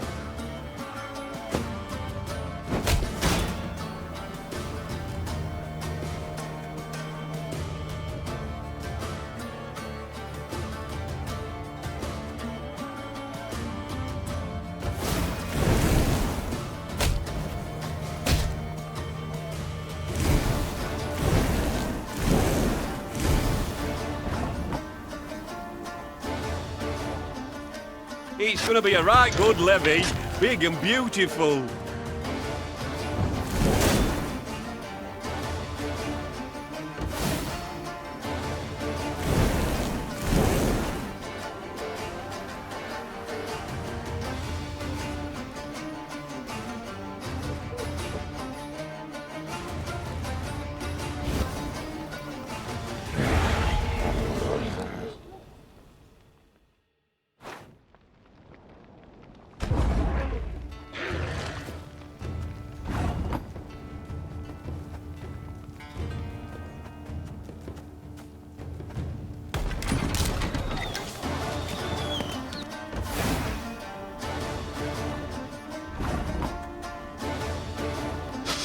I smell a leak.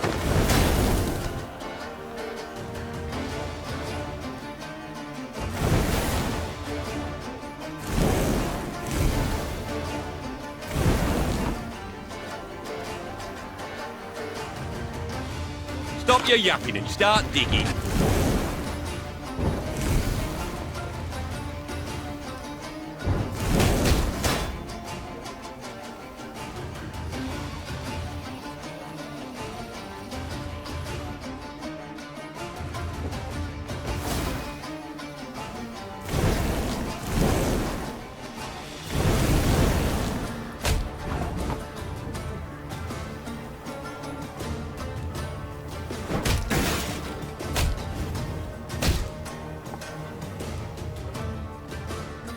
Life had me flowers, now here I'm marching proud.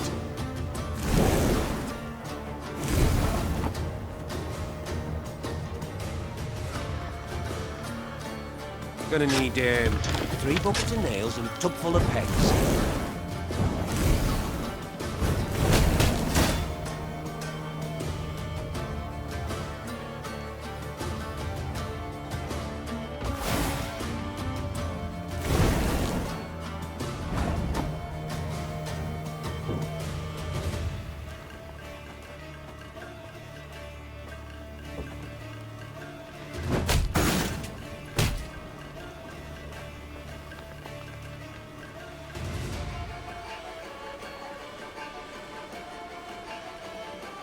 Bigger they are, easier they are to target.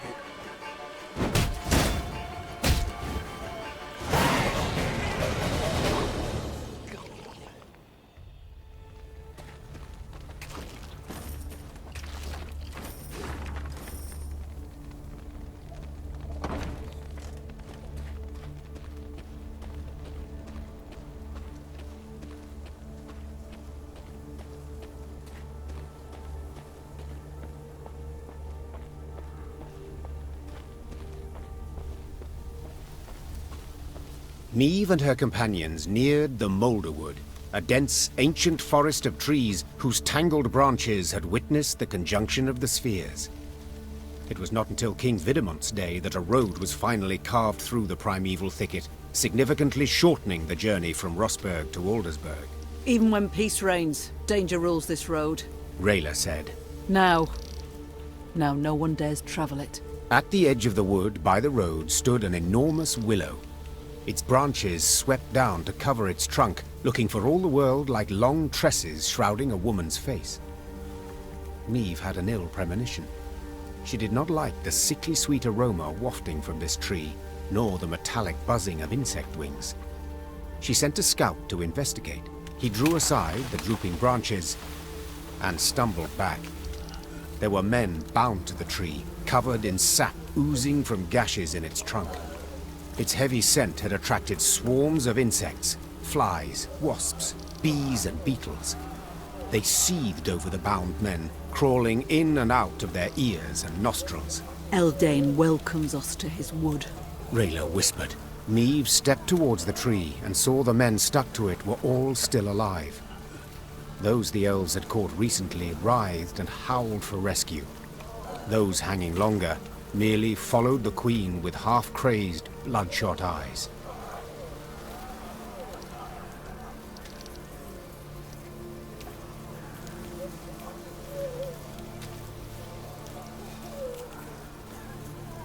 The Lyrian soldiers stood, daggers in hand, waiting to sever the ropes and free the unfortunate captives. But Niamh stopped them with a firm gesture. Stop! Most are beyond saving, and this may be a trap. Keep your distance from the tree. That is an order. Niamh's men usually carried out her orders without a moment's hesitation. This time, however, they glanced towards her, reluctance writ on their faces. Only after Reynard repeated the order did the Lyrians sheathe their arms and slowly move back towards the road. For a long time thereafter, howls from the old willow trailed them.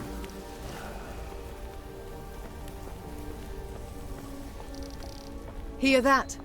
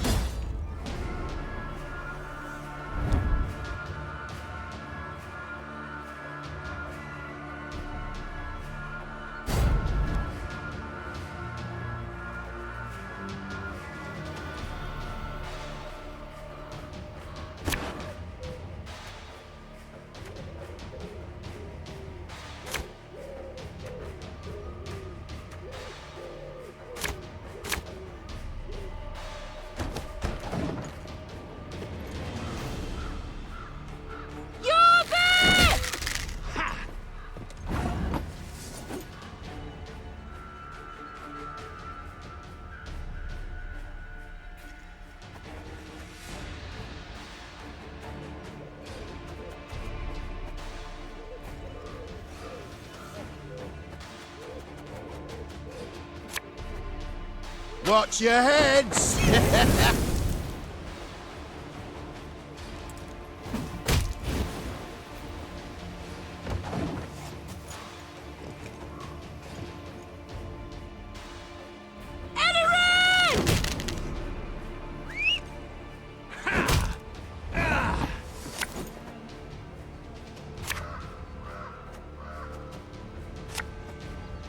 Coin never stinks, no matter how rank the pouch.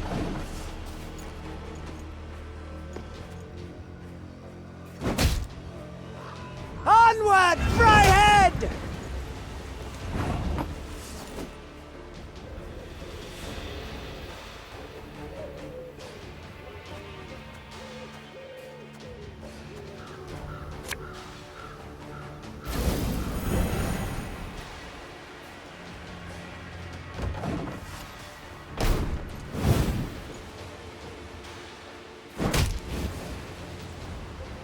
Your tricks will not save you, dwarf.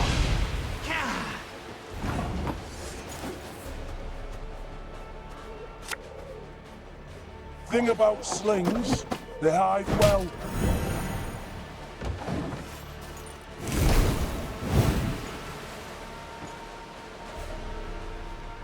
Oi! Hey there! Come here!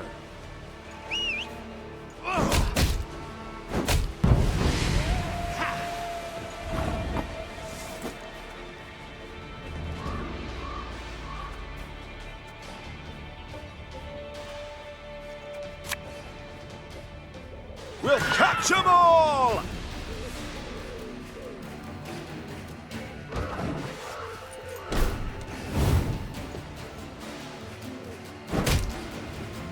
None shall tread on us!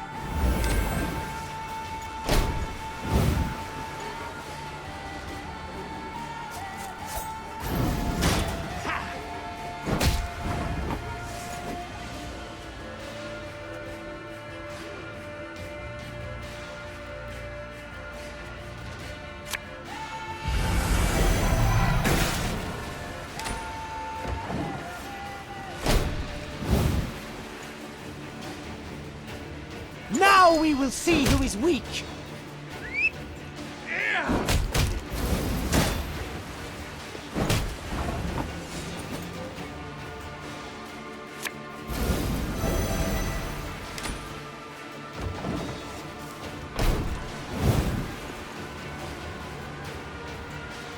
Dance of death! Ha! Ha!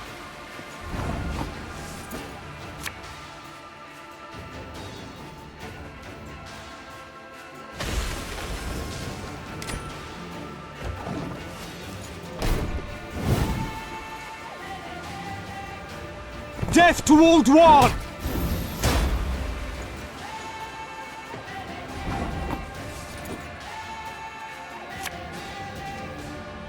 Company! Forward march!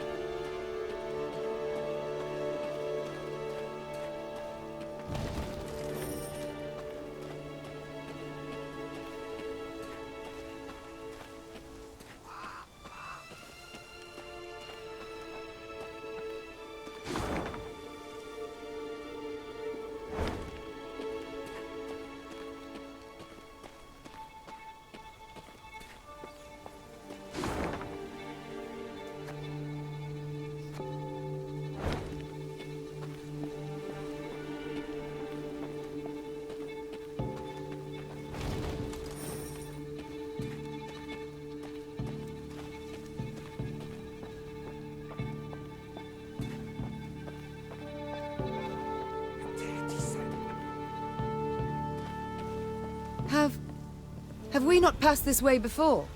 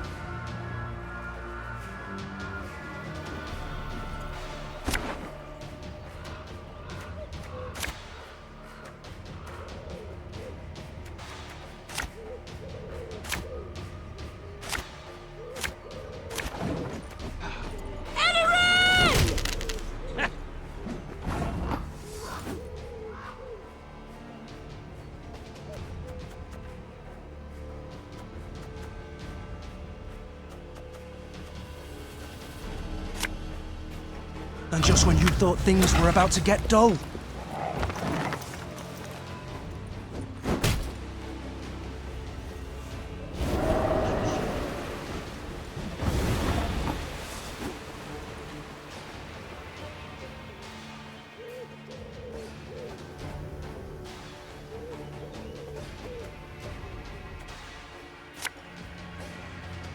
We got a job to do.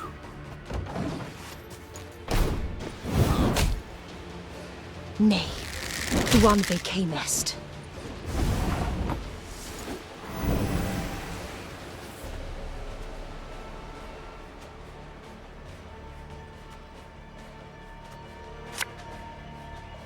We'll catch 'em all!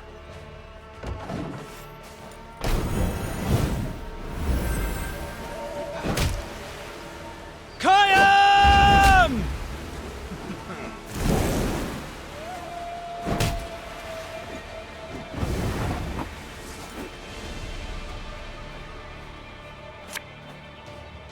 You'll never take me alive!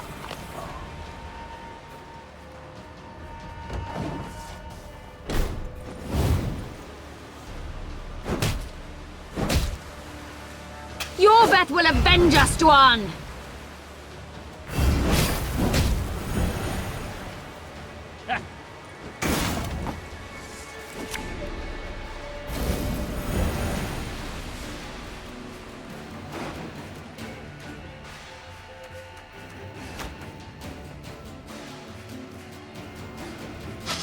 I smell a leak.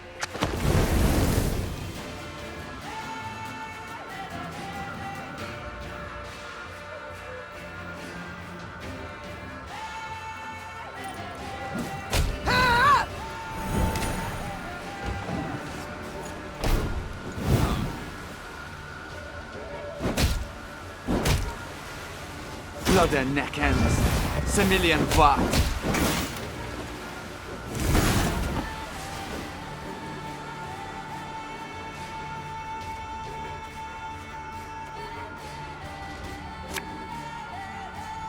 I only use corpses, except sometimes they're quite fresh.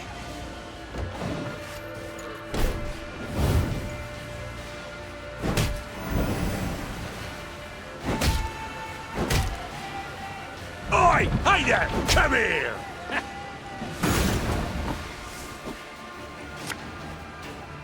Bigger they are, easier they are to target.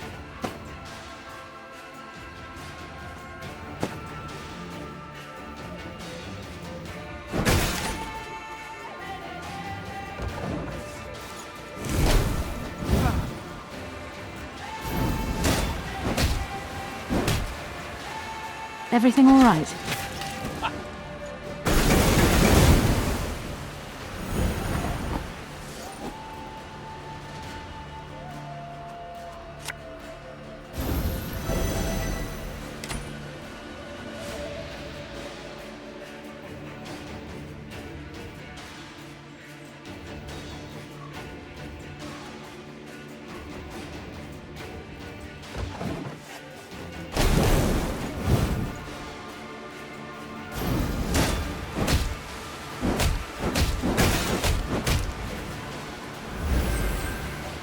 Wow.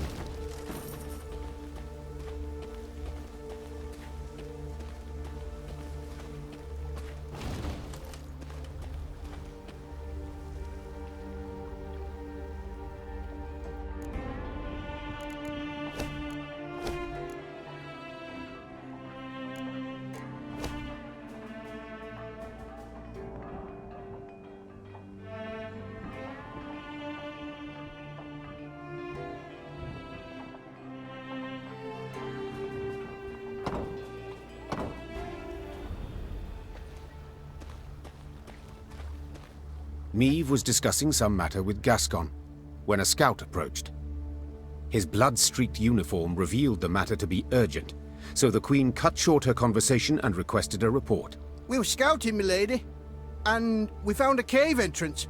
Small scattering of elves guarding it, but we took them right out. Gascon scratched his chin. I'd wager 10 Novigrad crowns there are more Scoia'tael squirreled away inside. We strike afore they know we've snuffed out their guards, we might well catch them by surprise. But we must act quickly.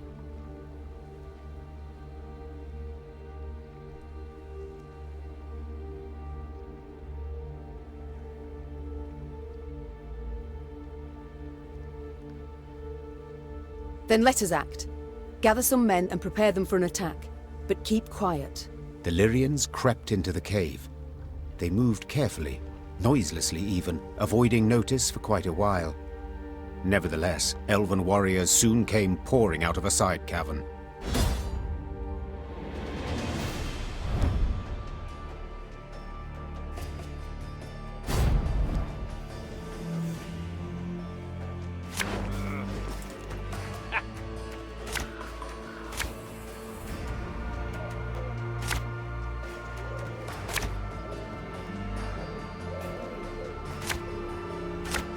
One!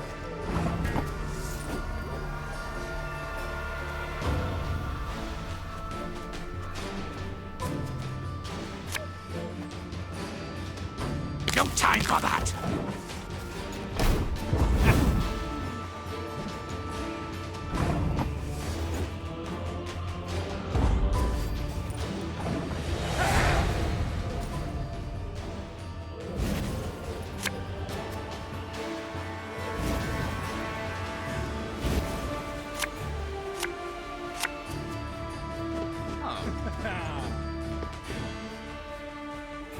One. Oh my. They're not backing down. Must be something of value to them here. The chase is on!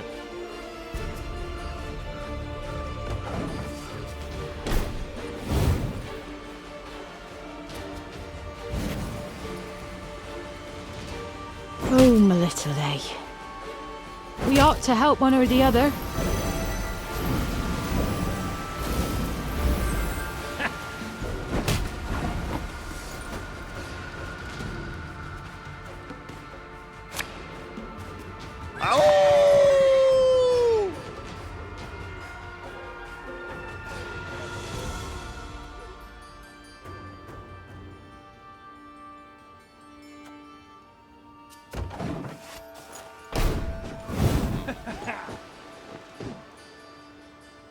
This is elven land, Dwan, upon which your kind dies.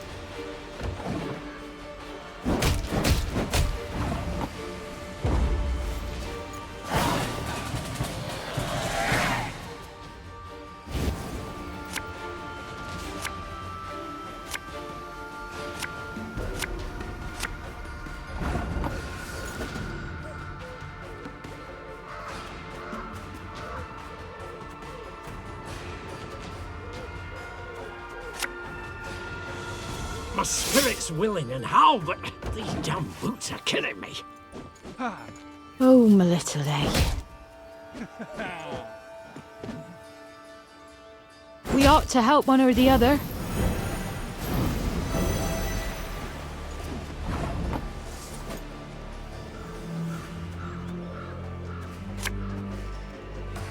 You mad? Don't shake that!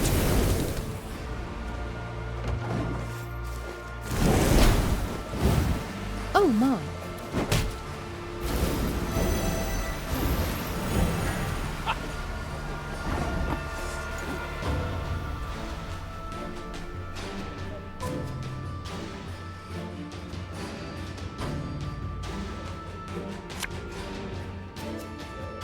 Us or them, no other way!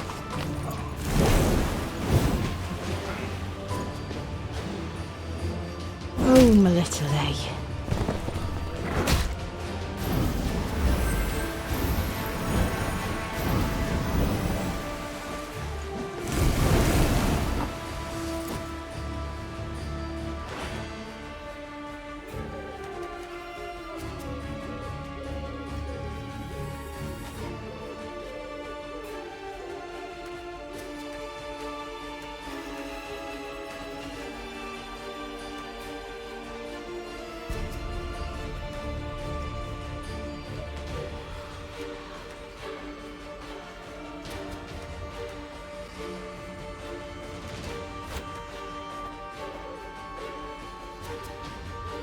My scars? No, they don't hurt.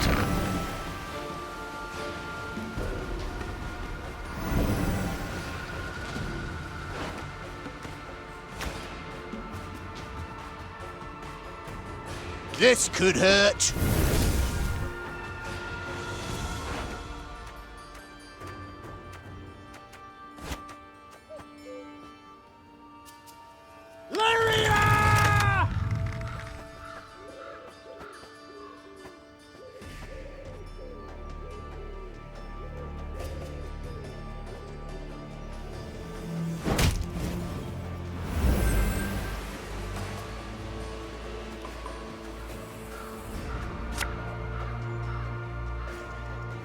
Ever have a stone knock out one of your teeth?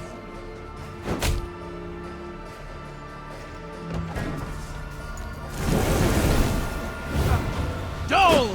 Blathana!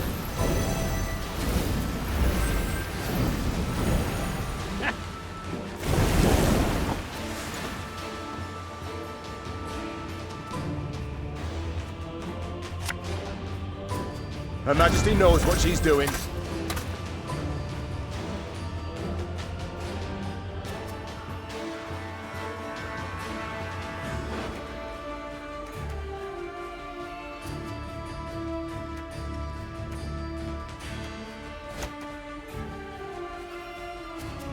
I bit the white of an eye from half a league away.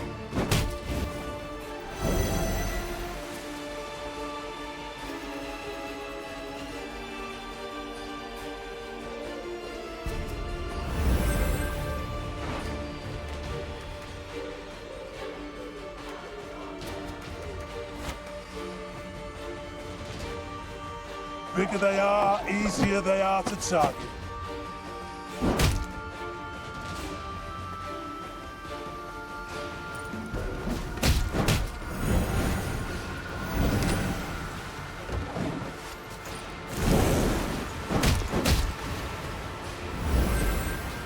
None shall tread on us! We ought to help one or the other.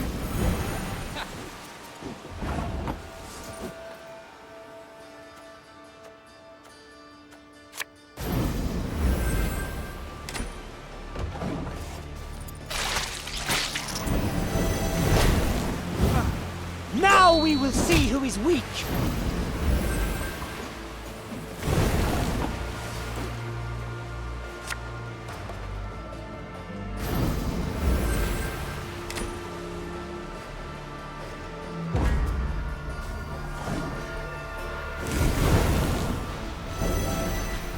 Wow. Oh my.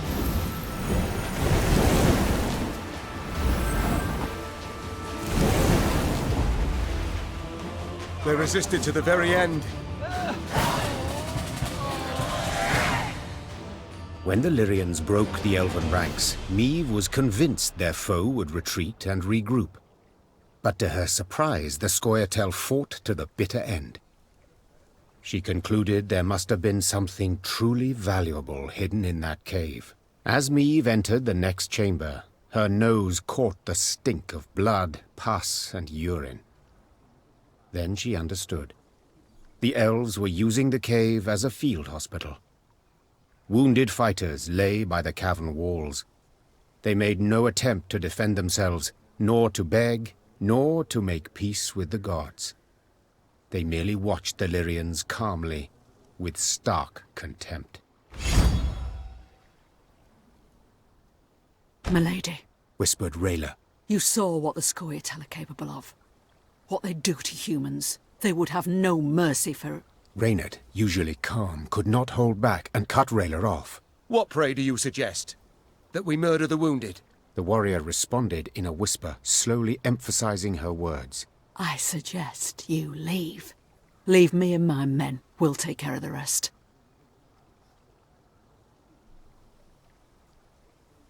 Meve swallowed with difficulty. The rancid, clammy air caught in her throat. We'll await you at the top, Rayla. The Queen moved towards the exit, keeping close to the walls. After a long hesitation, Reynard followed. Rayla joined them later that evening. She spent a long time washing the blood from her armor.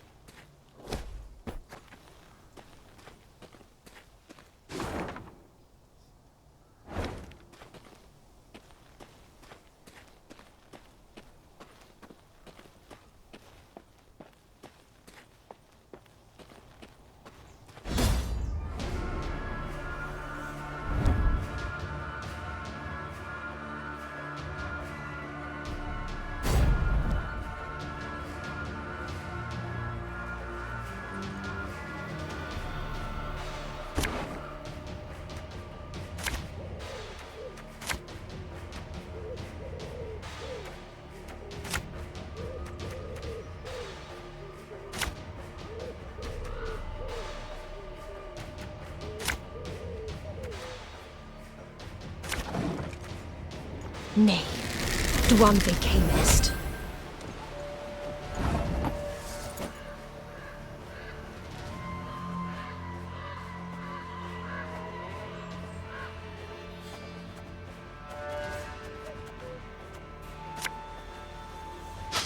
I smell a leak.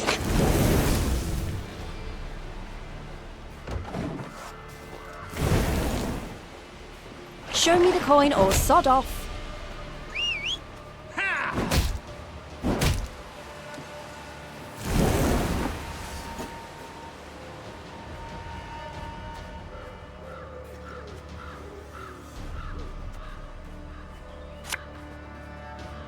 And just when you thought things were about to get dull.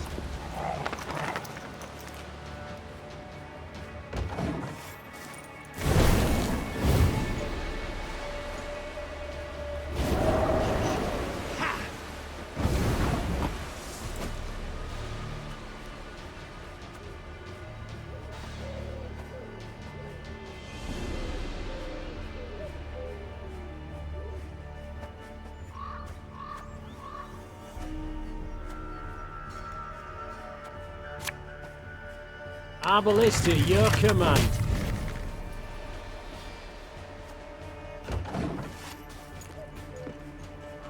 Swords I smile at, weapons laugh to scorn.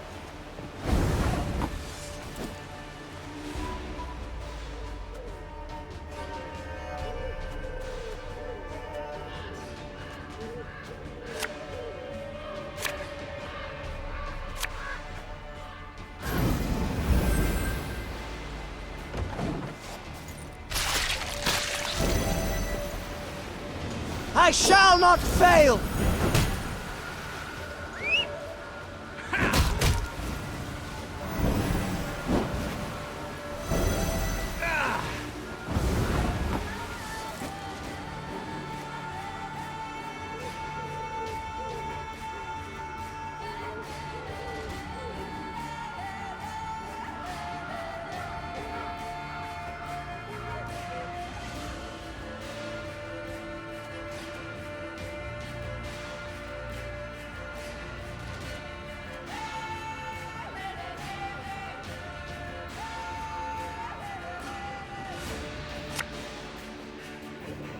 Have it the white of an eye from half a league away.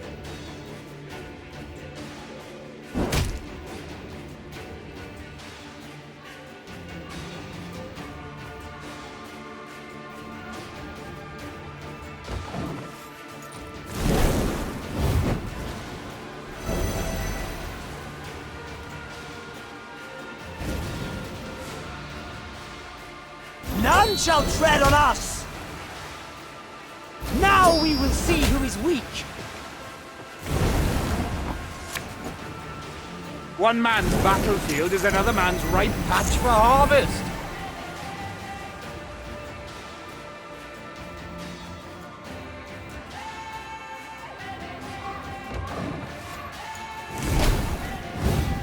Blood and neck ends. Similian what?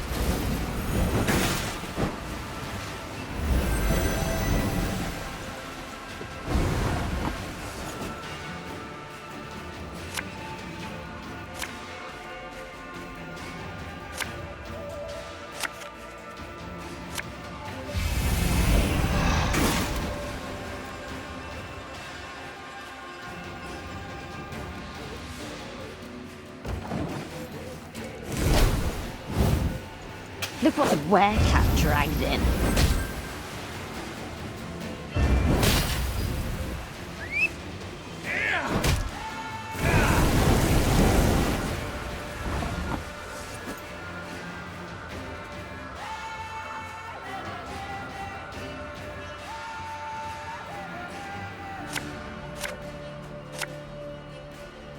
Bigger they are, easier they are to target.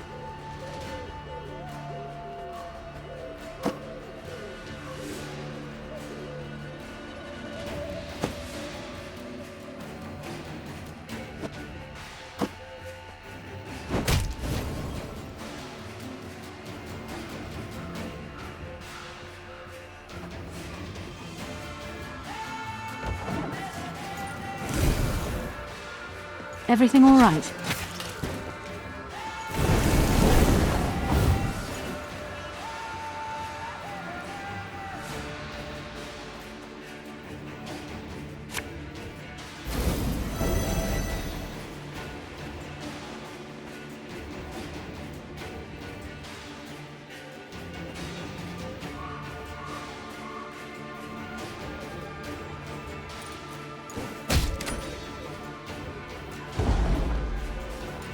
Have strength, my love.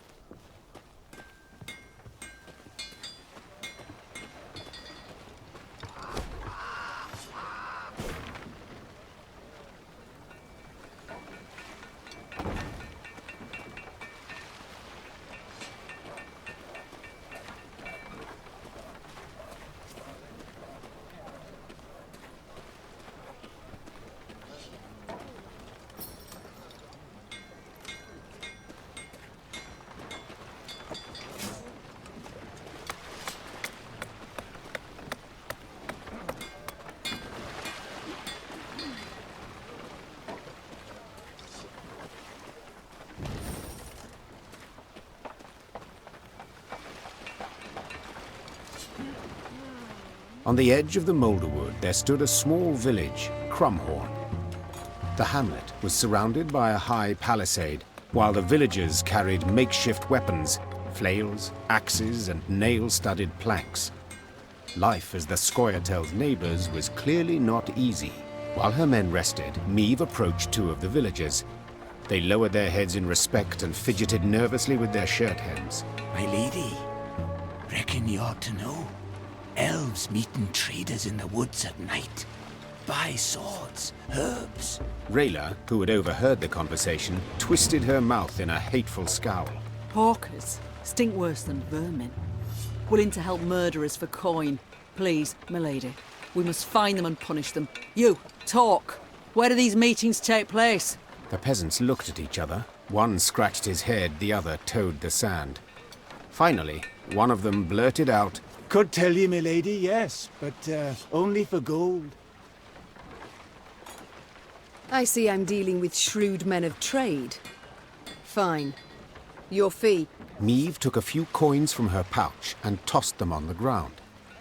The peasants dropped on all fours and started snatching the coins from the grass, ignoring the contemptuous gaze of the Queen's soldiers. Them hawkers wheeled them goods to the old fishing hut north of here.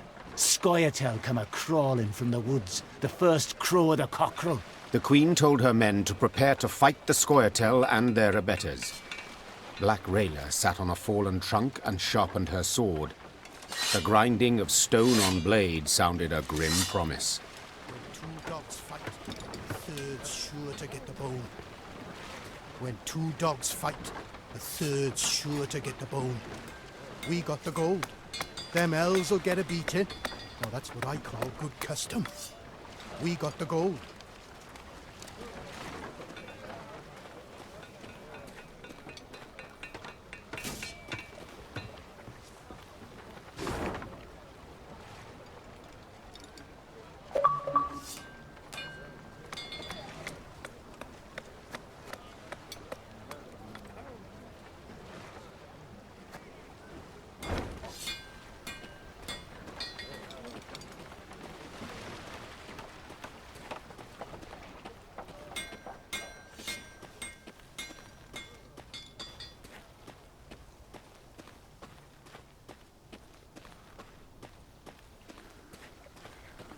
Meve arrived at the hut the villagers claimed to be the meeting point for the Scoia'tael and the hawkers.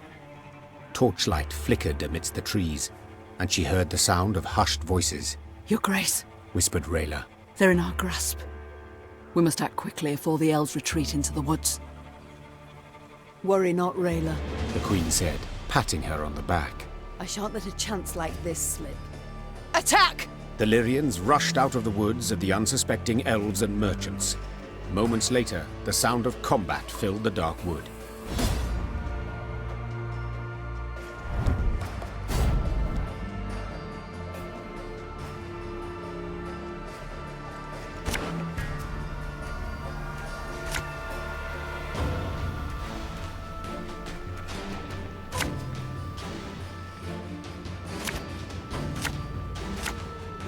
Hawker scum! Show me the coin or sod off.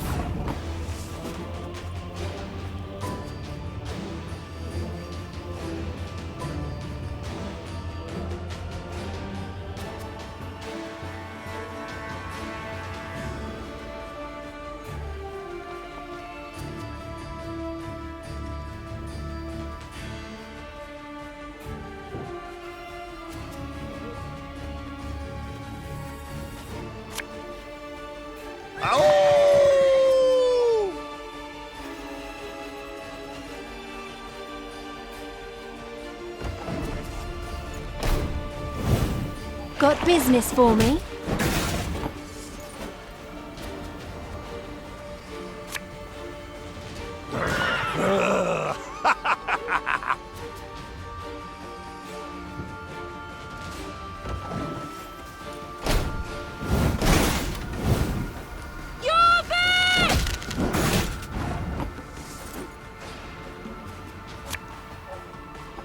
That bit the white of an eye from half a league away.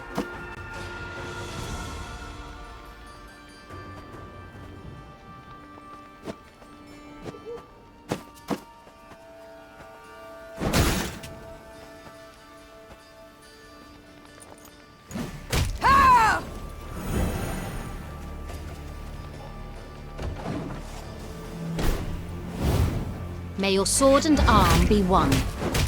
Defidvara!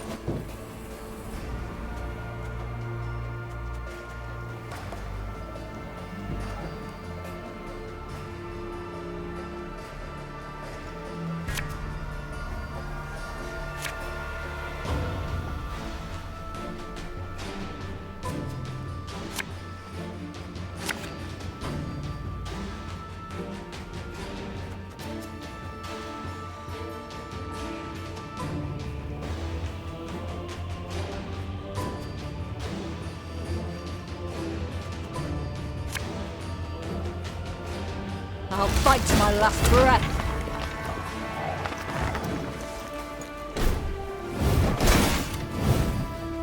Now we will see who is weak.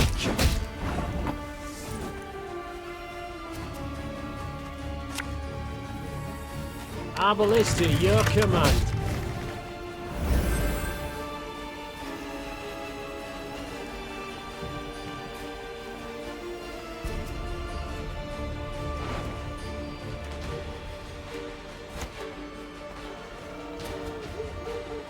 You mad?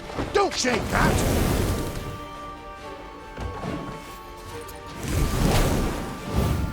I shall not fail!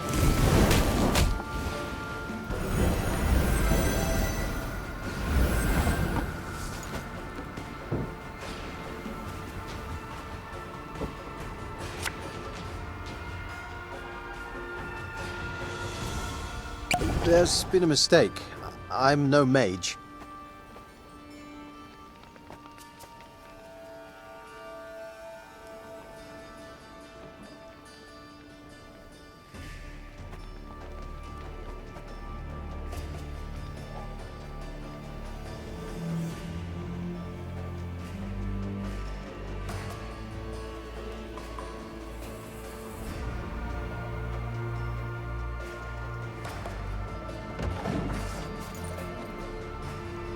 We ought to help one or the other.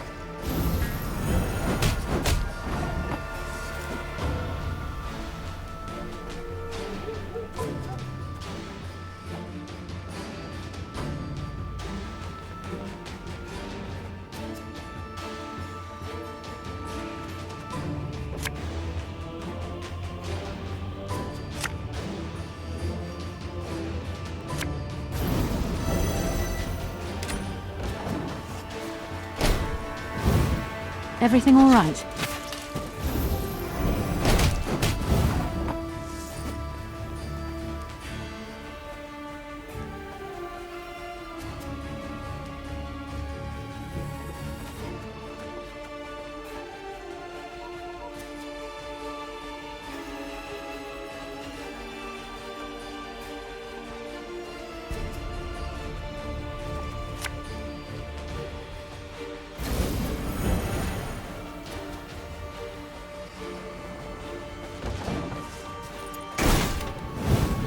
Oh my.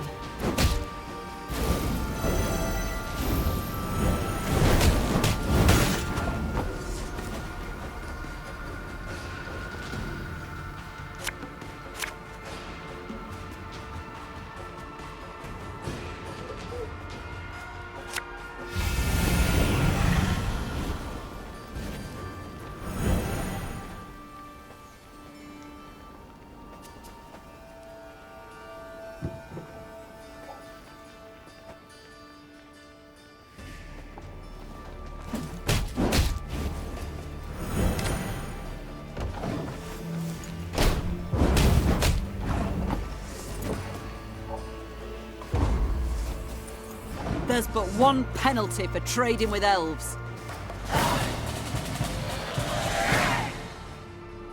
Meve pulled off a rare trick. She laid a trap for the Scoia'tael in their own woods. The surrounded elves fought to the bitter end, choosing death over human captivity. Meve cracked open the hawkers' chests and stared at a mass of tangled oakum. Perplexed, she dug deeper and found the real goods hidden underneath. Bolts with entrail-pureeing hooks, leg-snapping bear traps, and incurable poisons. Instruments of cruelty, said Reynard, looking over the chest's contents. designed to deliver maximum pain and a prolonged death. Gascon did not share in the general gloom. He reached for one of the arrows and balanced it in his hand with curiosity. A corpse is a corpse. It cares not how it became one. And these marvels, oh, my lads could do fine things with them.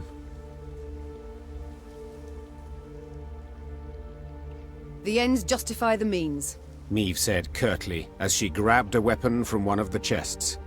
Her soldiers followed suit and equipped themselves with hawker arms. Soon enough, the elves would feel the pain they'd hoped to inflict on others.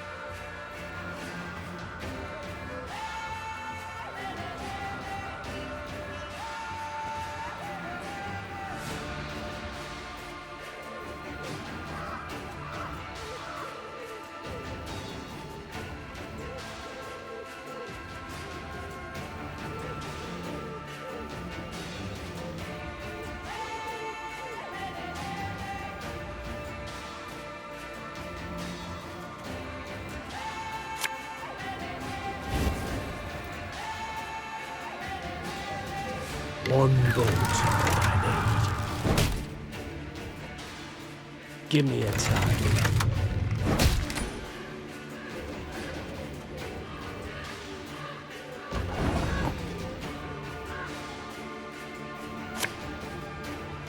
Oh, Lady Margarita told us of this.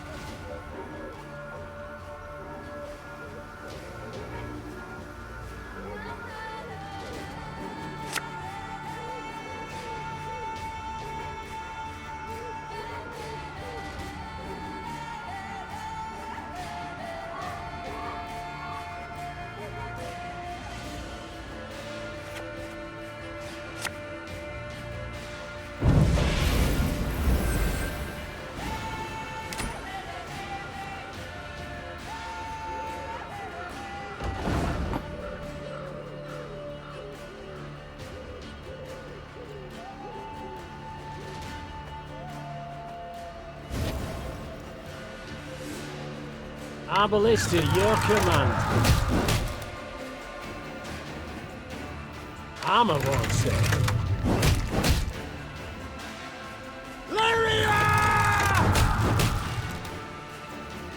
One bullet's all I need.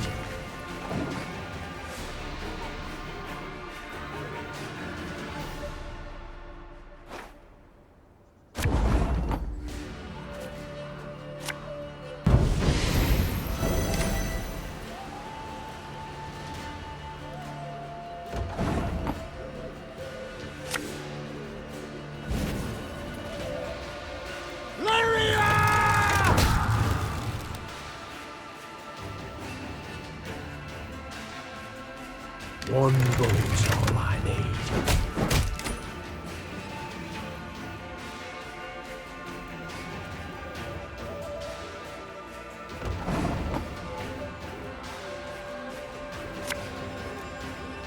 Oh, Lady Margarita told us of this.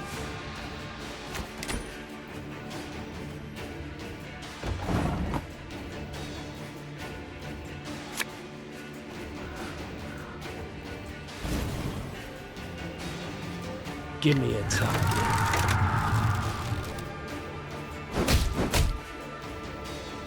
Our ballista, your command.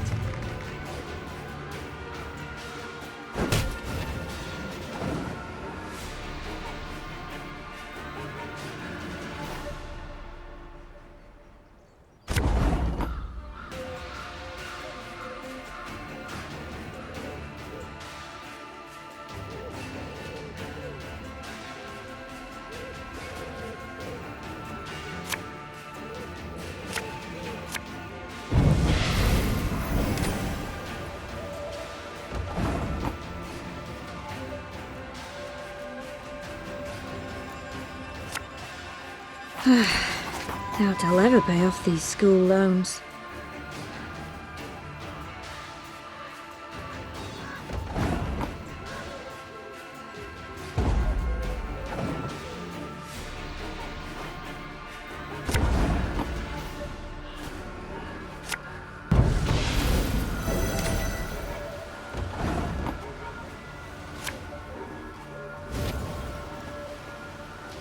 One bolt, all I need. Give me a target.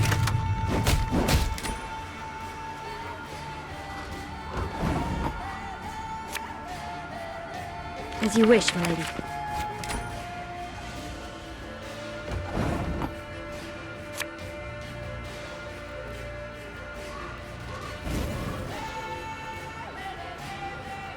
Our ballista, your command.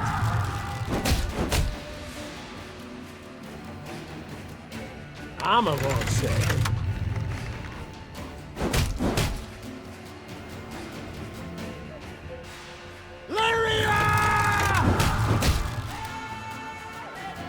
One bullet's all I need.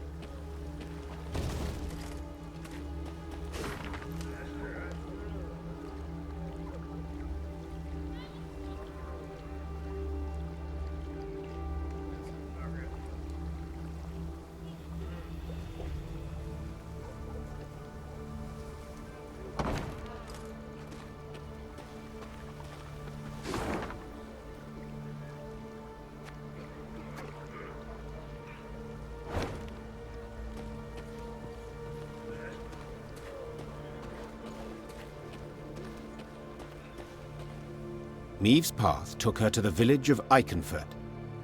Unlike most settlements in the area, not a single human dwelled here. Instead, only elves and dwarves sat on its porches and stared at the passing Lyrians with clear aversion. Not a single greeting was extended to their allies in arms. Not a single peddler tried to hawk their wares. The only sound was that of snapping shutters and slamming doors. Something's amiss, Rayla said, furrowing her brow. Order a halt, my lady, and give me a moment to look around. You've a quarter of an hour. Maeve said as she dismounted. And not a moment more. The Queen sat in the shade of a large pear tree.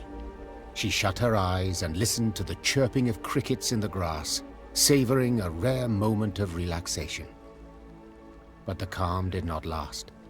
Within moments, one of her scouts returned, a certain Sergeant Niedermere. Tears streamed down his weathered, scar-pocked face. Lady, come with us, please. You'll need to see this for yourself. The sergeant led her to the still smouldering remains of a mill. Her soldiers were picking things out from the ashes. When she got closer, she realized in horror they were human skulls, some no larger than apples. Tell the villagers to gather by the well. The Queen said in a strained voice. Or be executed.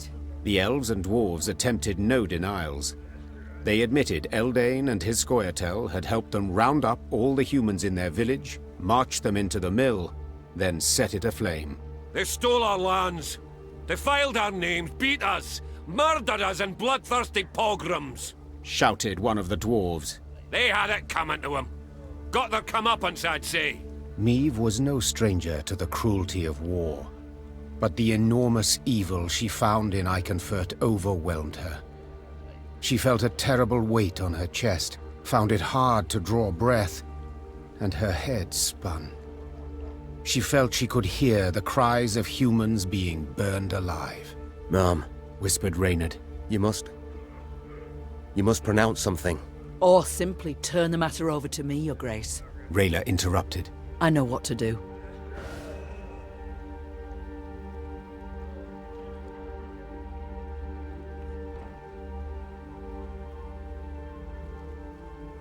Do as you see fit.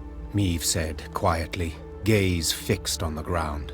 The Queen snapped her reins and rode out of the village. She did not want to witness the bloody massacre of non-humans her soldiers were about to perpetrate. What she had seen at the mill already sufficed to keep her awake for many nights to come.